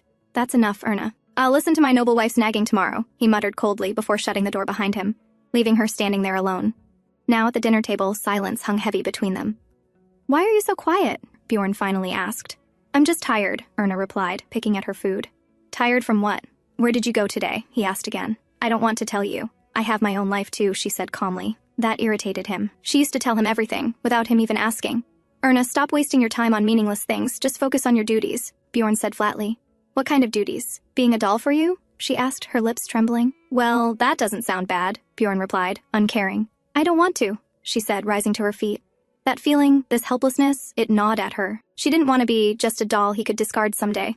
"I'll do my best in my own way," she added quietly. Bjorn had said those hurtful things on purpose. They gave him a twisted reassurance, proof that he still held her heart. It was a cruel, secret pleasure. "Sit down and finish your meal," he said sternly. But this time, Erna didn't back down. She wiped her tears and said, "No. I have those meaningless things you mentioned to attend to." With that, she turned and left the table. A maid stepped forward and placed the final dessert on the table. "Take it away," Bjorn said coldly, his voice dark. After dinner, Bjorn sat in his study, going over his papers when Mrs. Fitz entered. "Do you have something to say?" he asked without looking up. "No, I just came to check on you. Though I find it amusing to see that even your highness has marital quarrels," she said, bowing slightly. Bjorn let out a short laugh. "That wasn't a fight," he replied, thinking one kiss would be enough to make Erna smile at him again. "Your highness is a good person," Mrs. Fitz said sincerely. "I know," Bjorn said casually, standing up and heading toward Erna's room. Mrs. Fitz watched him go. She had served him most of her life. His first marriage had appeared flawless from the outside. But was it really? Watching him now, she saw a different side of him, one she had never witnessed before. Perhaps this was the real Prince Bjorn, the version that didn't exist in his past marriage. But whatever the truth was, she knew better than to voice it. If the prince had made a decision, he would hide the truth behind it, no matter what. Bjorn now stood before his wife's room and knocked a few times, but the voice from inside made him pause. "Please leave." Bjorn's eyes widened. He immediately reached for the doorknob, but it was locked. "Open the door, Erna," he said firmly. "No," came the reply, sharper than he expected. "The price to get into my bed is expensive." Bjorn blinked. "What?" "I'm telling you," Erna said, voice muffled but clear. "My bed isn't a place you can just crawl into whenever you want, and then leave like nothing happened." Bjorn stood frozen. Did this little deer of his just throw a tantrum? He started banging on the door, irritated. "Erna, open the door. You better open it right now." Servants nearby watched in stunned silence as the prince pounded on the door to the Archduchess's room. But no answer came. Bjorn's anger boiled over. "Do you think I can't get in if you don't open the door?" he roared like a wolf. All the servants froze in place, terrified. Was the prince really going to break the door down? They murmured nervously among themselves, holding their breath. And as expected, Bjorn stormed forward to do just that. But the staff rushed to hold him back. "Your Highness, please calm down," they pleaded. "Do you think I'll lose something from this?" Bjorn snapped furiously. "Well, I don't lose anything either," came Erna's voice from inside. "So please, just go away. I don't want to see you." The servants gasped quietly, their eyes wide with fear, silently praying for Erna to stop provoking him. Erna didn't stop there. "I've locked the door connecting our bedrooms too, so don't bother trying to come through there." Bjorn's fury flared. Has she gone mad, he thought? Did I raise a crazy deer? "If you don't come out right now, you'll never see me again," he threatened. But the reply that came from behind the door left the staff struggling to suppress their laughter. "Thank you for being considerate, Your Highness," Erna snapped back. "But if you need a doll, ask your nanny to find you one. A pretty one, just the way you like it."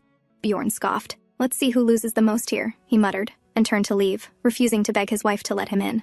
And so, the fight continued. As he turned away, the staff quickly scattered in all directions, afraid of the prince's simmering rage. "Congratulations on your first marital quarrel, Your Highness," Mrs. Fitz said calmly, standing unbothered. "And if you really do need a doll, do let me know."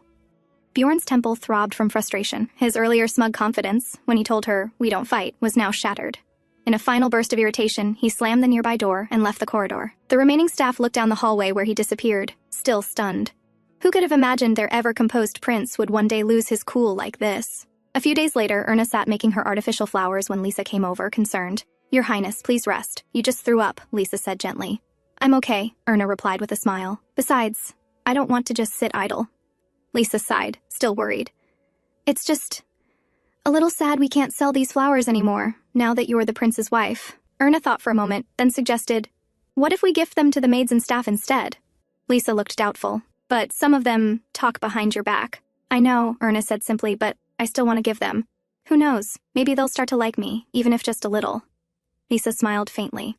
"Would you give one to His Highness too?" "No, of course not," Erna huffed. But the truth was, she had started the fight out of anger. But the way it turned out wasn't what she wanted.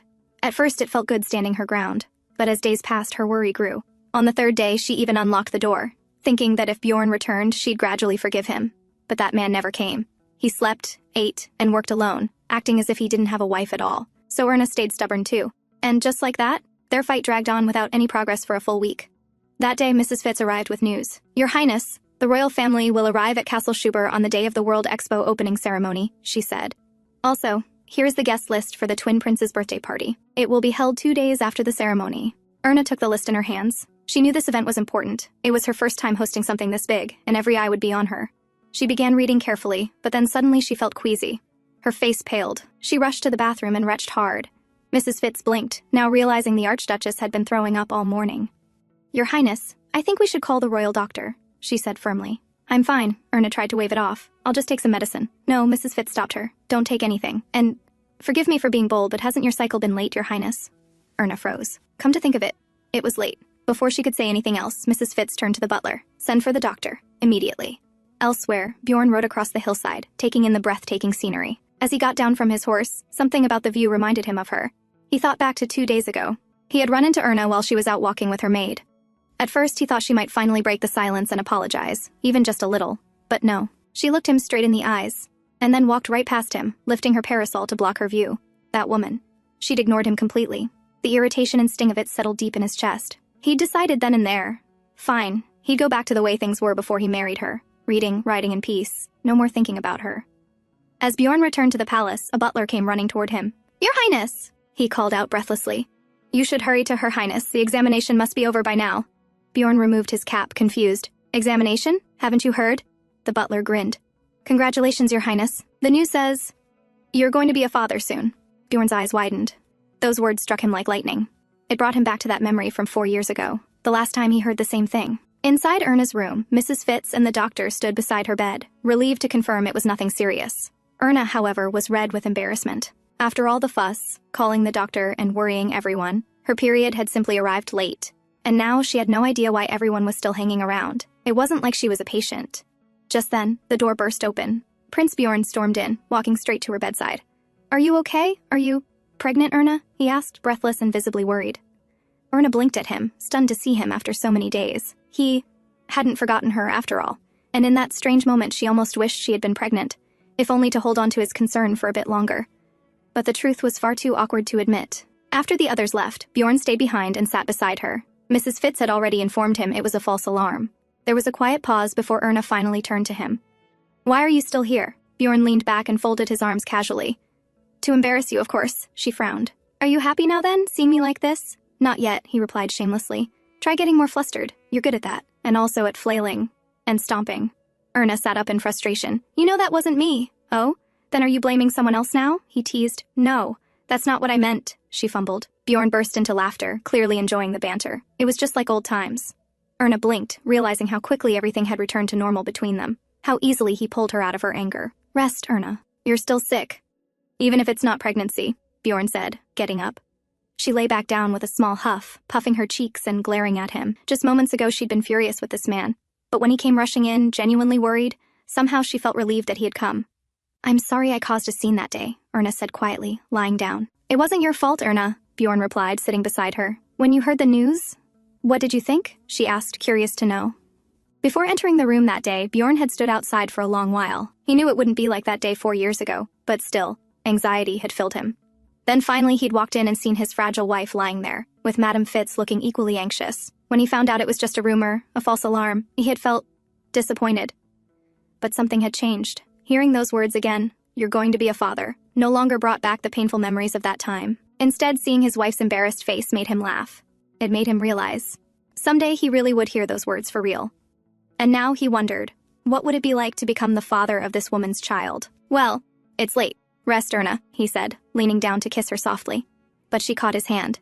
"You're leaving?" she asked. "You said the price of getting in your bed is expensive," Bjorn replied calmly. "That's true, but, well, you're rich," she muttered hesitantly. He chuckled and sat on the bed beside her. "Then, will you stay?" she asked, watching him. But Bjorn wasn't looking at her face. His eyes had wandered lower. "Only if you let me touch that," he said shamelessly, eyes on her chest. Erna's cheeks turned red as she slapped his hand. "Stop teasing me!" The next morning, Bjorn awoke in her bed, finally. But the space beside him was empty. As expected, he found her in the garden. Ever since summer began, Erna had taken morning walks, and that white dress she chose today? He thought it was an excellent choice. Just like that, the small incident passed, and peace returned to Bjorn's world again. The next day, Bjorn handed Erna a passbook for her newly opened bank account. Her eyes widened in anxiety. "Bjorn, the money I kept in my chocolate box, it's all gone?" Bjorn chuckled. "It's not gone, Erna. I just moved it. Your old chocolate box only keeps your money safe. But in my bank, your money grows." Her anxious face lit up. "It can grow?" she asked, her voice full of wonder. With interest, he confirmed. Beaming, Erna nodded seriously. "Then I'll keep this passbook inside the jar, so it stays extra safe." Bjorn raised an eyebrow. "You still using that old chocolate box?" "It was a gift from my grandfather on my 8th birthday," she said gently. "I promised him I'd keep smiling, always." Bjorn looked at her quietly. He knew parts of her past, but maybe not everything. Her father had left when she was 5. Her mother died before she turned 8, raised by poor grandparents. Yet she never lost that bright smile. That promise to her grandfather. She had kept it. "Shouldn't you go to work now?" Erna asked. Bjorn shrugged lazily. "I could take a break, since it seems you'll provide for us now by selling those flowers if I don't." "No, Bjorn.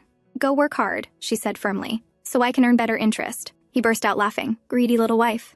She pushed him toward the door, and Bjorn thought to himself, he should definitely use this excuse more often. In bed, too. Later, Erna visited Bjorn's grandmother. "I heard you and Bjorn had your first fight," Duchess Arsene said, reading her book. "Yes," Erna nodded. "But I won." The Duchess raised a brow. "You? You won against that boy?"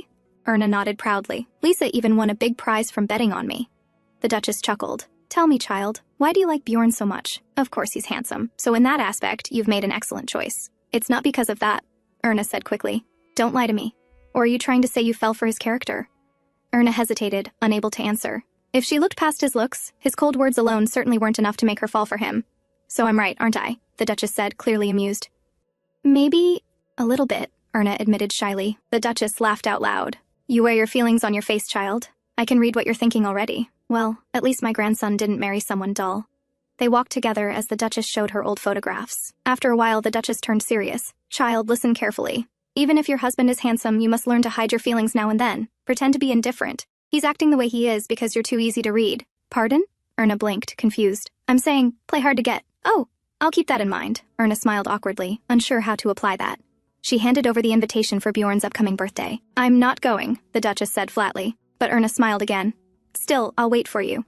With that, she adjusted her hat and politely took her leave. 2 days before the World Expo event, royal families began arriving at the Schubert Palace. Erna welcomed them all gracefully, and as she sat observing each member, she realized how much they resembled one another in subtle ways. There was Prince Christian and Princess Greta, Bjorn's younger siblings, and even Princess Louise's daughter, who bore a striking resemblance to both her mother and Bjorn. Meanwhile, Bjorn had joined his twin brother, Crown Prince Leonid, at the pool table. Our father seems to approve of your wife, Leonid remarked, lining up his shot. He actually uses the gift she gave him. Bjorn recalled that their mother had also praised Erna's gift. Though it hadn't been his intention to seek their approval, he was glad because it had made Erna happy. Archduchess seems like a good person, Leonid added. But didn't you once say you didn't like Her Highness? That's because I didn't know her then, Bjorn replied casually. Then why don't you try being a good husband too? Leonid asked, making his point clear. What are you talking about? I'm actually a pretty good husband, Bjorn said with his usual overconfidence. Leonid raised a brow and smirked. He didn't argue, just scoffed quietly to himself. A good husband? That was debatable. On the day of the World Expo event, Erna and Bjorn arrived in an open carriage. Bjorn led her up to the stage where the entire royal family was already gathered. Erna glanced around. Leonid, Louise, Greta.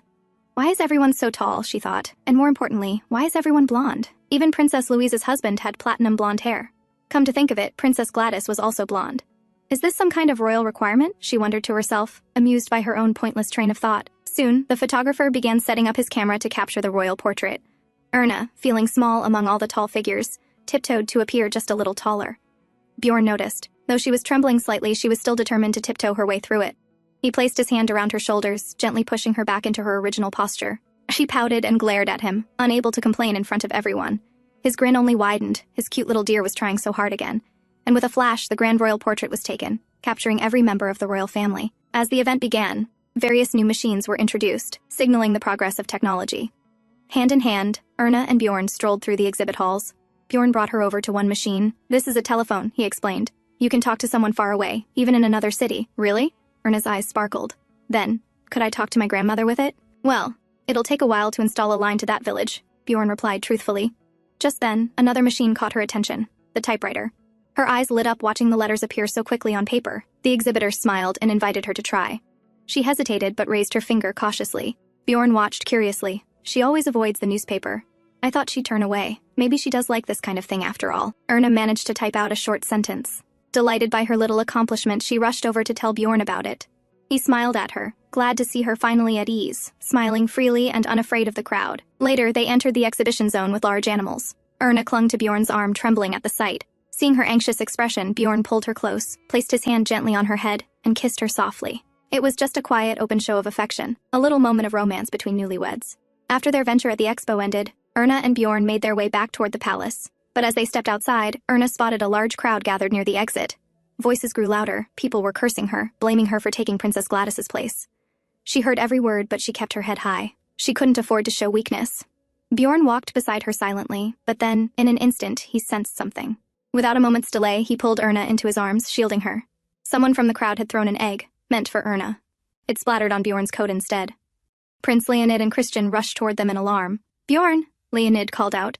Erna stood frozen in shock, unable to process what had just happened.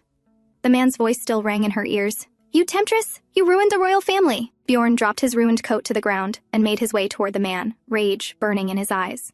But Leonid caught him by the arm just in time. Bjorn, stop. There are people watching, he warned. Bjorn didn't hear a word. That was until Lisa's scream cut through the crowd.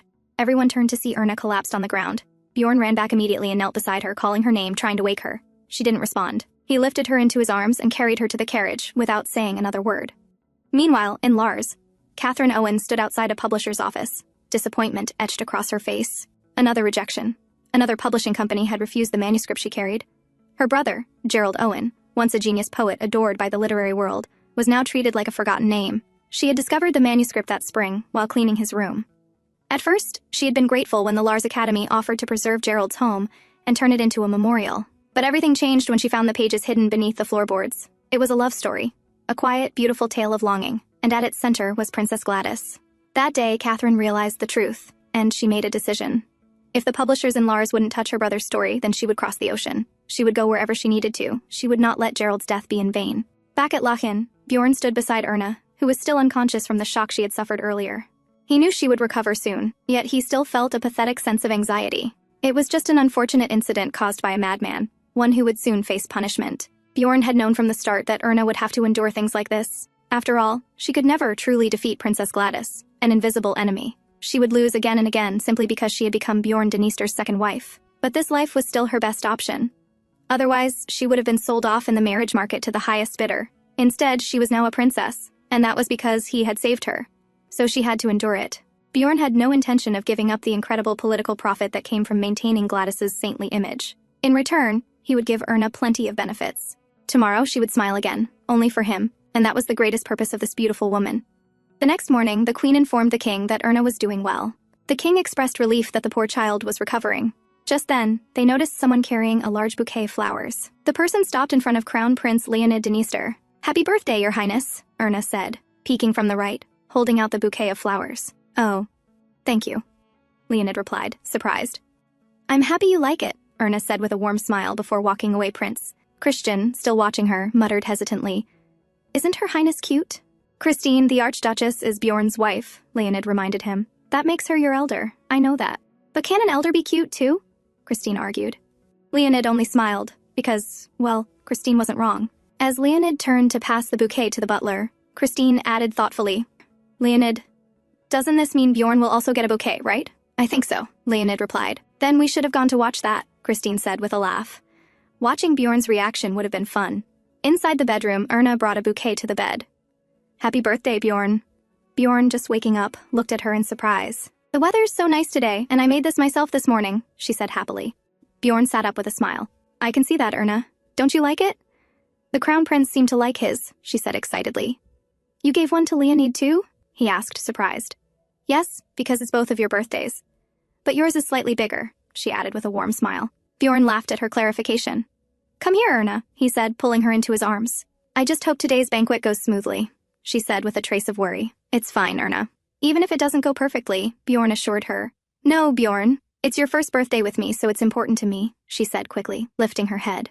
Bjorn stared at her, taken aback by her reaction. The memory of her first birthday came to mind. How could he forget? All the firsts were important to her. Overwhelmed by the feeling, he pressed a kiss to her lips. She looked startled at first, but soon smiled, her love for him shining clearly in her eyes. It reassured him. Erna would always return to being herself, and as long as she stayed that way, peace in their lives would remain. That evening, the banquet for the prince's birthday was prepared, guests filling the hall. Erna's eyes, however, stayed fixed on the door, waiting for one particular guest, the gift she had prepared for her husband. Mrs. Fitz suggested she change the seating arrangements since it was nearly time to begin. But Erna insisted on waiting a little longer. Finally, the guest she awaited arrived. Duchess Arsene stepped into her grandson's birthday banquet for the first time in years. Shock rippled through the hall. Leonid, his sister, and especially Bjorn himself. Whispers spread, wondering if the Duchess had finally forgiven the prince. Erna walked up to greet her, but the Duchess's brows furrowed. "I only came to check on you after hearing about some lunatic attacking you.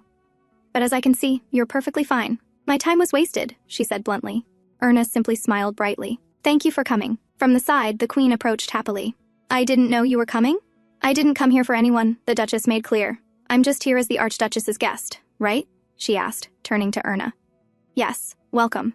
I'm happy you came," Erna replied with gratitude. The day news spread of Prince Bjorn committing adultery and seeking divorce from Princess Gladys. Duchess Arsene had been so furious she slapped her grandson, a moment still talked about in town to this day. That same day, she announced she would never speak to Bjorn again. She had kept that promise. Until now. Bjorn glanced at his grandmother, who was now seated beside him. "This is how I am, grandmother. You have to accept it," he had told her back then. Duchess Arsene had been so hurt, tears streaming down her face in utter disappointment. Seeing those tears had been the hardest part for Bjorn to endure, but deep down, he knew. No matter how many times he went back in time, he would have made the same choice. "I can see you've gained quite a few more wrinkles," Bjorn remarked, attempting to start a conversation. "I'm impressed you have the nerve to say that, when this is the first time. We've spoken in years." The Duchess shot back with matching sarcasm. And with that, the prince's birthday dinner came to a close. After the meal, the queen praised Erna's efforts and congratulated her on the party's success. Overwhelmed, she even said she felt indebted to the Archduchess. Erna quickly waved her hands, saying she had only done what she should, though. Meeting Duchess Arsène had almost felt like meeting her own grandmother. The queen noticed the warmth in Erna's voice and realized how much she must miss her real grandmother, whom she hadn't seen in 6 months. Knowing the Baroness would never visit, as this was her granddaughter's husband. His home. The queen suggested Erna visit the Varden residence with Bjorn. Erna's face lit up with a bright smile as she thanked the queen wholeheartedly. The queen, however, couldn't help but feel conflicted. She knew this naive child had suffered much in marriage because of Gladys, yet, as a mother, she selfishly hoped Erna would continue to endure and remain by Bjorn's side. Later, as Erna was about to leave, Viscount Hardy, her father, approached. Before he could make her uncomfortable, a voice called from behind. Erna. It was Bjorn. Seeing him, Erna instinctively moved behind him, seeking cover. I'm just here to have a nice chat with my daughter, her father explained, holding a cigar. The smoke made Erna cough. Bjorn's eyes shifted to the Viscount. I see. But unfortunately, we'll have to postpone this conversation. As you can see, my wife isn't feeling well, he said firmly. The Viscount kept staring, but Bjorn turned and led Erna away. He knew exactly how cunning the man was, but for now, he let it go. After all, it was only because of this man's greed that Erna had become his wife. For that alone, Bjorn could forgive him. For now. Bjorn, the queen said we can visit my grandmother. Would you come with me? Erna asked hopefully. Is that what you want? He asked. Yes. I won't take too much of your time, she promised. All right, he replied, pulling her into a kiss. That feeling, knowing she couldn't refuse him and that he was her king, was enough to satisfy him. Having this one woman was an unusual, but fulfilling joy. On their way to Buford, Erna's voice rang through the carriage. We're almost there. Bjorn just kept looking at her. She had said it more than once already, but she looked so cute in her excitement that he almost wanted to believe her. The road to Buford was long and rough, making it impossible for him to even take a nap, but at last, they arrived. Upon seeing her grandmother, Erna ran straight into her arms. You're acting so unladylike, Erna, her grandmother chided gently. The sight made Bjorn feel like the villain responsible for their long separation, which, in part, was true. Apologies for being rude earlier, and thank you so much, Your Highness, for coming all the way to see this old woman, Baroness Varden greeted warmly. Thank you for welcoming me, Bjorn replied respectfully, noting the resemblance between the two women. A maid led them to Erna's room, suggesting they switch to a larger one since the bed was small. It's fine, Bjorn said with a smirk. If anything, I'll have my wife sleep on top of me. Bjorn, don't joke like that, Erna shouted, and the maid hurried away in embarrassment. But I meant it, he added firmly. Later, as they stood by the window, Erna said she would take him to her secret spot in the valley. She also thanked him for coming and for saving the house, arranging everything so perfectly. Bjorn only smiled, knowing she shouldn't be thanking him. His mother had managed all the arrangements, while he had simply provided the funds. His eyes drifted to the photo frames on the table. Is that you? He asked. Yes, and this is my mother, Erna said, picking up one frame. Bjorn was taken aback. Her mother looked almost exactly like her, except for the hair color. Another picture, a rough sketch from her young adulthood, was clearly drawn by Pavan Lore. Even without being an artist, Bjorn could see the feelings behind the drawing. Yet Erna still called him a friend. Naive, he thought with a smirk. When Erna began preparing her nightclothes, she asked Bjorn to turn around so she could change. No, he replied, arms crossed. Erna sighed, but began loosening her gown anyway. She knew she couldn't win against him in this matter. His sharp eyes followed every movement. He had seen her bare countless times, and yet, why did he still react this way? If he could draw, he would have captured this moment on canvas. A wolf's howl broke the silence. Bjorn went to the window, and Erna followed. That must be your friends, she said, lightly joking. Don't worry, they won't come here. In this season, they have plenty to eat. And if they do get close, you can subdue them with a blank shot. There's a gun in the study on the first floor. You know how to shoot? Bjorn asked, surprised. A little?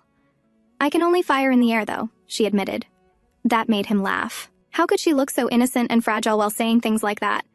In one swift motion, he pulled her into his arms. He had only come here thinking he was doing her a favor, but it was turning out to be far more fun than expected. Lying back on the bed with her still in his arms, he teased, Do you want to try subduing me too? Erna's cheeks flushed red. How can you say things like that? This is my childhood home, filled with precious memories. So, he replied, still teasing. I refuse to hear such things here, she said firmly. Before she could continue, he pulled her face close and silenced her with a kiss. The days in Buford were so peaceful that Erna started calling it the miracle of Buford, until reality caught up with her. One morning, she opened the bottom drawer and found a stack of newspapers.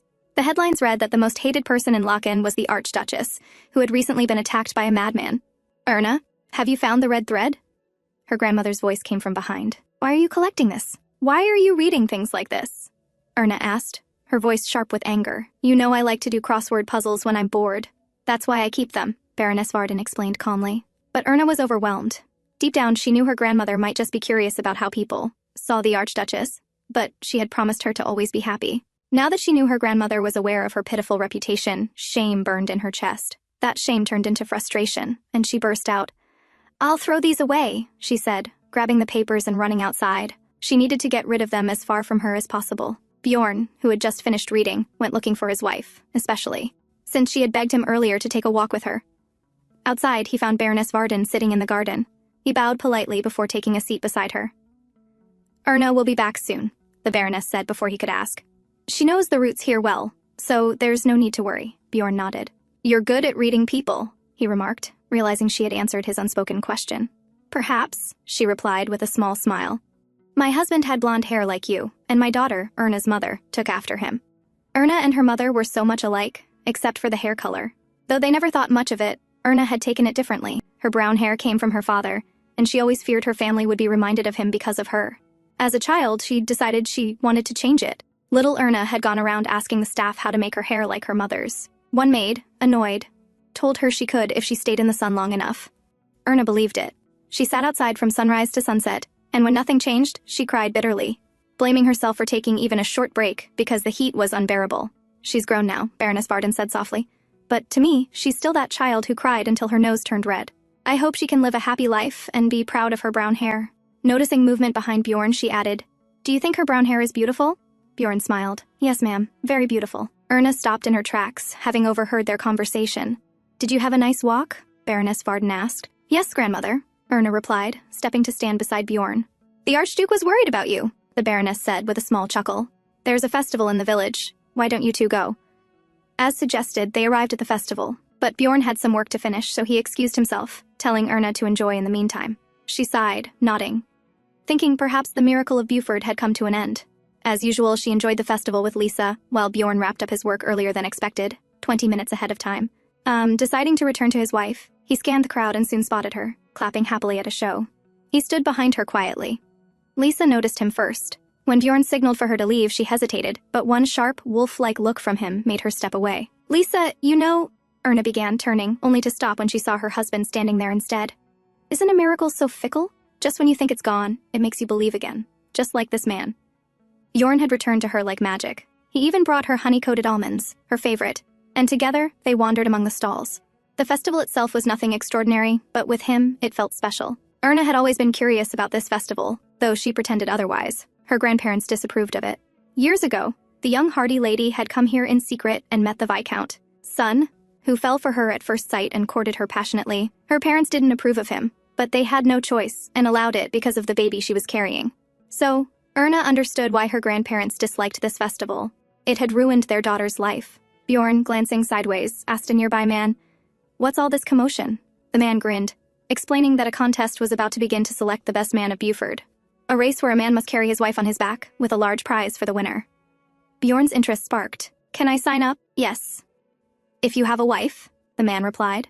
Bjorn extended his hand to Erna. Then, let's go, my wife. Erna, of course, had no desire to join, but found herself standing next to him anyway. One of the other contestants complained, saying Bjorn's wife was half the size of his own, and that Bjorn looked too young for it to be fair.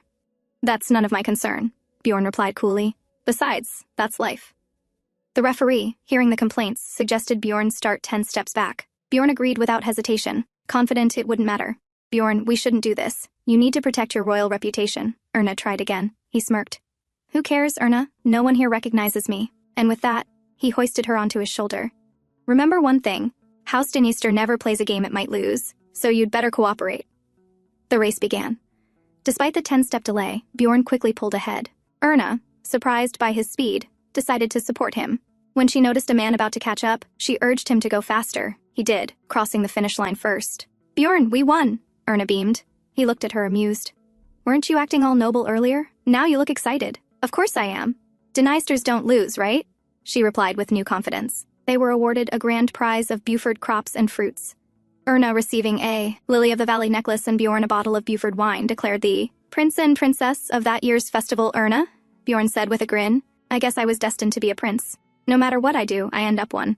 So shall we go, my princess? Erna nodded, smiling brightly. As they reached home, Baroness Varden welcomed them, asking if they had enjoyed the outing. Erna felt a little embarrassed, remembering her behavior that morning, how she had taken out her anger on her grandmother. I'm sorry, Grandma, for earlier, she said, hugging her tightly. Bjorn stood silently to the side, watching the scene. Baroness Varden knew it hadn't been the wisest choice to raise Erna hidden away in the countryside. But after what happened to her daughter, she had kept her protected. Now a small part of her regretted it. Had she raised Erna like other noble ladies, maybe her granddaughter wouldn't have to feel sadness like this. On a bright day, surrounded by tall, lush trees, Bjorn and Erna went for a picnic. While Bjorn lay back lazily, Erna wandered about, gathering lilies. She returned to sit beside him, raising her glass of wine to clink with his. It was a special day, their first anniversary since they had met. Erna drank, getting tipsy, mumbling about her favorite flowers. Bjorn glanced at the sky. Exactly 1 year ago, he had met this woman. Back then, he had thought she was a temptress with experience in luring men. How wrong he had been. Thank you, Bjorn. For marrying me, for saving me, Erna said, slightly drunk. It always reminds me how much I owe you. He looked at her. So simple, so naive. He had married her for those reasons, yet something was changing inside him. A strange, restless thirst. Erna poured herself another glass, wanting to toast again, but he snatched it from her hand. Erna, you're drunk, he said. She pouted, reaching for the bottle, but he was faster. Pulling her onto his chest as he leaned back against the cushions, he held it out of reach. I mean it, no more. Seeing no victory, she simply lay there against him. Bjorn, I understand why you drink. It feels nice. I like it. And I like you too, she murmured. Is that so? He asked. Yes. I hate you sometimes, but I like you a lot. Sometimes I wish I could keep you in a cookie jar. Bjorn laughed aloud at her innocent confession. By the way, Bjorn, do you think I've gained a lot of interest by now? On my money? She suddenly asked. Huh. Why so sudden? He thought, frowning. What would you do with it? He asked. First, I'll give you a gift. So, what would you like? Excluding money? Bjorn chuckled, turning toward her. If excluding money, that's difficult. Just think of one thing. In that case, you. If you wrap a ribbon around yourself, that's enough of a gift, he said with a smirk. Of course, you wouldn't be wearing anything else. At first, she thought it might be love. But no, it wasn't. Still, she felt oddly relieved. At least, he wanted her. You're so difficult.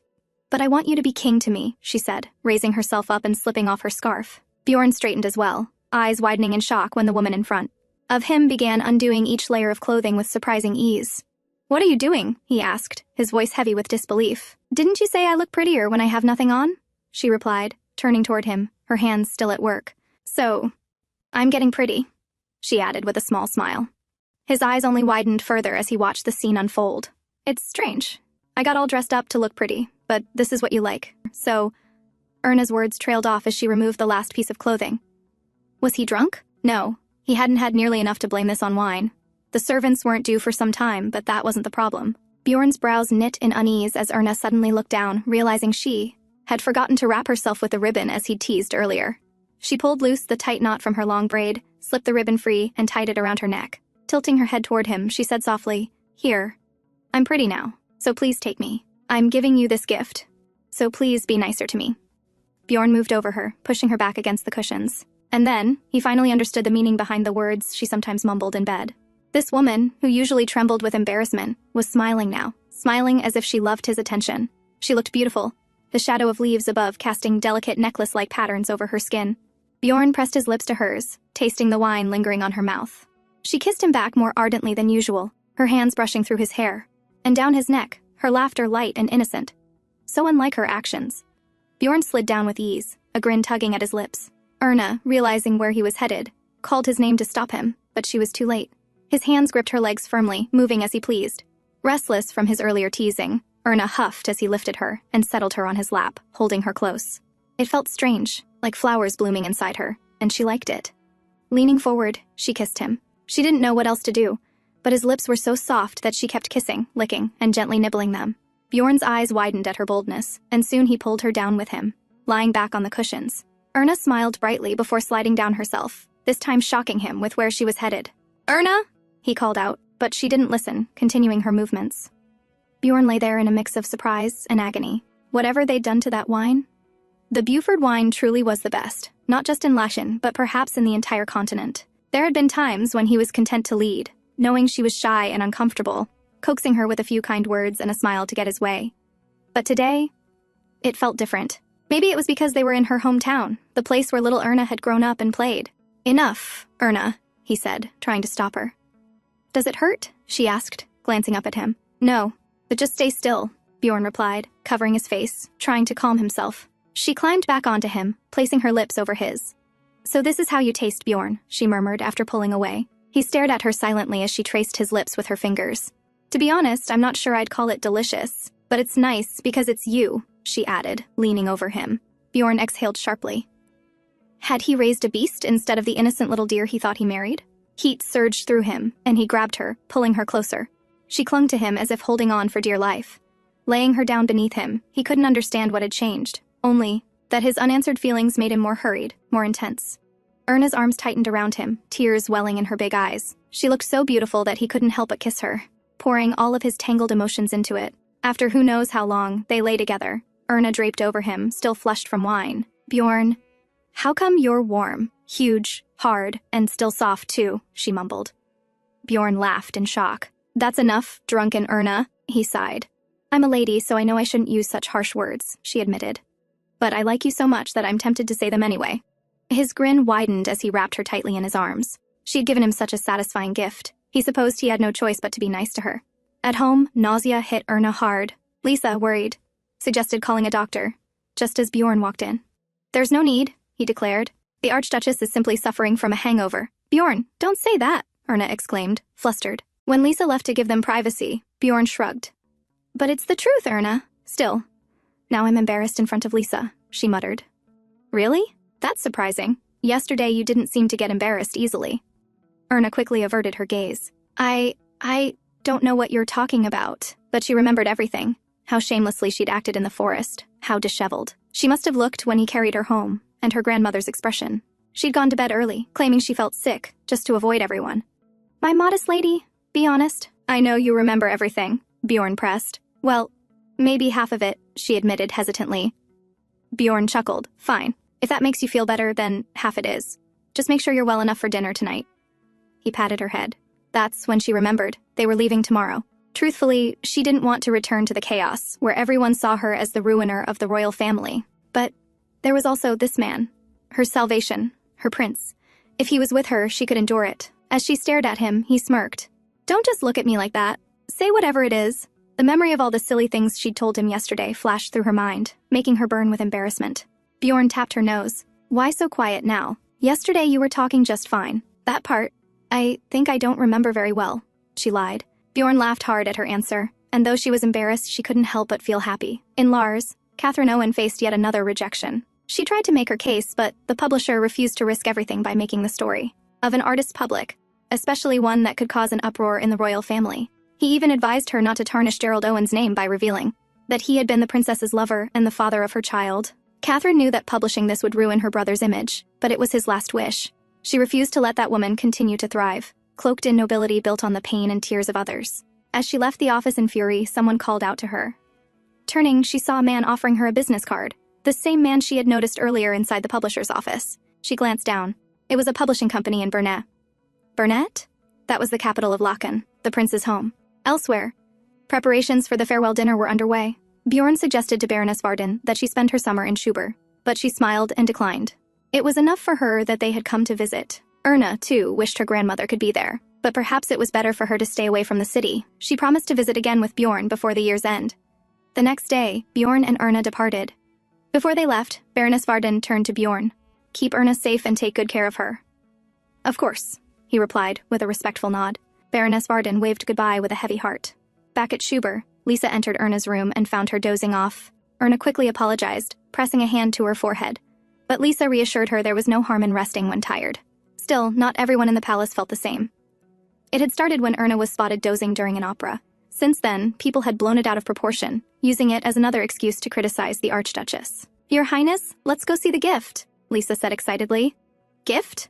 Erna asked in surprise. "Yes, His Highness purchased many items at the exhibition. You'll be shocked." Lisa led the way. "The same morning, Bjorn, wake up," Erna said, trying to rouse her husband, who had only just fallen asleep after coming home late from a night of poker.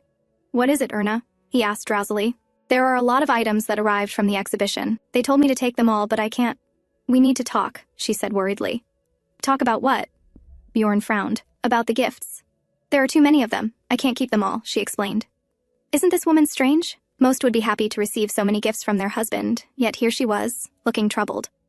Why? He asked, sitting up. Because, people, she muttered. Erna. People. He started, his tone sharpening, but he stopped himself. Then, with a straight face, he told her, They will say whatever they want, no matter what you do. I know that.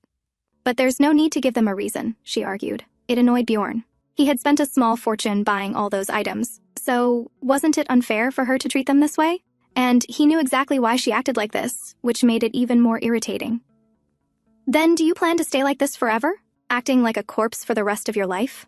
Even if you do, people will still badmouth you, he said, brushing his fingers over her cheek. He knew his words would sting, but she was the Archduchess and his second wife, destined to be painted as the villain. Don't let it get to you, Erna. The more you react, the more they'll bother you. Just let it go. Is your life also like that? She asked quietly. Yes, Erna. And you must endure it. Because you chose this, he replied sharply. Meanwhile, Mrs. Fitz, usually calm, had a headache. The sheer number of things Bjorn had purchased was overwhelming. It wouldn't be an exaggeration to say that nearly every item he had shown interest in was now in the mansion. That included a massive elephant statue, taller than a man, and even the typewriter Erna had once admired. But Bjorn! Why did you buy a giant elephant statue? Erna asked curiously. An elephant? Bjorn repeated in surprise. I bought something like that. As they were discussing it, a knock came at the door. A man entered, clearly carrying something important. Erna, sensing the seriousness, tried to leave. But Bjorn caught her by the waist. Yes, go ahead, Bjorn said, turning to the man. The man hesitantly handed him a report. Bjorn read it with deep focus. Is something wrong? Erna asked. No, he replied shortly, handing the report back. The man left quietly. Are you sure everything's okay? She asked, anxious. Yes, he said, pulling her close and kissing her fiercely. He wasn't lying. Everything was okay for now. But Walter Hardy was still in control, and the day was coming when Bjorn would have to put a stop to it. And when that time came, it would require a lot of unpleasant, dirty work to get it done. At Fairbank, the man apologized, explaining there was nothing more he could do. Walter Hardy sat in front of him, stunned, his voice rising in fury. Have you forgotten who I am? I'm Prince Bjorn's father-in-law. Who owns this bank? The man nodded calmly. I'm well aware, sir, but it was His Highness himself who decided on this matter. You don't have solid collateral. The color drained from Walter Hardy's face. How can he ask for collateral when he has my daughter? He shouted. He couldn't believe it. How could the prince humiliate him like this? Storming out of the bank, he noticed how quickly the people who once tried to befriend him now avoided his eyes. Everything had been going smoothly, until Bjorn Dniester ruined it. And, for such a small amount of money compared to the worth of the bank, then a thought struck him. Could it be that Bjorn was losing interest in his second wife? She wasn't even pregnant yet, so it was entirely possible. Bursting into his home, he called for his wife. Didn't you give Erna the medicine? He demanded. His wife explained she had tried to slip it to Erna during the prince's birthday banquet, stressing how important it was to get pregnant and keep the prince's attention. But Erna had furiously told her never to speak of her husband that way. What else can I do? His wife sighed, sipping her tea. Walter's anger grew. She doesn't have much time before being thrown out. If happens, how will I get more money? He snapped. His wife then offered another idea. She had received several expensive gifts from nobles eager to get close to the Archduchess. For all the hatred she faced, there were still many who wanted her favor. One man in particular was desperate to make their acquaintance, and his wealth rivaled that of the highest nobles. That was enough to tempt Walter Hardy. At the palace, Bjorn returned to his room after freshening up and found Erna already asleep. She had always been diligent, but lately she'd been sleeping more. Lying beside her, he wondered how a woman like her could be the daughter of a man like Walter Hardy. The same woman who once wanted to change her hair color to avoid being associated with him. It didn't matter to him. She was his Erna, and he liked her natural brown hair most of all. He kissed her, and her eyes slowly opened. Bjorn, she murmured. Without answering, he moved on top of her, deepening his kisses. When his lips trailed to her neck, she moaned softly, more sensitive than usual. Not there, Bjorn, she whispered. Why? He asked, still kissing her. Because the dress I'm wearing for the picnic, she explained shyly. Amused at such a small worry, he respected it, trailing his kisses to places the dress would hide. Her soft moans filled the room. Maybe it was her slight fever making her feel warmer than usual, but he was going crazy, unable to move as freely as he wanted. Still, the look in her eyes and the sound of their heartbeat felt just as good as any pleasure. He loved everything about this woman. And maybe, he thought bitterly, God created a man like Walter Hardy just so she could end up in his arms. Pathetic as the thought was, it mingled with the pull of uncontrollable desire. Later, when Bjorn's eyes flew open, it was already the middle of the night. He blinked, slowly turning his head to the side, only to find the space beside him empty. In an instant, he sat up. Where could she have gone at this hour? The thought of her disappearing made him freeze for a moment. He knew she was somewhere in the palace. His worry was illogical, but a strange wave of anxiety spread through him. Throwing on his bathrobe, he stepped out and noticed light spilling from the reception hall. Pushing the door open, he found exactly what he expected. Erna sitting at the typewriter, surrounded by the gifts he'd given her. For a moment, he simply took in the sight. But then his brow furrowed. Was that ridiculous giant elephant behind her?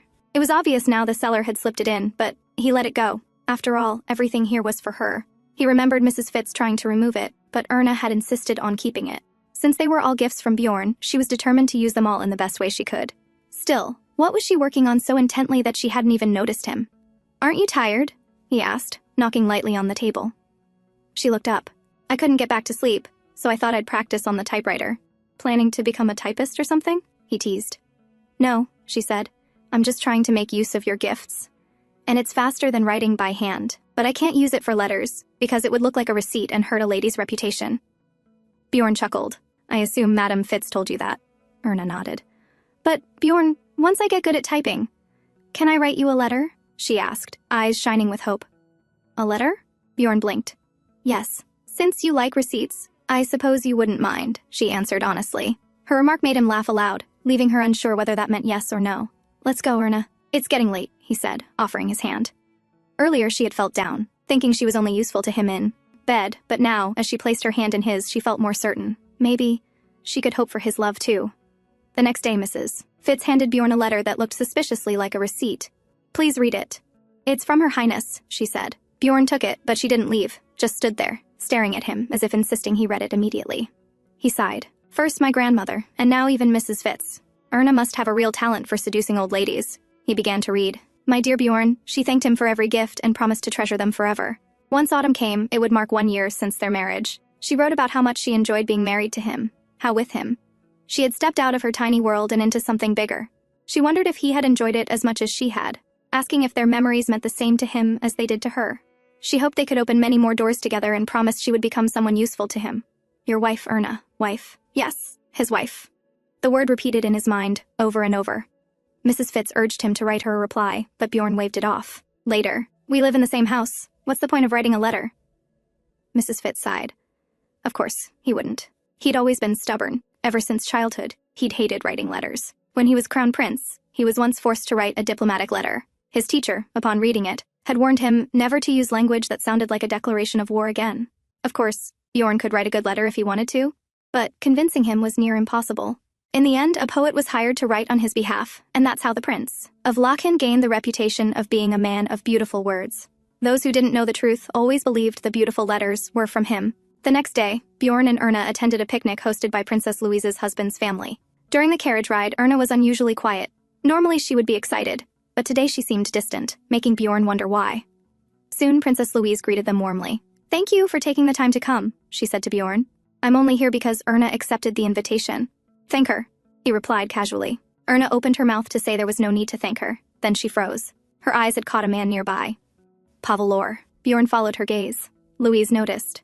"Oh, I invited him," she explained. "I saw how beautifully he painted the two of you, so I asked him to paint my child." Erna glanced at her husband. She remembered clearly, when their portrait had been painted, she realized the truth. Bjorn detested Pavel, and today, she was already feeling unwell from the journey, her stomach aching. Seeing Pavel only made it worse. As Erna sat there, feeling unwell, drowsiness slowly took over. She began to doze off, and of course, the surrounding ladies immediately started whispering. Princess Louise, sensing the murmurs, made an excuse on her behalf, saying her sister-in-law was simply too fragile and that they were all concerned. She stood to help Erna up, but before she could reach her, Bjorn stepped forward, offering Erna his hand and leading her away from the gossip. He took her behind the garden to a quiet, secure spot he had already set up so no one would disturb them. Erna worried about what others might think, but Bjorn, lying back lazily, told her not to care. She removed her cap but still felt guilty. Lately, she had been falling asleep in public far too often, embarrassing herself and him. Bjorn reached out, pulled her by the waist, and she lay beside him. It was comfortable. Looking at him, she realized she could now tell the difference between his polite mask of a smile and his real one. And this was real. She wanted to see it more often, but sleep overtook her, and she drifted off. Bjorn watched her, peaceful in slumber. Normally, she was always so worried about appearances. Was she unwell, he wonders? A man approached, calling the prince for an urgent matter. Bjorn signaled for silence, then placed a shawl over Erna before leaving with the messenger. The man explained it was about Walter Hardy, and that the lawyer wished to see him. When Erna's eyes opened, Bjorn was gone. She thought about going back, but without him, she didn't want to. She missed him. In the end, she decided to look for him. As she neared the river, she overheard men talking. "This season feels boring," one said. "Maybe because we don't have any lady like Miss Hardy this year," another replied. Miss Hardy. They meant her. "Yes, I'd love to start another bet, but unfortunately, there's no one like her now," one added. Erna recognized them, Bjorn's friends from the club, the same men who had once sent her letters trying to court her. "I still can't believe the great Bjorn won his second wife in a poker game," one said, making her freeze. "I'm sure he planned it. Played the handsome prince, rescuing a beauty every time she got in trouble. But we can't blame Miss Hardy. No one could beat him." Another laughed. Her legs felt heavy. "He's got so much money, yet he insists on winning every bet. Though in this one, after marrying her, he's probably spent more than he won. Guess he lost money in the end," one mused. "Oh, come on. He got a beautiful wife in return, so you can't say he lost. Besides, it benefited him. Now she's the public enemy, and his name's out of the gossip columns. He's calculated. He'd never do anything that brings him loss," another countered. Erna's eyes filled with tears. Her mind froze. No, it can't be true. She told herself she just needed to see Bjorn, and everything would be fine. Then someone called, "Oh, there's the prince." Bjorn walked up and joined the group. The men joked, asking for tips on how he always won. Bjorn grinned. "No tip will help you, unless the woman is blind enough to fall for you." It was the final blow. Erna's legs gave way and she collapsed onto the ground. So it was true. Everything they'd said was true. She was just a prize he'd won at a poker game.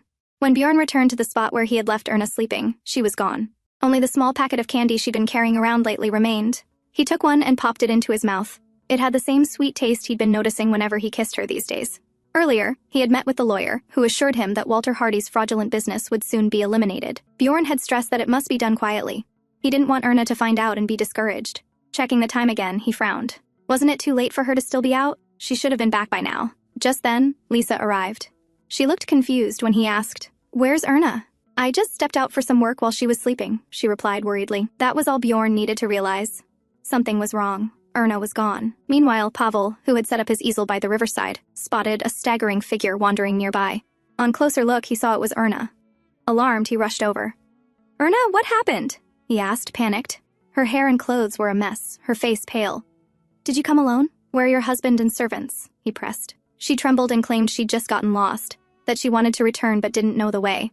Pavel could tell she wasn't telling the truth, but seeing her condition, he didn't push. Instead, he removed his jacket and draped it over her shoulders. "Sit here. I'll go get someone," he said. He knew if he returned to the party with her in this state, gossip would explode. As much as he wanted to help, he had to be careful. Elsewhere, Bjorn and his men were searching for Erna. Word had already spread. The Archduchess is missing. The ladies buzzed with talk until one pointed and said, "Look, over there!" All eyes turned to see the Archduchess. But who was the man beside her? Wasn't that the artist? Bjorn froze. All color drained from his face. "Erna," he called, his voice sharp enough to make those nearby tremble.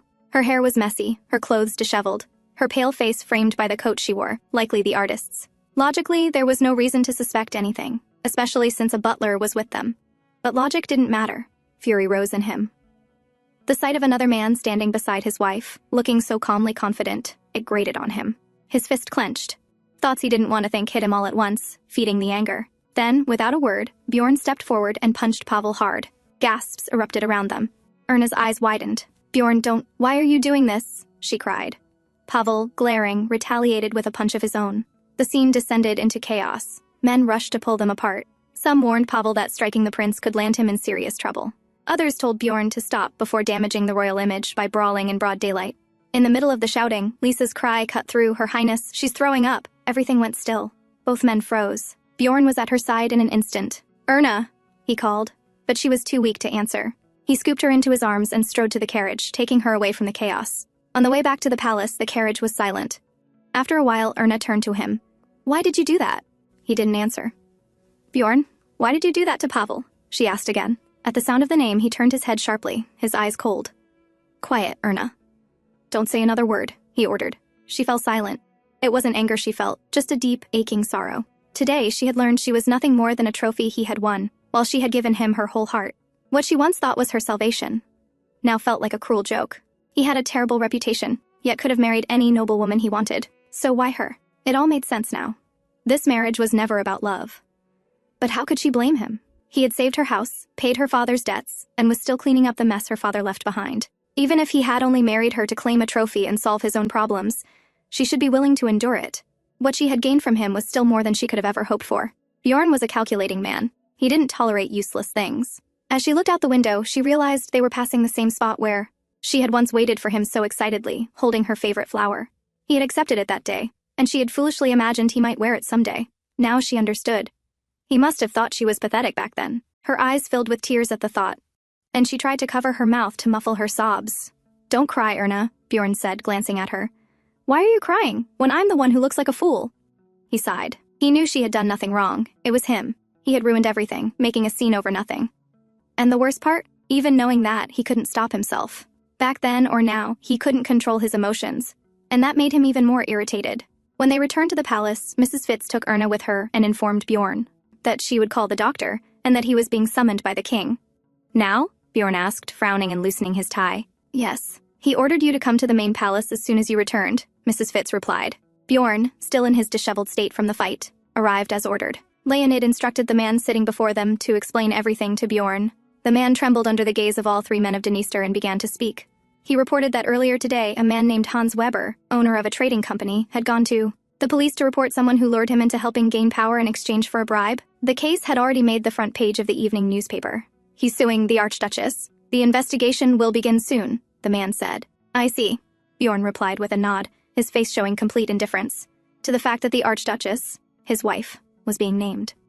Leonid's temper flared. "Bjorn, do you even understand the seriousness of this situation?" he shouted in frustration. "Once the matter is investigated, the real culprit will be caught," Bjorn answered calmly, already making his way out. "Bjorn?" Leonid called, trying to stop him. "Leo," Bjorn said, removing his brother's hand from his shoulder. "I've had a terrible day. Unless you want to fight me too, please, leave me alone." That made Leonid pause, wondering what could have happened to make Bjorn like this. When Bjorn returned to the palace, his first question was about Erna. Mrs. Fitz informed him she was still with the doctor, which confused him. Why was the doctor still here? "Congratulations, Your Highness," Mrs. Fitz said with a bright smile. "You're going to be a father soon." Bjorn froze in place, shocked by the unexpected good news. After the longest day of his life, it was the last thing he expected to hear. The news about the Archduchess's name being tied to the scam spread quickly throughout the mansion. The maids whispered in corners, ashamed to admit they served an Archduchess accused of fraud. Some murmured she was lucky, pregnant on the very day the article was released, while others pitied the prince, saying he couldn't abandon a pregnant wife. Yet there were also those who doubted him, pointing out he had once abandoned his previous wife, even after she bore his son. In the Archduchess's chambers, Mrs. Fitz gently reminded Erna to take care of her health as the doctor ordered. Erna obeyed silently, finishing every meal on time. In the past days, her pregnancy and her father's scandal had shaken the kingdom. Her own name had even been included in the lawsuit. That night, when she first learned she was pregnant, Bjorn came to her room. "I heard you're pregnant," he said, so indifferently that Erna didn't know how to respond at first. She only nodded. It was not the reaction she had expected. Bjorn looked at her quietly for a while, then gave her a customary smile. "Take a good rest, Erna," he said, before walking out. Her mind raced as she watched him leave. Did he only see her as a trophy, so the child didn't matter to him? Or was he still upset over the fight with Pavel? She sat staring at the closed door for a long time, hoping he would return. But he never did. Later, she learned the truth. Her father had scammed a man, forging letters in her name and even using the Archduke's seal. No wonder the victim believed it was her. Shame burned in her chest. Her father's greed had dragged the royal family through the mud. Yes, in time the investigation would prove her innocent, but no one could deny the scammer was still the Archduchess's own blood. "I was a fool," she thought bitterly, even craving Bjorn's love, forgetting my reality. Lisa entered the room. "Your Highness, you have visitors," she announced. Erna's hands trembled. She already knew who they were. The police had come for the investigation, just as Bjorn had warned. Elsewhere, the advocate watched the man everyone called mad, the prince himself. Bjorn had personally selected the best royal lawyers to build a defense. The advocate had advised it wasn't necessary, but the prince refused to listen. Public anger was fierce. They demanded the Archduchess appear at the police station for questioning. To them, she had disgraced the royal family. But Bjorn stood firm, unmoving. His wife was fragile in her first trimester, and the doctor had ordered strict rest. "If you summon her to the station," he told them, "then you must take full responsibility for whatever happens to the child in her womb." That defiance only enraged the public more. They criticized him. Why treasure this scamming Archduchess when he had once cast aside Princess Gladys and their son? But Bjorn ignored it all, pressing his legal team harder. In the end, the madman won. The Archduchess might be under fire, but the child she carried was the Archduke's child, the king's grandchild. Bjorn had forced the matter his way despite the storm of criticism. The advocate still remembered the order that left them all stunned. Follow the law. Do not spare Walter Hardy, just because he's my father-in-law. And most importantly, protect my wife. Make sure she never has to leave this mansion. That is my only demand. The man was left utterly confused. The prince was fighting so fiercely to prove his wife's innocence. It didn't seem like he planned to divorce her, yet he was ready to abandon her family completely. What were his true intentions? No one could understand. Walter Hardy sat in the police station, still utterly confused. He could not believe it. The man sitting across from him, upright and composed, had truly sent his wife's father to prison. You don't look as bad as I expected, Bjorn said with a smirk. 4 days ago, the police had come to Hardy's house with an arrest order. He had tried to resist, to make a scene, but it was useless. The Archduchess was declared another victim, and Walter Hardy found himself behind bars. He had known he couldn't hide behind his daughter forever, but how could the prince treat his father-in-law this way? How can you do this to me? Walter Hardy demanded. Bjorn's smirk deepened, his lips curving in mockery. You framed your own daughter, and yet you have the nerve to ask me that? Walter Hardy flinched.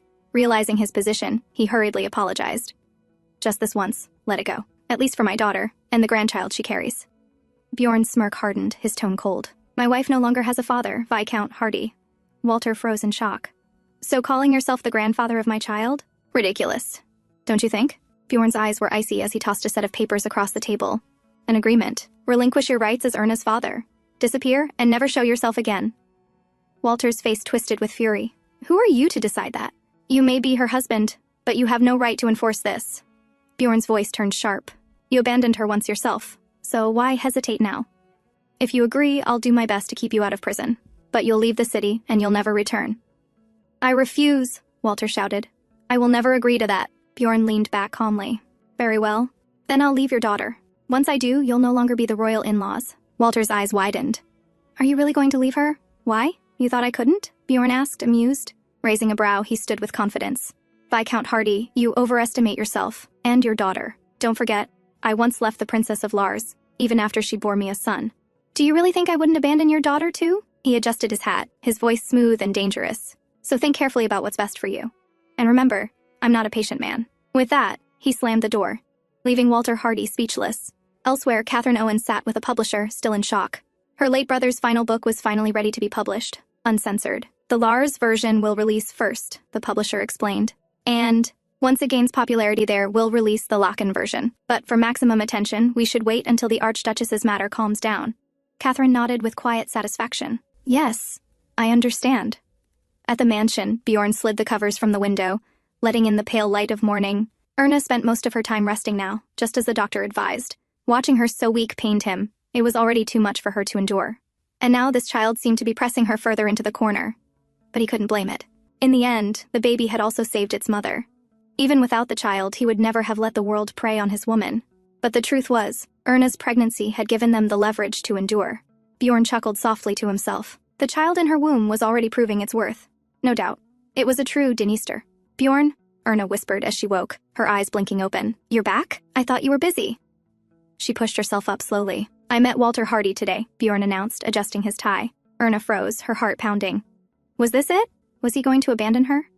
But then his words came, calm, deliberate. Erna, you no longer have a father. The name Hardy will be erased from your life completely.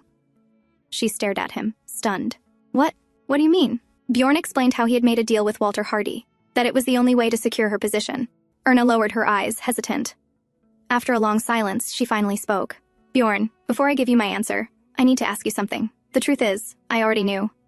Knew what? Bjorn asked flatly. The reason why you married me, she whispered. That bet? I know everything. Bjorn didn't answer. He only looked at her, calm as ever. I was the trophy you won with your friends, she continued, her voice trembling but steady. That's why you began seeing me. Why you married me. You didn't want to be tied to Princess Gladys, didn't want the public talking. And then you found me, a woman who could be your shield.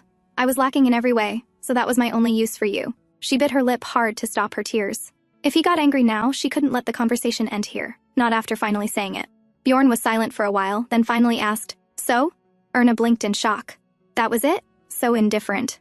As if it wasn't even worth hiding from her. Would he have made the same decision if she wasn't pregnant? The thought made her stomach twist, but she couldn't falter now. What I mean, she said carefully, is that right now, I have no use for you. And your life has only become more complicated because of me. So if you feel that way, then I will stop being greedy, stop coveting this position, or yearning for your love.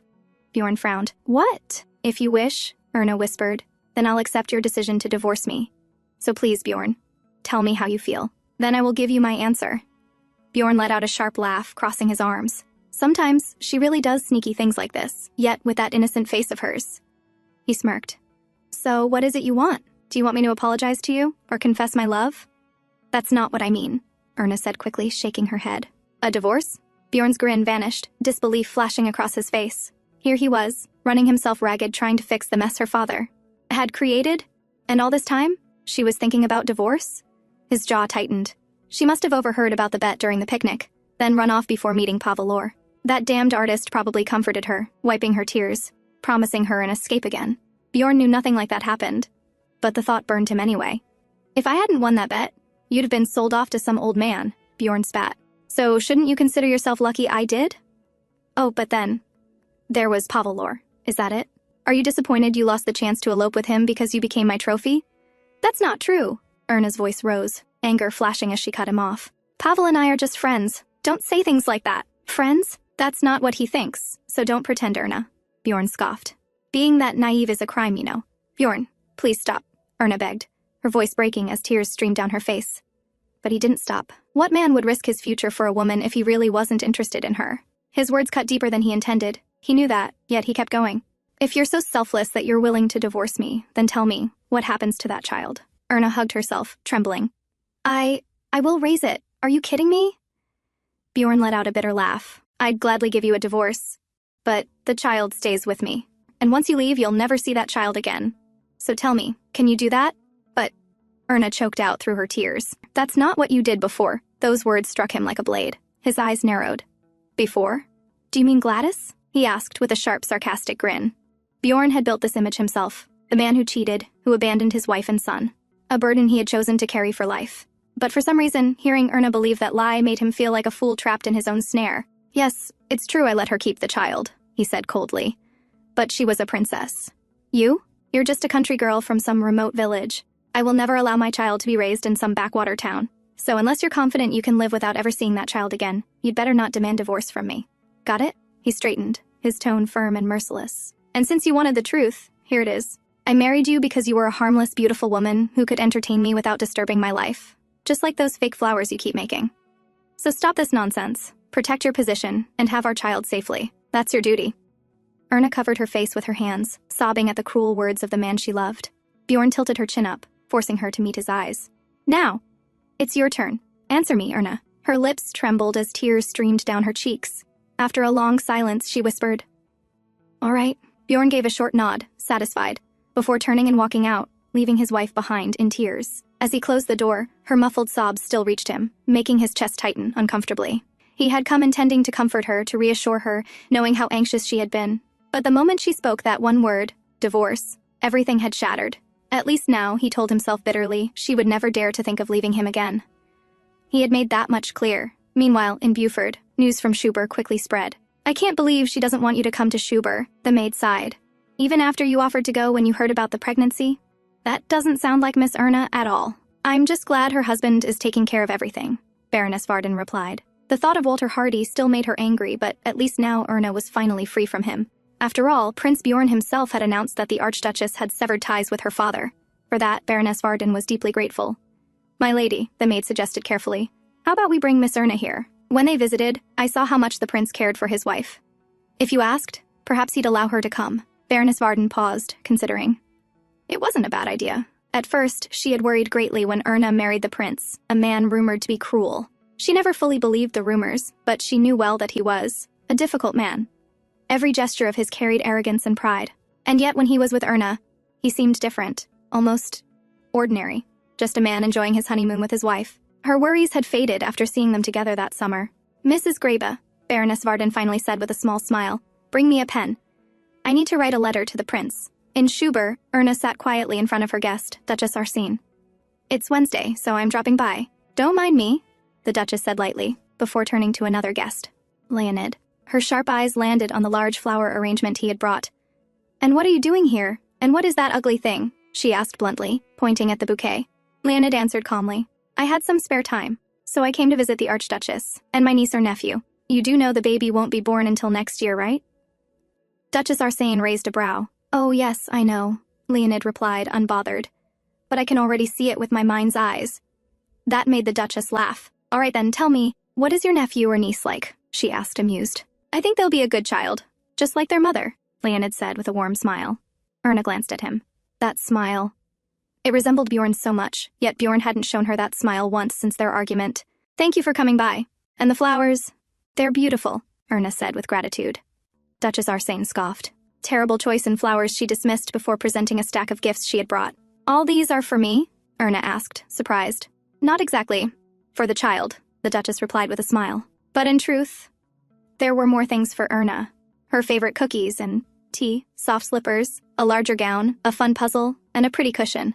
Though far from her grandmother, Erna felt the Duchess cared for her just as much as Baroness Varden did. Open the rest with your husband, the Duchess advised. Just then, the announcement rang through the hall, the prince has arrived. Erna's eyes widened. She flinched, dropping her spoon into her tea. The Duchess, sharp as ever, instantly noticed her granddaughter-in-law's change. Bjorn entered, strikingly handsome as always. Erna, you look tired. Why don't you go rest? The Duchess suggested, watching her reaction. Yes, grandmother, Erna whispered. She stood, quickly passing by Bjorn without meeting his eyes, and left the room. Bjorn, why don't you let her stay with me for a while? The Duchess asked. There's no need. This is where Erna belongs, Bjorn replied, taking a seat. The question clearly unsettled him. Had Erna asked to leave? Bjorn Dniester, Duchess Arsene's voice turned cold. You're treating your wife like Charlotte on your lap. Bjorn frowned. Charlotte? He repeated blankly. The cat, Leonid reminded. Oh. Bjorn only nodded in understanding. The Duchess's mind, however, was far from amused. She remembered when Erna once spoke about her husband, glowing with affection. But today she had seen Erna avoid him, her eyes empty, her spark gone. The Duchess sighed. Her grandson was handsome, yes, but God had denied him a balance of inner and outer grace. For now, he had only his looks. The child certainly would be a looker too, but the Duchess could not hide her heavy disappointment. After the Duchess and Leonid left, Bjorn went searching for his wife. Where is Erna? He asked sharply. Karen trembled under his gaze. Her Highness is in her room. I believe she is taking a bath. Bjorn said nothing, only strode off. Karen's head spun. Nowadays, the prince's expression was so dangerous. She hurried to warn the other maids not to make a single mistake. As Bjorn walked through the mansion, his thoughts churned. His grandmother had asked about taking Erna to her estate. And earlier that day, a letter had arrived from Buford, Baroness Varden suggesting Erna stay there for a while. Deep down, Bjorn knew the old woman only worried for her granddaughter. But those words Erna had once spoken, "If you wish, I will accept your decision to divorce me," still stung like poison. Twisting in his mind, they made his thoughts dark. Was Erna using them just to get away from me? He knew it was a ridiculous suspicion, but he couldn't stop the anger rising in him. Fueled by that fury, he reached the bath. Just as he moved to enter, Lisa stepped in front of him. Her Highness hasn't finished her bath yet. Please wait outside. And, the doctor advised, not to do it until next month. He was very strict about it, she said nervously. Bjorn frowned. Did this maid take him for some beast in heat? His eyes turned cold. Perhaps he should dismiss her right now. But then, a soft voice came from inside. It's all right, Lisa, Erna said gently.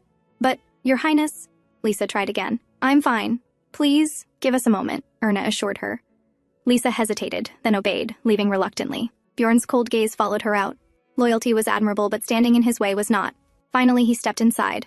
Erna was still soaking in the hot water, staring at him with wide, innocent eyes, her arms covering herself. Bjorn stopped, his anger evaporated in an instant. He only looked at her, everything else forgotten. After a while, he asked suddenly, "When will your stomach get bigger?" The question was so out of place, Erna just blinked at him before answering softly, "It's already a little bigger. But the doctor said it'll be more noticeable in a week or two." He crossed his arms. "Is that so? I can't really tell the difference. But your bosom definitely looks fuller." He said it like a casual observation, almost analytical. Erna didn't know how to respond to that. Embarrassed, she sank lower into the water, trying to cover more. "Do you have something to say?" she asked. Only then did he remember why he had come. But now that the anger was gone, his earlier suspicions seemed absurd. His grandmother and Baroness Varden had spoken out of concern. Erna had nothing to do with it. How ridiculous I was, he thought. Let's have dinner together. I'll order the servants," he muttered, rubbing his temple.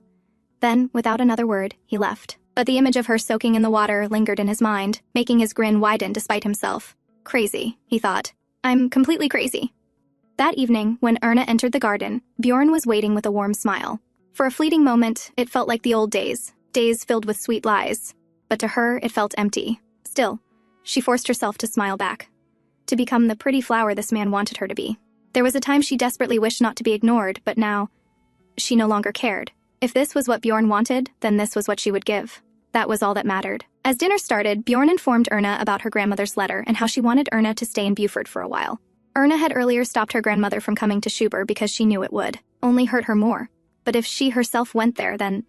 "Did you write her back?" Erna asked. "Yes," Bjorn replied. "I told her it would be better if you stay here. The doctors here will be close, so it'll be good for our child too. But I'll bring Baroness Varden here." "No," Erna said softly. "There's no need. I like the way things are now." She smiled as she spoke, but the words had no meaning. And, as she sat there, she thought maybe this was how Bjorn had felt all along, going through the motions. Maybe she finally understood him. Earlier, she had been so foolish, finding meaning in every gaze, clinging to hope for his love. But in the end, being a good wife turned out to be simple.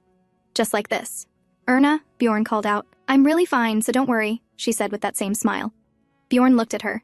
He knew that awkward smile of hers wasn't genuine, and that it would be hard to go back to how things were before. Still, he believed she just needed more time, and everything would be okay. He had taken care of everything. He had made Walter Hardy disappear from her life. Getting him out of jail, handling his needs afterward, it had cost him a large sum of money. But all the while, he had only thought of Erna. He knew he could not erase Gladys's shadow, but he could wipe away the stain left by Erna's father, and that was exactly what he had done. He had willingly paid for her dreamy gaze, for her smiles meant only for him. So why? How could she? These questions lingered in his mind as he looked at the woman sitting across. From him, a woman who now seemed hollow, as if her soul had slipped away. "Erna," he called again. She turned her head at his voice. "Smile," he said, looking straight into her eyes. And she did. The smile wasn't real, and Bjorn knew it. But even so, it was enough for now. Everything would be fine once their child was born. For now, he had the right to enjoy her smile, even if it was made of glass. As Erna's condition improved, she decided to visit her in-laws who were staying at the summer mansion. After her father's scandal, the guilt of not apologizing weighed heavily on her. She needed to do it right away. Earlier, she removed all the flowers from her hat, leaving only one. Lisa looked at her. "My lady, what about these flowers?" she asked. "I don't think I need them anymore," Erna replied. Even artificial flowers never wilt. Yet to her, they had lost their charm long ago. When she arrived at the summer castle, Princess Louise was there as well. The first thing Erna did was bow her head and apologize for all the trouble her father had caused. The queen gently told her to forget about it, that none of it had been her fault. But Princess Louise didn't miss the chance to add, "The one who suffered most in this whole matter was my brother Bjorn." Erna lowered her gaze. What else could she say to that? The princess then changed her tone, congratulating Erna for the resolution of the matter, and on her pregnancy. The queen asked warmly about her health. "I'm feeling better," Erna said softly. Louise raised a brow. "What a good baby you have. It gave you morning sickness when you needed to hide in the castle. And as soon as that was over, it settled down. Though I suppose I'm relieved. I remember how bad my nausea was when I was pregnant. Gladys too." Erna sat quietly, unable to say anything. But the queen would not stay silent. She scolded her daughter sharply. "Enough, Louise. If you're going to behave this way, leave." The princess quickly apologized, claiming it was just a slip of the tongue, that she got carried away talking about pregnancy. She glanced at Erna, who looked guilty. But to the princess, that expression was only an act to protect her position. Just then, a servant brought in a plate of fresh fruits and placed it in front of Erna. "I heard your baby likes fruit," the queen said with a kind smile. "Mrs. Fitz told me. What matters most is your health, so focus on that, Erna." She added gently, "I'll send more fruits to your place, just for you. Don't share them with Bjorn, consider them my gift." Erna's eyes grew wet. A gift just for her. She felt overwhelmed. "What's wrong? Do you feel unwell?" the queen asked in concern. "No, not at all," Erna said, shaking her head quickly. "Thank you." And she smiled, genuinely, for the first time in a long while. When Bjorn returned from work, Mrs. Fitz informed him that the Archduchess was at the summer castle. He only nodded before stepping inside, taking in how calm and quiet the castle felt. Later, seated in his study, he went through the pile of letters, each one an invitation, each one trying to lure the Archduchess away from the castle. It frustrated him. He wondered when Erna would return from the summer castle. "She will be back soon," Mrs. Fitz said, as though reading his thoughts. Bjorn gave a short grin. "When did you learn to read my mind?" he asked, amused. The doctor also confirmed that the baby is growing just fine, Mrs. Fitz added, doing her duty. "Madam Fitz, what if the child is too big?" Bjorn asked suddenly. "What do you mean?" She looked at him, puzzled. For days now, he had noticed Erna's body changing. When her thin dress clung to her, her belly was visible, subtle, but real. The body he knew so well had shifted, and for the first time, it struck him deeply. The child was growing inside her. He remembered how, when she caught him looking, she'd quickly cover herself with a shawl. "What I'm saying is," he continued, "she's small. I'm big. What if the child resembles me, and grows too large?" Mrs. Fitz smiled reassuringly. "All babies are born small, Your Highness. And since you were twins, you and your brother were even smaller. Bjorn leaned back with a grin. Is that so? He said. But just then, the door burst open. Leonid strode in, his face unusually grave, stripped of its usual calm. Leo? What is it? Bjorn asked, surprised. Leonid didn't answer. He simply stepped forward and placed a book on the table. Bjorn glanced at the cover. Love and Abyss. Why on earth was Leonid reading such a book, he wondered, until his eyes fell to the author's name. Gerald Owen, the late lover of Princess Gladys. At Lars' castle, Gladys sobbed hard, yelling at her father to stop it. The king looked at her worriedly, asking her to calm down first. From the side, her brother shouted, How can Lechen do this, even after receiving such a large sum of money and benefits? The king of Lars replied calmly. It was Gerald Owen's sister who did this. How can we blame the royal family of Lechen? But the book was published in Lechen. Why not hold them accountable for not stopping it? Her brother shouted again. The king let out a heavy sigh. It had become a headache. Bjorn Dniester had already taken so much from him. Concessions in maritime trade, mining rights and more, in exchange for covering up Gladys's mistake. The king had accepted, because the secret could have ruined both Gladys and the royal family of Lars. But he should have known back then that keeping it buried forever was impossible. They had underestimated Gerald Owen. When that poor poet died, the king had been relieved, believing Gladys's secret would be buried with him. He had never expected Owen to leave behind a final work, one that detailed everything, and that his sister would publish it. The book quickly gained popularity and became a hit, spreading across the sea. Even if they destroyed every copy now, they could never stop the rumors already running wild. The shameless princess who married the Prince of Lechen while carrying the child of a Lars poet. The crown. Prince who gave up his crown and volunteered to become the villain even though he knew the truth. Every newspaper in Lechen was covering it. Father, please, stop this. Protect me and my son Carl's honor, Gladys cried out to her father. The king looked at his spoiled daughter, regretting how he had indulged her because she was his youngest, but it was too late for regret. He ordered his son to go to Lechen. He knew he couldn't blame Lechen for this, but they had to find some excuse to cover it up. At Lechen's capital, inside Burnett Castle, Leonid placed a stack of newspapers in front of Bjorn, today's edition. Bjorn glanced at them and grinned. At least they used a nice picture of me, well, except that one from my graduation days. There's no way to silence the truth. You understand that better than me, don't you? Leonid asked. Bjorn simply nodded. The dead poet had turned everything upside down. That afternoon, Bjorn and Leonid headed to the royal castle in the capital. The book, published by a small company, had quickly gained popularity and spread throughout the continent. At first, people questioned its validity, but all doubts vanished when the poet's sister came forward with his handwritten script. Since that day, every single day had been filled with turmoil. It had been several days now since Bjorn stayed in the main castle, as per the king's order, until the situation calmed down. Everyone, even the ministers, had been shocked, unable to hold proper discussions at first. But slowly, progress was made in managing the public and discussing how to handle the diplomatic mess. Somehow, Bjorn felt a strange relief. Once the shock of the poet's words faded, he finally realized emotions within himself that he hadn't recognized before. Things felt different now compared to when he first decided to take the blame and give up the crown, believing it more profitable than the truth. Back then, he never regretted it. He had gone from beloved crown prince to troublesome, problematic prince, and he was sure he felt no regret. Until Erna. The woman he brought into his life for convenience had left him confused. Erna had tried so hard to live under Gladys's shadow, even though it was hopeless. It bothered him to watch her struggle, and it became worse when he found out she was pregnant. It was too late, but now he finally knew what regret felt like. He hated the helplessness whenever he was with her, hated how she began to look at him as if he really were the troublemaker the rumors painted him to be. That helplessness suffocated him, but with this uproar he saw an opportunity. At last, a way to deal with it. Bjorn made his decision. He would return to Schubert today. He had left that day after Leonid brought him the book, and it had already been a week since then. He hadn't even had time to say goodbye. He left before she came back.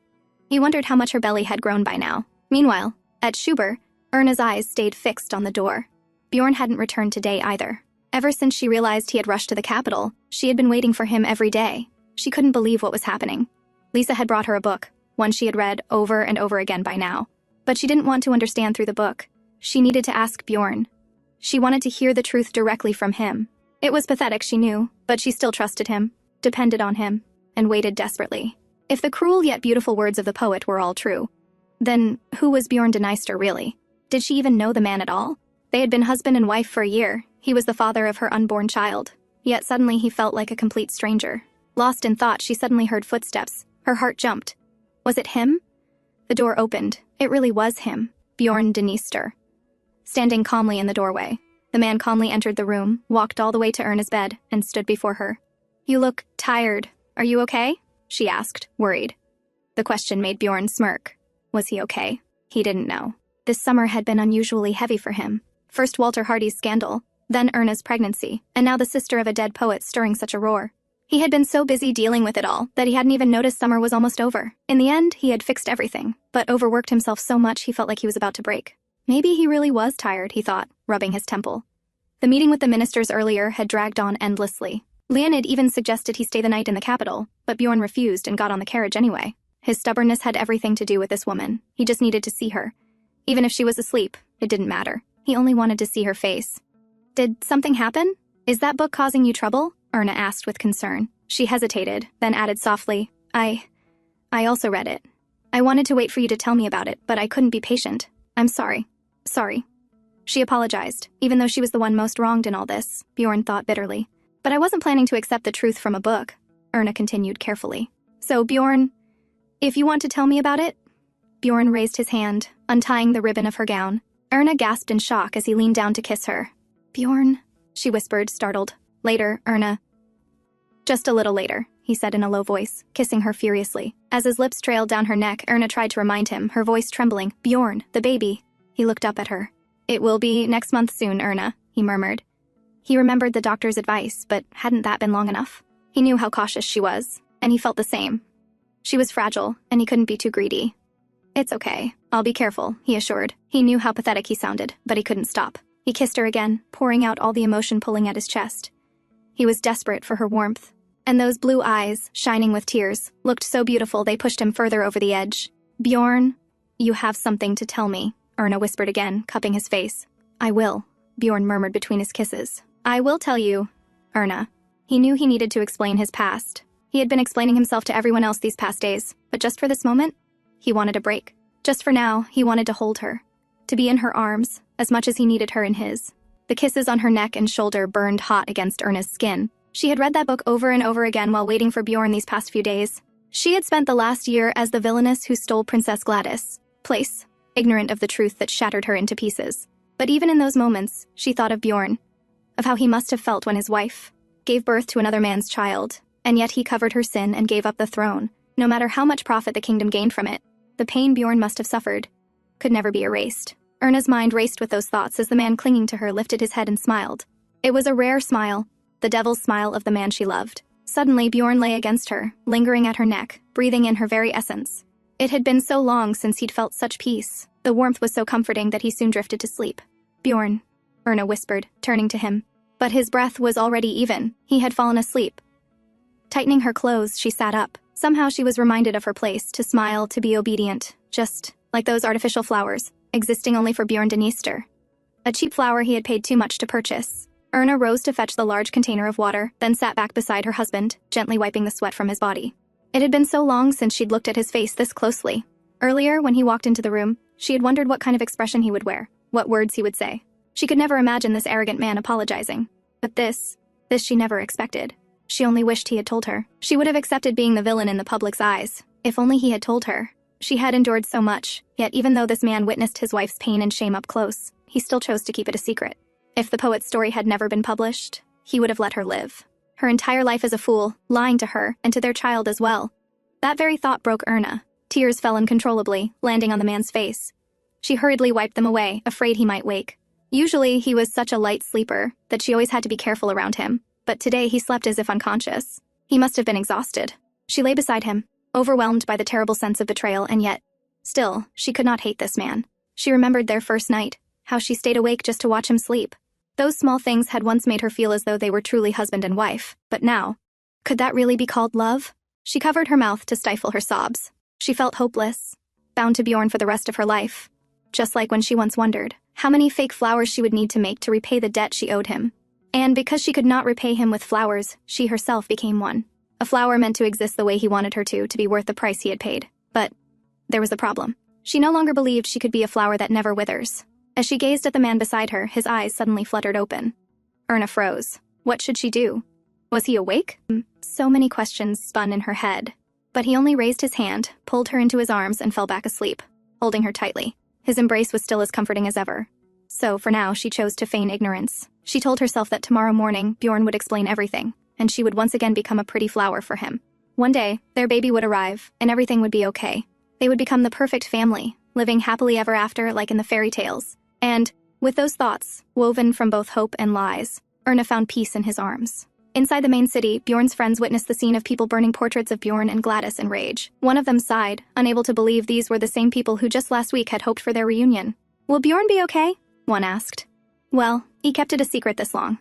There's no need to worry about him," another replied. "But I'm not sure about the Archduchess, but surely she already knew about it," someone else suggested.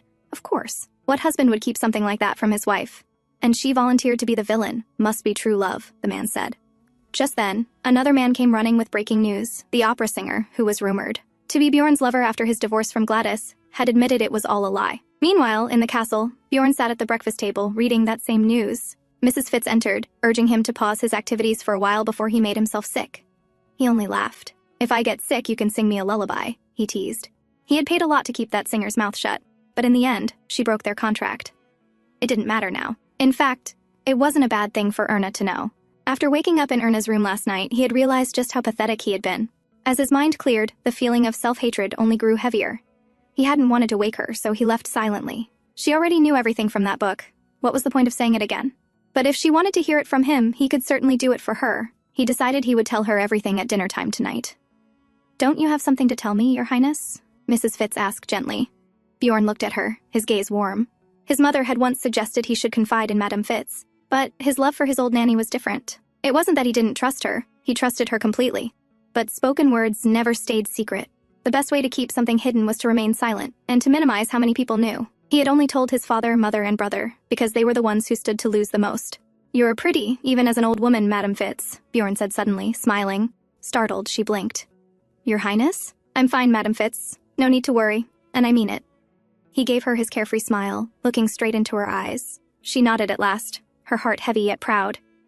Bowing deeply, she whispered, "You've been through so much, Your Highness." Later, after dressing, Bjorn left for work, determined to return as soon as possible. Inside the mansion, one of the maids cried out, "How could Princess Gladys do this?" Lisa stayed quiet, just listening. She still couldn't believe how quickly people's words had turned upside down in only a week. The prince, once mocked as the poisonous mushroom, was now praised as a hero who sacrificed himself for the country. And the Archduchess, once ridiculed, was now seen as a saint, a woman who had knowingly volunteered to be the villain. The other maids began blaming Gladys for all their rude and improper behavior toward Erna. Some even murmured that the prince should regain the crown. Lisa's anger boiled over. "This is ridiculous," she shouted. "You were all responsible for your own actions. Don't just blame Princess Gladys, you were just as bad as her." But the maids only persisted. "It was because the princess fooled us." Lisa clenched her fists, ready to argue more. But before she could, the bell from the Archduchess's room rang out sharply. The urgent sound made her heart race. Without another word, she ran toward Erna's chambers. At Friar Bank, Bjorn's meeting with the ministers dragged on endlessly, reviewing investments across various departments until finally everything was settled. As the session ended and the ministers began leaving, they murmured among themselves, amused that the prince had shown up at the bank even after the recent uproar. Truly, they said, the prince's love for money was legendary. Looking at him, who would believe he had been the victim of a marriage scam? And more than that, would he return as crown prince? The question lingered in their whispers. Bjorn also rose to leave, but before stepping out, he suddenly turned to one of the men, his assistant at the bank. "Don't you have a child?" he asked, startling the man with a sudden change of subject. "Yes, I have 2 sons and a daughter," the man replied, bewildered. "Good," Bjorn smiled faintly, slipping on his gloves. "Then may I ask you for a favor?" At Schuber Mansion, Mrs. Fitz hurried into the Archduchess's room, and the sight before her froze her in place. The Archduchess lay in pain, while Lisa was already there, crying loudly as she clung to her mistress. Snapping herself back together, Mrs. Fitz rushed to Erna's side, calling her name. The night before, Erna had felt intermittent pain, but with Bjorn beside her, she endured it. His presence had always been her greatest comfort. But the next morning when she awoke, he was gone, nowhere to be seen. At least, she told herself, she still had her baby with her. She ate her breakfast as usual, but soon the pain began to return. Deciding to lie down, she thought it would pass. After all, her baby was strong like its father, able to endure anything. Surely it would be fine. But the moment she stood to open the curtains, she felt something warm trickle down her legs. At first, shock froze her. She blinked several times, unable to understand what was happening. And then she realized. It was blood. Her heart stopped. Panic surged. "Bjorn!" she cried, her voice trembling with fear, tears welling up as she staggered toward the bell and rang it desperately. She kept calling his name, as if his presence alone could protect their baby, even though she knew he wasn't in the mansion. "The doctor will be here soon, Your Highness. We've also sent word to the prince. He will come quickly," Mrs. Fitz assured her, wiping the sweat from her pale face. "You must endure it a little longer. Do you understand? Erna nodded faintly, but her mind raced. Would everything truly be all right? Was her baby leaving her because she was too weak? The pain deepened, and with a piercing scream, she clutched the pillow tightly, tears running down her cheeks. At the department store, people were startled to see him, Prince Bjorn himself. It was a rare sight to witness the prince shopping in person. It is very crowded, Your Highness. Are you sure? The attendant asked cautiously. Bjorn simply nodded and stepped further inside. The store staff hurried to greet him with utmost respect. Will you be picking out a toy for your baby? One of them asked. Earlier, when Bjorn had asked his assistant what gift would be best for a pregnant wife, the man had looked surprised but answered carefully. Flowers, baby toys. The suggestions had been so ordinary that Bjorn felt disappointed. Yet, he also knew Erna. No matter how extravagant the gift, she would only feel troubled. Perhaps something simple really was best. What do you think would be the right choice? Bjorn asked, his gaze drifting toward the display. Do you think it will be a son or a daughter, Your Highness? The lady asked politely as she began showing him options. Before Bjorn could reply, several women from the crowd nearby called out excitedly, A son! A daughter! Twins! Bjorn couldn't help but grin at their guesses. Twins, especially, seemed impossible to imagine. 2 children growing inside Erna's small body. Truthfully, it didn't matter to him whether it was a son, a daughter, or both. Still, now that the question was raised, he found himself wondering, what did Erna think? What did she hope for? And, most of all, whose features would their child resemble more? Unaware, as he pondered these thoughts, the very woman he thought of was enduring everything alone. I am sorry, Your Majesty. The Archduchess was too frail to begin with, and she bled too much, the doctor explained hesitantly. The Queen, already there, panicked. There isn't any other way? She asked, then turned to Mrs. Fitz. What about Bjorn? Isn't he here yet? Mrs. Fitz answered with guilt in her voice. I sent someone to inform him, but apparently by the time the messenger reached the bank, His Highness had already left. The Queen's head spun. Of all times, why now? Mrs. Fitz, stricken with guilt, could only add, I should have stopped him from leaving this morning, even though it would not change the outcome. At least his presence would have comforted the Archduchess, who kept calling for her husband. The doctor's voice pressed the urgency. Your Majesty, if you need to decide, it must be now. At this point, we are only prolonging the Archduchess's suffering. From inside, Erna's cries calling out Bjorn's name reached them, breaking the Queen's heart. It was a decision she never wished to face. Elsewhere, Bjorn entered a candy store, calmly selecting the sweets Erna had been craving these days. Seeing him there, the people whispered in awe, how rare it was to see the prince in person. To them, it only proved how deeply he adored the Archduchess. At the counter, the cashier hesitated, handing him a small box tied with ribbon. Your Highness, I cannot take your money. Please, accept this instead. As an apology for all the misunderstandings about the Archduchess. Bjorn glanced at the box. Erna would be happy to know people were softening toward her. But he refused. I appreciate your kindness, but perhaps another time. He placed the money down firmly. Before leaving, he added, It would mean more if you gave it to her yourself. At the mansion, the doctor proceeded with the procedure. Erna, drenched in sweat, weakly asked, Is it all right? He avoided her eyes. Her mind raced. Only one name remained in her heart, Bjorn. She never had the chance to ask if he wished for a son or a daughter. She never dared to ask if he ever wondered whom their child might resemble. Afraid he would only give her that awkward, distant smile. There were so many things she wanted to do with him. So many dreams she kept to herself. She loved alone, dreamed alone, and gave up alone. If only I had been content, being the flower he wanted. Perhaps then, everyone would have been happy. But I forgot my place. Her thoughts ended there. The pain, the child, everything was gone. Bjorn, meanwhile, returned from the city carrying gifts. Looking at the flowers, his mind strangely at peace. Walter Hardy was gone, Gladys's shadow erased. Everything seemed fixed. He only thought of filling Erna's world with blindingly beautiful things for her and their child. But as he stepped down from the carriage, bouquet in hand, Mrs. Fitz came rushing out. She seized his wrist, her voice breaking.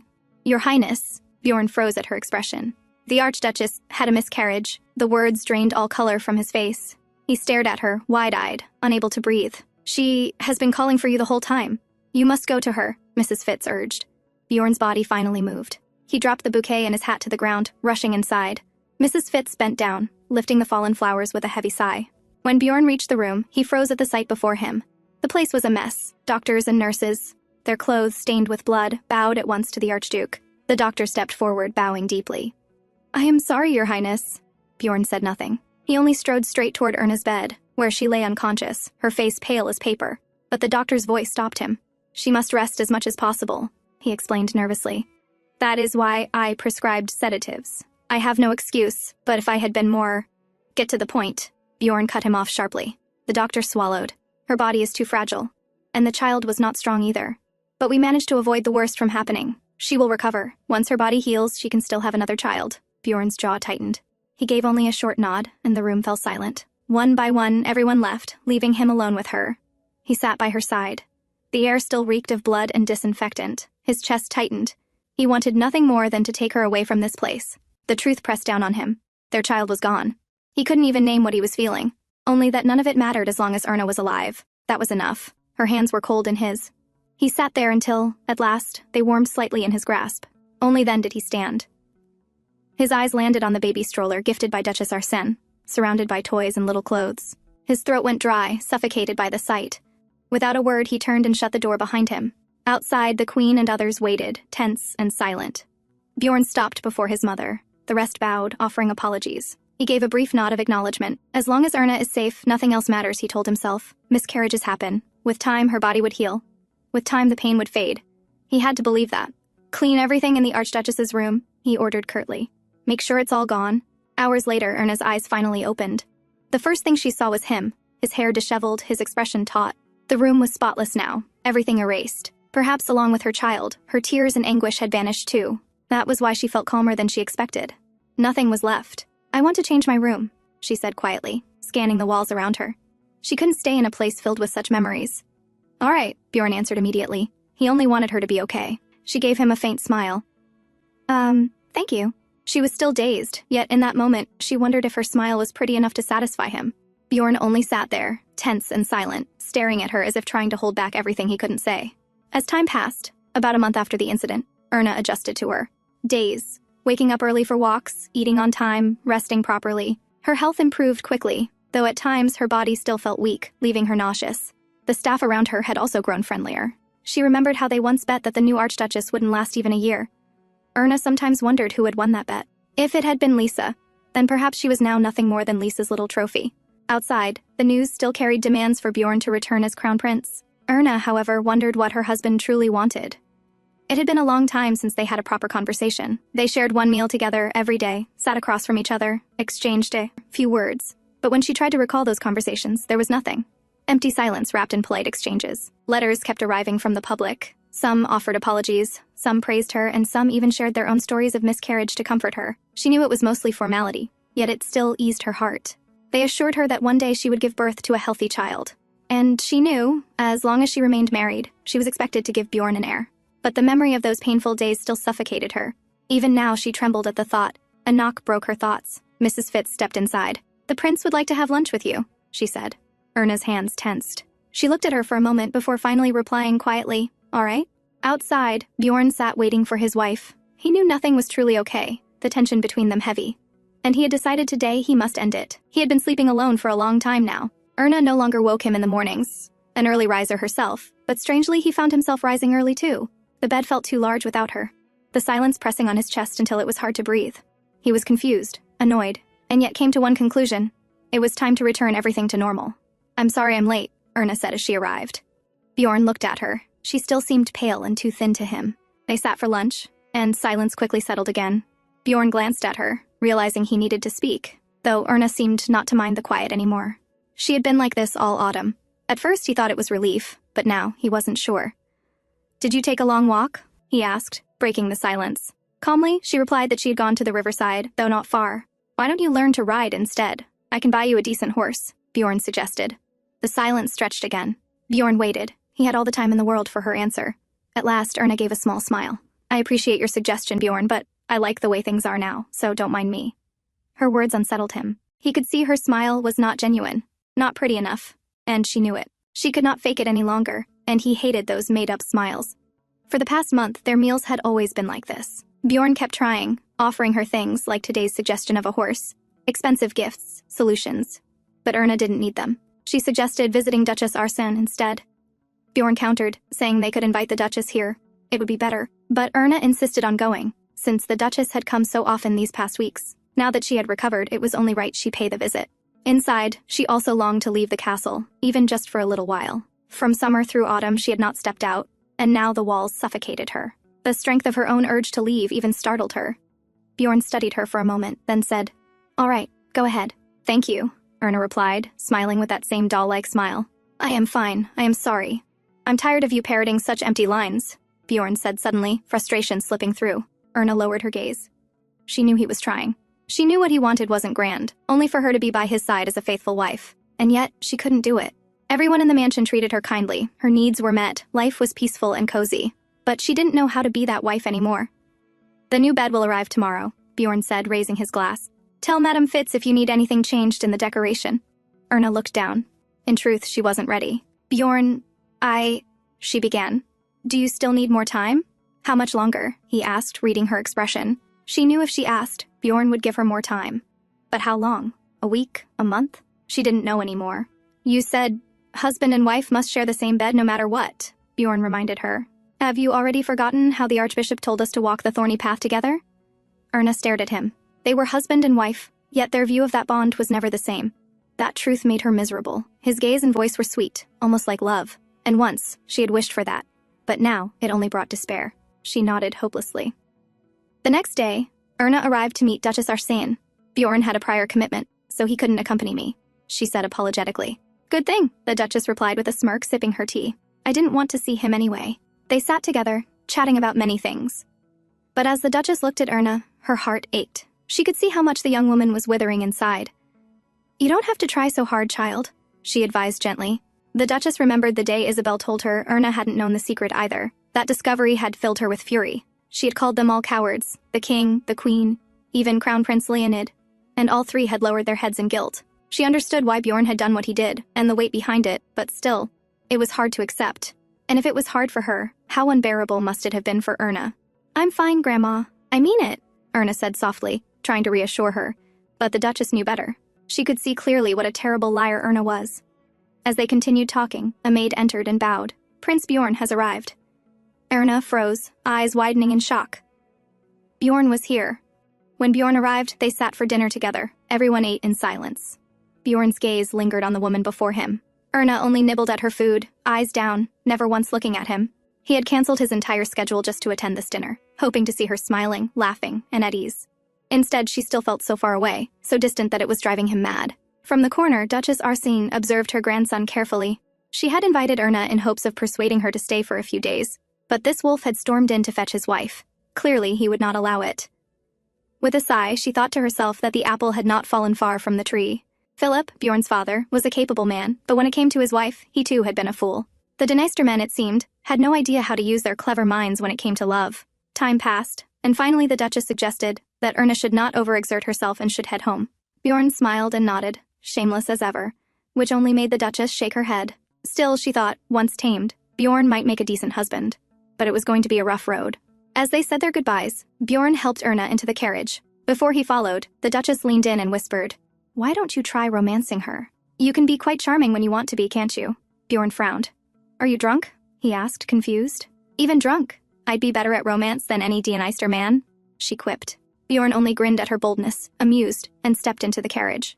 As it rolled away, the Duchess sighed. Why was it that Dniester men always fell for women so completely opposite to them? On the way back, Erna's head drooped onto Bjorn's shoulder, and she fell asleep. His chest eased at the sight. Yet as soon as they reached their stop, her eyes opened slowly. Sleep more, Erna, he whispered, turning his face toward her. She looked at him for a moment, then suddenly jolted upright. It's okay, I'm fine. I'm sorry, she said quickly. Her words struck him like a blow. Earlier, when her head had rested on his shoulder, he had been certain things were improving. That when she woke, she would look up at him with a smile, and slowly they could return to the sweetness of before. Maybe he had been impatient, but once again, here they were, back to the beginning. Nothing had changed. Erna, he called, desperation in his voice. She turned toward him. Her eyes were clear, yet empty. The sight suffocated him. He wanted his smiling Erna back.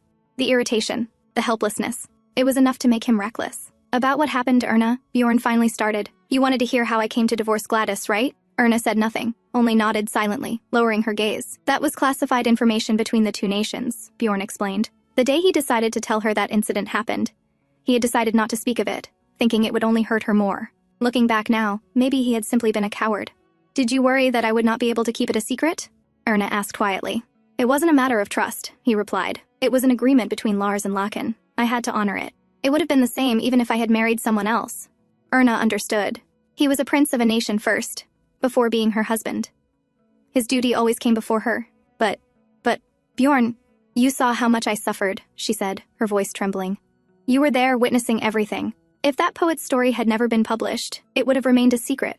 Even after our baby was born, our child too would have lived under the shadow of Princess Gladys and her son, just like I have. Yes, you're right, Bjorn admitted. He had always intended it to be that way. But still, Erna, I would have compensated you and our child in some other way. Compensate? The word pierced her. She didn't want compensation. Bjorn reached out, caressing her cheek.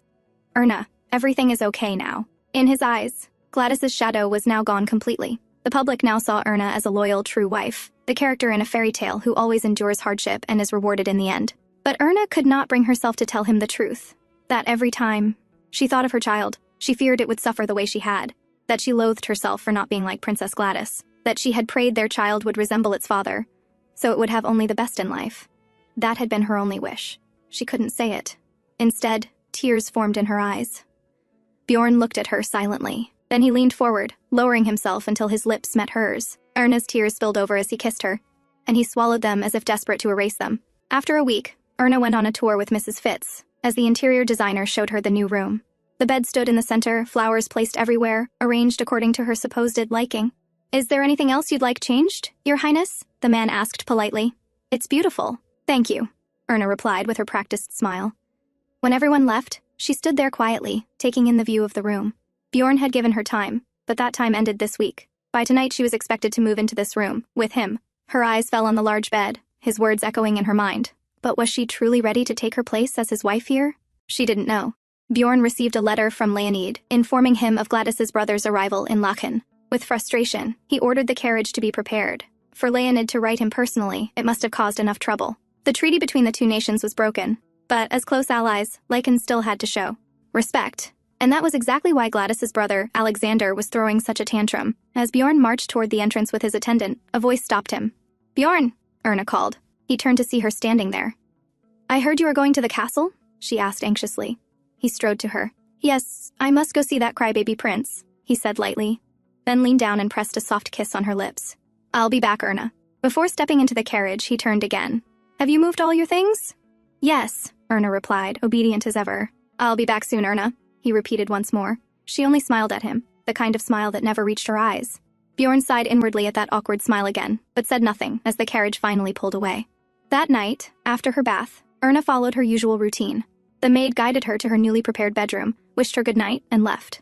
Erna gave a faint nod, then stood there taking in the unfamiliar room. 1 year.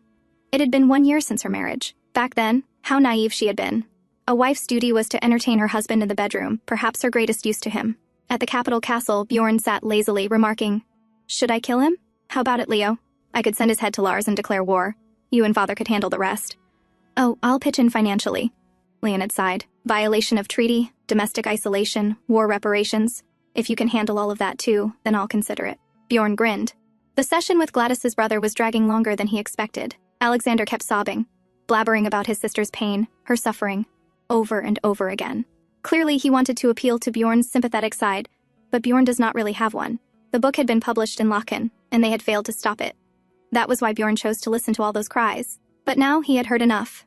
It was time to return to his wife. Erna, who had dozed off while waiting, woke again. Bjorn was still not home. If he didn't return tonight, perhaps she would be spared from performing her duty. No, he might still come late. She knew this from past experience. As his flower, she had to look pretty. But the baby was gone. That memory returned to her again. When she woke after the miscarriage, everything had already been cleared away on Bjorn's orders. He hadn't said much when they first learned of her pregnancy, and after. The loss. He never spoke of the baby again, as if it had never existed. Maybe that was his way of being considerate, she thought, protecting her from further pain. She tried to understand, and yet, tears slid down her face. She rose, looking for something to wipe them away, but her legs gave out, and she collapsed to the ground. She kept whispering to herself that she was fine, but she wasn't. Her first night after marriage had been terrifying, waking up alone, hated by the world for taking Princess Gladys's place. Her husband had refused to give her his heart. She had been hurt again and again, yet still she couldn't stop loving Bjorn. That love made her endure. She tried again and again to love him, believing it was as easy and natural as breathing. But now, she couldn't breathe anymore. She had to admit it, she couldn't love Bjorn any longer. Every time she thought of their future, there was no next chapter in their marriage. She had to accept it. Hello, my good wife, Bjorn had greeted her on their first night. If he came to her again with those same words, what would she do? She wasn't his good wife anymore. She wasn't his flower. She couldn't smile for him. She couldn't love him. Erna pushed herself up, steadying her body. The baby was gone. She was useless now. So why should she even stay? Her grandmother had wanted her to live a happy life, but in her heart, Erna whispered an apology. She couldn't be happy. The debt she owed Bjorn had been repaid with the years she spent as his trophy, and his shield, and even if it wasn't enough, she couldn't endure it any longer. She staggered to the dressing area, leaving her nightgown behind in pieces scattered. Across the room, like remnants of everything she could no longer hold together, the carriage rolled toward the castle, Bjorn's head heavy from drink. He was late again. Erna must already be asleep. He hadn't meant to, but he kept making her wait. Before leaving, Lechen had told him to think seriously about the crown. Why? If I want the position, are you willing to give it back to me? Bjorn had asked half-jokingly. Yes, Lechen had answered, his expression serious. If that's what you and the people want. So, Bjorn, think hard about what you really want. I'll wait for your answer. Bjorn didn't understand. He had given up the crown cleanly, and never regretted it. Yet now everyone was making a fuss. Lechen had worked for years to hold the position, and he had his supporters. Bjorn had no desire to dwell on it. He only wanted to go back to Erna, to fall asleep with her in his arms. Finally, the carriage stopped. Bjorn stepped down, unsteady, brushing off his attendant's offer of support. He staggered through the corridors toward their room. Should he knock? She must be sleeping, but he only wanted to see her face. He opened the door, then froze. Fabric lay scattered across the floor. Erna! He called out. No answer. He rushed through the room, checking corners, but there was no sign of her, until his eyes landed on the wardrobe. Clothes were pulled out, drawers half open, messy and chaotic. That wasn't Erna. No one but her ever touched her things. Bjorn ran a hand through his hair, panic rising, then yanked the bell cord, waking the entire mansion. On the other side, Erna reached Buford train station. She hesitated for a long moment before stepping onto the train, but in the end, she boarded. The girl who had once arrived with big dreams was now leaving in this state, running away. She no longer wished to love. She had tried because she loved him, but all she received in return were wounds worse than surrender. You can stop searching for her, Bjorn ordered, reading the letter in his hand. But, Your Highness, we must find the Archduchess, Mrs. Fitz said carefully. You can go now. Thank everyone for their hard work. That is all, Bjorn replied, pressing a hand to his throbbing head. Once the room was empty, his gaze fell back to the letter. Dear Bjorn, I am sorry for leaving like this, but I think this is where our marriage ends. Hadn't he lowered his guard because she had always been so docile? Yet here she was, stabbing him in the back. With a bitter smile, he read on. I wanted to be a good wife. I wanted to take responsibility, but I am afraid that will only bring misfortune and pain to both of us. Your name is cleared now, so you don't need a trophy wife anymore. And I don't wish to be married to a husband I no longer love. Bjorn's eyes widened. A husband she no longer loves. So, that's it? He muttered, lips twisting into a sharper smile. Love? That was her excuse? Earlier, when he thought Erna had disappeared, he had panicked as if the world had ended. Find Erna right now! He had shouted, turning the house upside down like a madman. But then Madame Fitz had brought him this letter. I owe you so much, but our marriage has become meaningless. I believe it would be better for me to leave, instead of causing you more inconvenience. I left my bank book for you, to pay you for that trophy.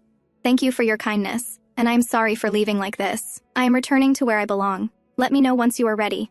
I will try to finish things in a timely manner. Erna. His eyes shifted to the bank book lying on the table. Ridiculous, he scoffed. Did she want him to kneel and profess his love to her? Was that why she left such a letter? Poor Erna Dniester. She had lived with him for a year and still didn't know her husband.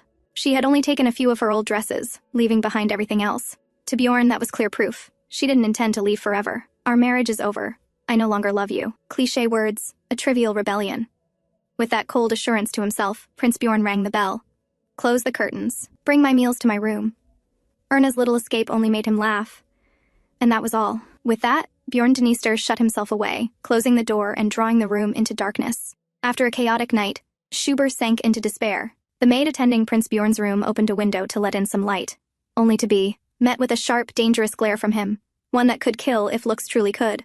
Karen quickly closed the curtains again, whispering to the other maids not to do anything unnecessary. Bjorn said nothing, only stood and left the room in irritation. As the door shut behind him, the maids began to complain to Karen. Ever since the Archduchess left in the middle of the night, the Archduke, his moods had grown worse by the day, making their work unbearable. During the week of their one-year anniversary, his temper had been so foul that many staff asked for time off, unwilling to endure him. When will the Archduchess come back? We miss her, one maid sniffled. Karen could only sigh.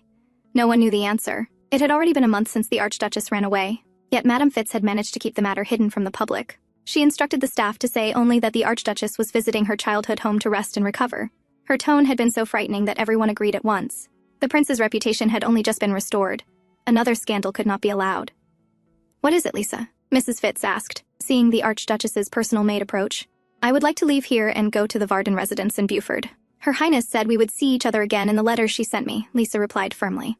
Mrs. Fitz sighed. She knew Erna had written those words only out of formality. In the letter she sent, Erna thanked her for caring for her during the year and apologized for leaving so suddenly, but not once did she mention this place, or even the prince. Her calm tone carried both elegance and resolve. At first, Mrs. Fitz had believed Erna would return once everything calmed down and she had come to terms with things. But now she understood. It was time to stop being optimistic. "All right, go ahead, Lisa," Mrs. Fitz agreed. Lisa's face lit up as she thanked her. "But I have one condition," Mrs. Fitz added firmly.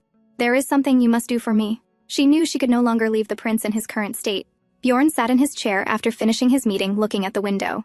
Winter had already arrived. His eyes fell on the portrait of himself and Erna. He had ordered it hung here, not out of pride, but because he couldn't bear for Erna to keep seeing Pavel Lor's work. Childish, perhaps, but better to keep it in the study, where it could be shown off to outsiders. He stared at Erna's painted face. "The husband I no longer love," that was what she had written in her letter. He still couldn't believe she had said something like that with such an innocent face. He had forgotten how dangerous a dear could be. He had already been considering letting Erna stay with her grandmother for a while. But now that her return was taking so long, it was beginning to irritate him. Mrs. Fitz entered. "I will be sending Lisa Brill to the Varden residence in Buford, Your Highness," she reported. "Good. I've been thinking of letting her go anyway," Bjorn replied carelessly. "But she still belongs to this castle as long as Your Highness remains married," Mrs. Fitz reminded. "And I have ordered Lisa to send me letters regularly about how the Archduchess is doing. Lisa has agreed. I thought you might want to know, Your Highness." Bjorn froze for a moment, silent. Then he turned away. That was unnecessary. "Don't wait for me. I'll be late," he said flatly before leaving. Mrs. Fitz sighed as she watched him go. She needed to hurry and send Lisa off. Seeing the prince's state now, she knew it had become a serious matter. "Who invited that bastard?" Peter whispered, watching Bjorn sit at the poker table, his hair messy, so unlike his usual princely image. "It wasn't me. He came on his own," Leonard whispered back. "He stopped showing up after getting married, but now he's hounding us like a rabid dog. He's even more dangerous than when he was the poisonous mushroom," Peter muttered again. "And he's making it so tense. At this rate, he'll take all our money," Leonard whispered carefully. The man in front of them suddenly stood from his chair. "Oh, are you leaving already?" Leonard asked. Bjorn gave no reply. He simply pulled his coat over his shoulders and walked out. Peter exhaled loudly. "He's clearly pent up and taking it out on us." "That can't be true. I don't come here and punch faces when I'm not getting any," Leonard shot back. "But unlike you, the Archduke's never been lonely in bed," Peter argued. Leonard couldn't deny it. Instead, he asked quietly, "So when do you think the Archduchess will be back? What's the chance she won't return before year's end?" "Don't say things like that," Peter snapped. "I'll be homeless if she doesn't. Let's just hope she comes back soon." Outside, Bjorn walked the streets of Schubert. His carriage wouldn't arrive for another 30 minutes. His eyes drifted toward the fountain, and only one name filled his mind: Erna. That skittish country girl who appeared one day and caught his eye. Men were always drawn to a pretty girl who showed up in high society from nowhere, and Bjorn admitted he had been one of them. It wasn't just money that had made him join that pathetic bet. He never thought it a big deal. But when Erna told him she knew about it, his mind went blank. A trophy, a shield against Gladys, a lump of deficit. Hearing those words from Erna's lips had frozen him. And wasn't it pathetic? Because that was how he had thought of her, so why couldn't he stand hearing it? The thought made him laugh. Maybe he wanted to become her everything. But then it happened again. Lately, he'd been hallucinating the scent of blood and disinfectant, the smell, from when Erna miscarried, making it hard to stop himself from smoking cigars. A divorce. He pitied the woman who used that word to threaten him. Laughable. But even so, Erna Dniester was still his wife, even if she had lost her original use, just as she said, and he refused to wipe off her debt the way she wanted him to. No matter what, he would never let her go free of that debt. Never. Far away in Buford, a man and woman spotted a young lady walking. "You went out in this cold weather, my lady," Mrs. Graby scolded. "You'll get sick," Mr. Ralph added with concern. "I'm fine. Good morning, Mrs. Graby, Mr. Ralph," Erna replied, adjusting her hood. Her days at the Varden house were ordinary. She woke early for walks, had breakfast with her grandmother, and spoke about small, mundane things. Schubert and Bjorn were never mentioned. That had become an unspoken rule since her return.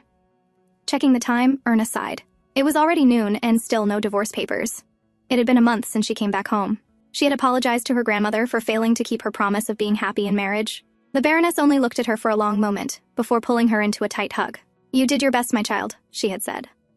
After that, Erna hardly remembered anything. She spent her days sleeping, meeting with the doctor when needed, and slowly recovering. By the time she finally woke from that long slumber, her world had grown simpler, clearer. She glanced at the clock again. Perhaps the papers wouldn't arrive today either. With a quiet sigh, she turned back toward the house, hoping at least they would come before the year ended. "Your Highness!" a voice suddenly called out. Startled, Erna turned around. "Your Highness!" the young girl shouted, running down the road with her belongings in hand. "Lisa?" Erna gasped, recognizing her.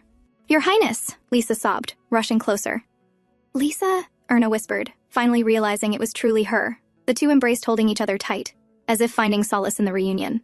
At Harbor Mansion, Bjorn's aunt greeted him warmly. "I'm so happy you came, Bjorn. Is the Archduchess faring well?" "I hope she recovers soon," she said with concern. "Yes, my wife will be back soon," Bjorn replied with a polite smile. "Goodness, it has been so long. The Archduke must be so lonely without the Archduchess," one lady murmured. "Oh, come to think of it, Your Highness danced with Her Highness at the last Harbor party," another added. Bjorn smirked. What a wretched place, he thought. He had come here thinking it would be better than pacing before Erna's portrait with a cigar. But shrugging off these ridiculous comments required an excruciating amount of patience. "Are you okay?" a voice asked. Bjorn turned toward it. "Leo?" he said, spotting his brother approaching. "What do you want from me?" "The noble crown prince came all the way here, so I should reply accordingly," Bjorn added with a grin. "Why are you being like this?" Leonid frowned. "Mother and father are very worried about you and the Archduchess. Please thank them for me," Bjorn answered curtly. "Bjorn," Leonid called, helpless. "I have my nanny for the nightly lullaby. Tell them not to worry." Bjorn cut him off, turning slightly before leaving. He knew he had no right to be angry at anyone, but this was as much politeness as he could muster. Erna. He had once met that woman right here in this mansion. Now, even hearing her name felt like a trigger. If Leonid mentioned it again, Bjorn wasn't sure how he would react. Feeling tipsy and losing patience, Bjorn decided to leave the party. As he made his way out, a helpless cry caught his ear. His sharp eyes turned toward the voice.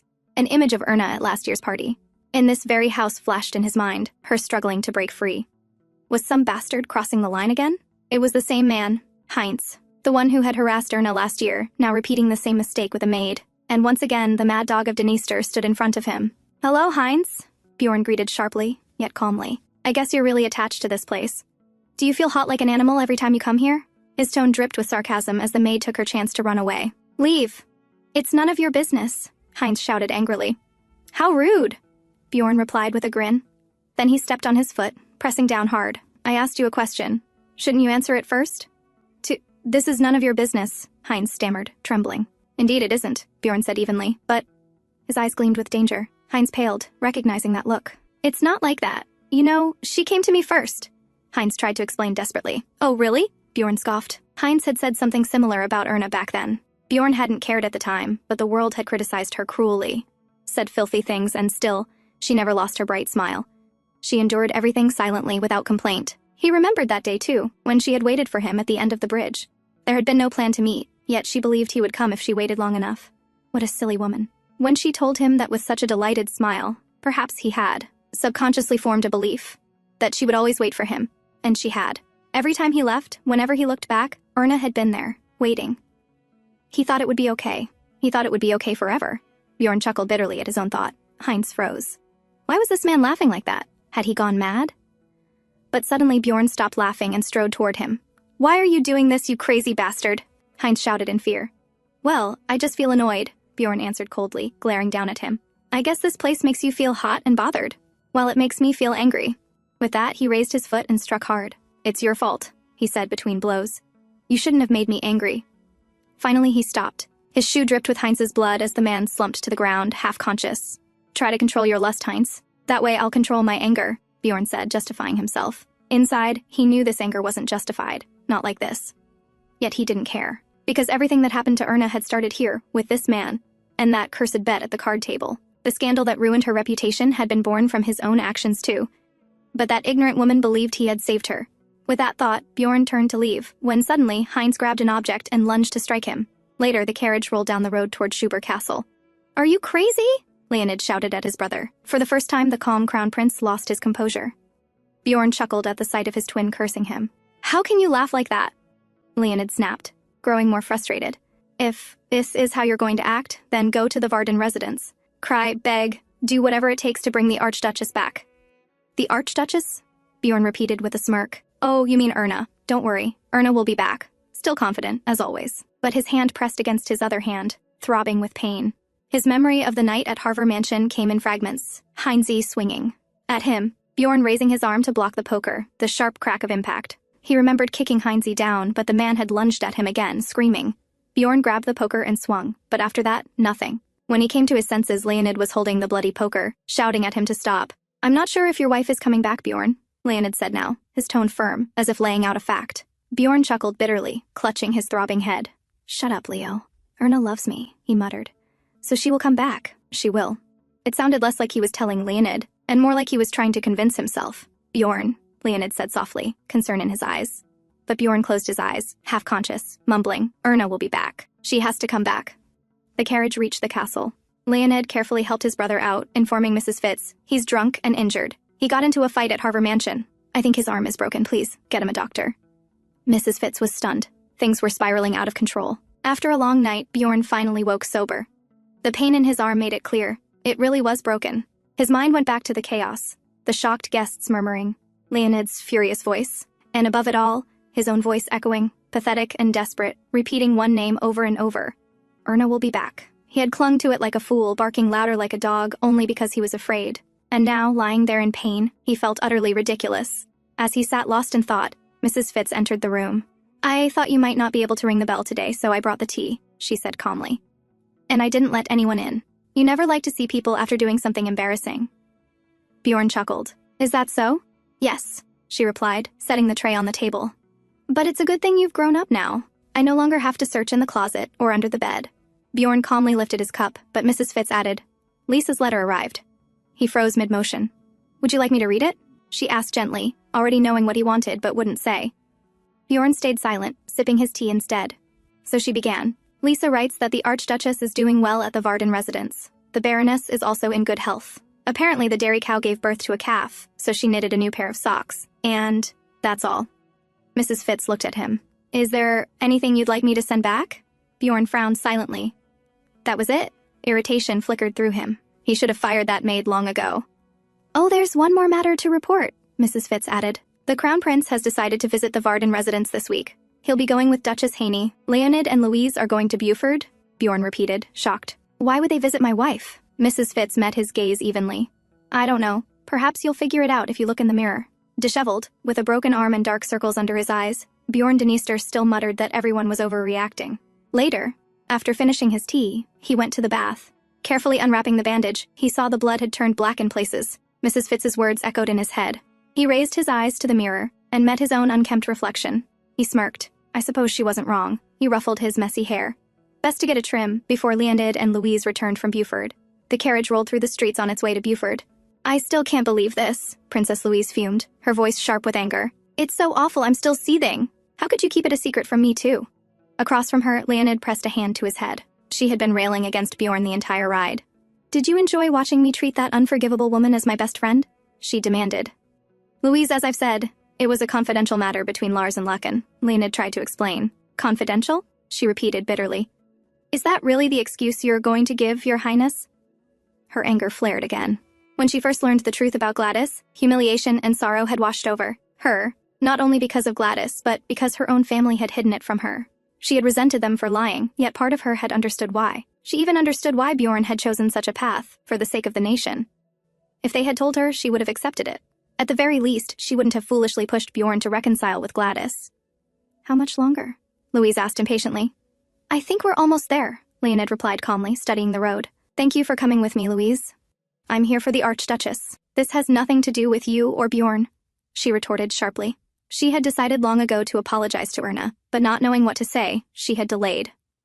Then Erna lost her baby. Guilt weighed on her. She couldn't even send a letter. Now regret haunted her. "Leo, where's the village?" Louise asked, leaning forward. Soon, the Varden residence came into view, nestled quietly among tall trees. At that very moment, Lisa burst into Erna's room, breathless. "Your Highness, you must come out." "What's wrong, Lisa?" Erna asked, startled. "The royal family is here." As Erna, Baroness Varden, and Lisa hurried outside, Leonid and Louise stepped down from their carriage. Leonid removed his hat with a respectful bow. "Bjorn?" Erna's heart raced at the thought. But before she could dwell on it, Leonid greeted her softly, "Long time no see, Your Highness." Only then did she realize it was not Bjorn but his twin brother, the Crown Prince. "Hello, Your Highness." "Hello to you too, Princess." Erna greeted with a polite smile, welcoming her royal in-laws. Later, the three sat together in the parlor. Leonid began with an apology. "There's no need," Erna replied calmly. "I understand it had to remain confidential between the nations. I understand why Bjorn did it." Leonid tried to explain further that it was Bjorn himself who proposed the arrangement to cover Gladys's mistake in exchange for Lars's concessions. Perhaps that was why he carried such guilt. But no matter what he said, Erna's reply remained the same. "I understand," she answered each time with the same quiet smile. Leonid fell silent, uncertain what else to say. He glanced at his sister, who was nervously sipping tea. Finally, Louise set her cup down. "Archduchess," she began, her voice trembling, "I know I hurt you deeply. I want to pretend it was only because I didn't know the truth about Gladys, but that's not an excuse. Bjorn, my brother, he may be terrible, but I believed you weren't good enough for him. I judged you on rumors alone. I resented Bjorn for keeping secrets, but again, that doesn't excuse how I treated you." Louise bowed her head. "I was arrogant and thoughtless. I used Gladys as an excuse to torment you. If you can't forgive me, I'll understand. We'll still meet at royal functions, but I promise not to meddle in your life again." Then she lifted her gaze, her eyes earnest. "But please come back. Bjorn misses you terribly." She remembered the sight of her brother in his study, staring at Erna's portrait as if waiting for her to step out of the frame at any moment. At Schuber Mansion, the maids whispered among themselves, "The prince must truly love the Archduchess," one murmured. "He even taught that Heinz a lesson for what he did before," another added in awe. They huddled closer, eyes shining as they shared the latest gossip from the newspaper. Throughout the party, the prince called out his wife's name over and over. It read, to the maids, it sounded like a romantic sonnet. "He must miss her so much," they sighed dreamily. Outside, Mrs. Fitz welcomed the prince home from work. Bjorn Dniester, now neatly dressed and sharp as always, gave her a brief nod in acknowledgement. The maids whispered again, "He looks happier this week. It must be because he avenged the Archduchess." Bjorn returned to his study, sliding a stack of banquet invitations across the desk to Mrs. Fitz. "Decline the unnecessary ones," he ordered. She nodded, quietly relieved. At least the prince was avoiding banquets now. Bjorn's gaze shifted to Erna's portrait. "And one more thing. I might go on a trip next month, somewhere warm. I'll give you the details next week." His eyes lingered on Erna's painted face. After she returned, he planned to take her away, to spend her birthday in a place filled with sunshine and flowers. Last year's birthday had been dreadful. This time, he wanted her to smile. She loved flowers, of that he was sure. For that, he would work like a madman if he had to. He didn't care. As long as his runaway wife returned to where she belonged, he was willing to do anything. Only then did he realize he hadn't smoked as much lately. His body felt lighter, his mind calmer. He could even be generous now, generous enough to welcome back the woman who had so recklessly run away from him. "Your Highness, Duchess Haney is here," came the announcement. Bjorn froze mid-thought. Then relief flickered across his face. Finally, the news he had been waiting for. And with Princess Louise's arrival, he was sure of it. "You need to give up." Those were the first words Princess Louise spoke after taking her seat. "Your wife isn't coming back." Her words were the exact opposite of what Bjorn had been hoping to hear. After a pause, a smirk tugged at his lips. "Why not? Is she still pouting?" he asked.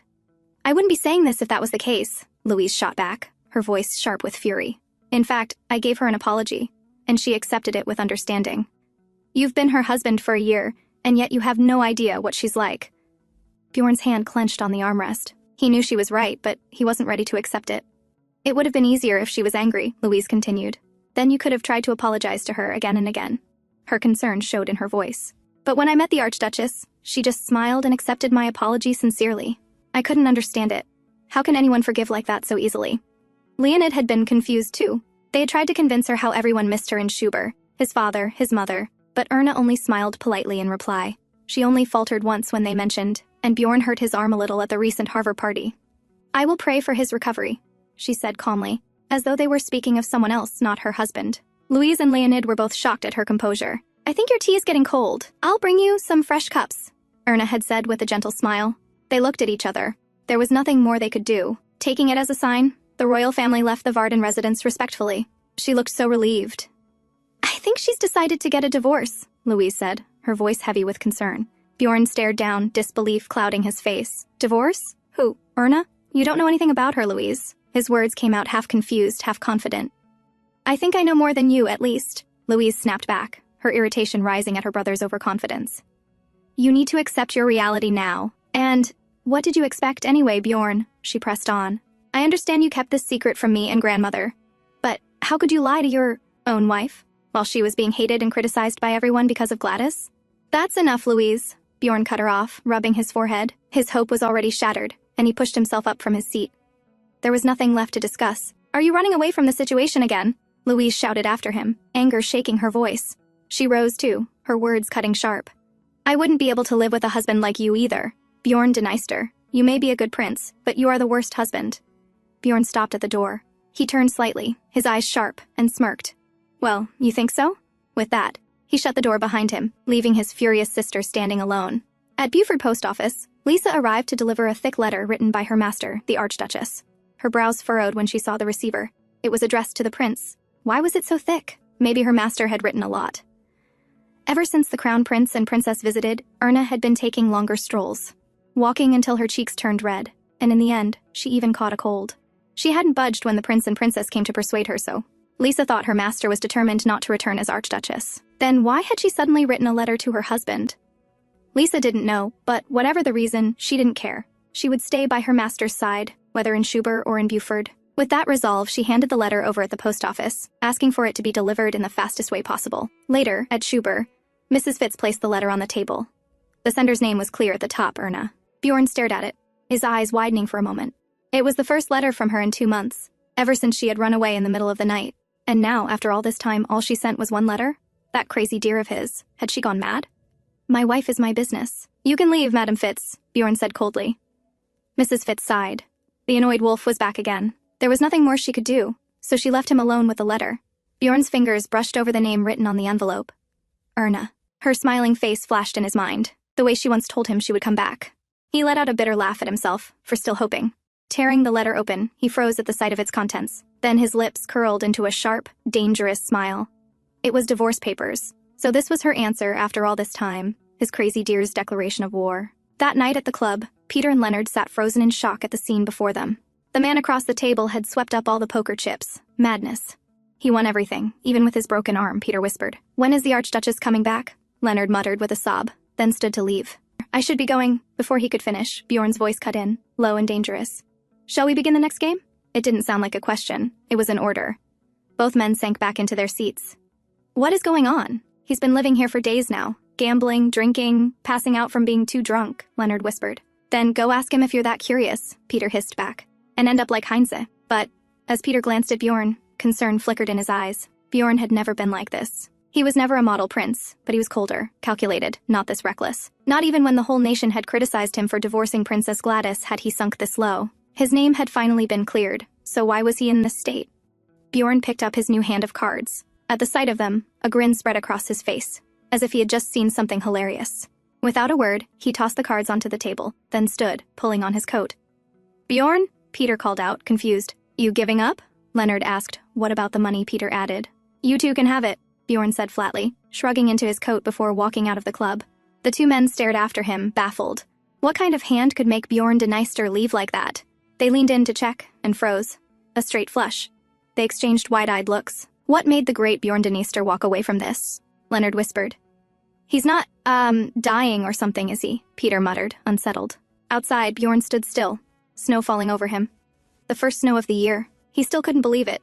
Out of all cards, he had drawn that hand, a straight flush, the same hand that once made him enter that pathetic bet. And with those cards, he had won. Or at least, he thought he had. But in the end, those very cards had left him in this miserable state. Your Highness? The attendant called softly, worry clear in his voice. Bjorn didn't answer. He just stood there. He had once believed Erna's love for him would last forever. So why had it disappeared? Why? Was it because of the truth about Gladys? Because of the miscarriage? Or because of the way he had treated her all this time? He was certain it was all of it combined, a mixture of everything that had driven him into this pathetic failure. But still, he couldn't accept it. She endured alone, fell apart alone, disappeared alone, and ended it all on her own. But wasn't that against the rules? Her eyes, her smile, her every gesture, they had always shown how much she loved him. That was why it was so hard to believe her love had ended just like this. How could she give him everything and then take it all away in a single moment? No words. No chance. Let's go to the station, Bjorn ordered suddenly, striding toward the carriage. The station? The attendant asked, startled. You mean the train station? He repeated a moment later, finally understanding. Bjorn gave no reply, and the attendant quickly followed after him. Bjorn was determined. He would get an answer from that woman. Now, it was time to face reality.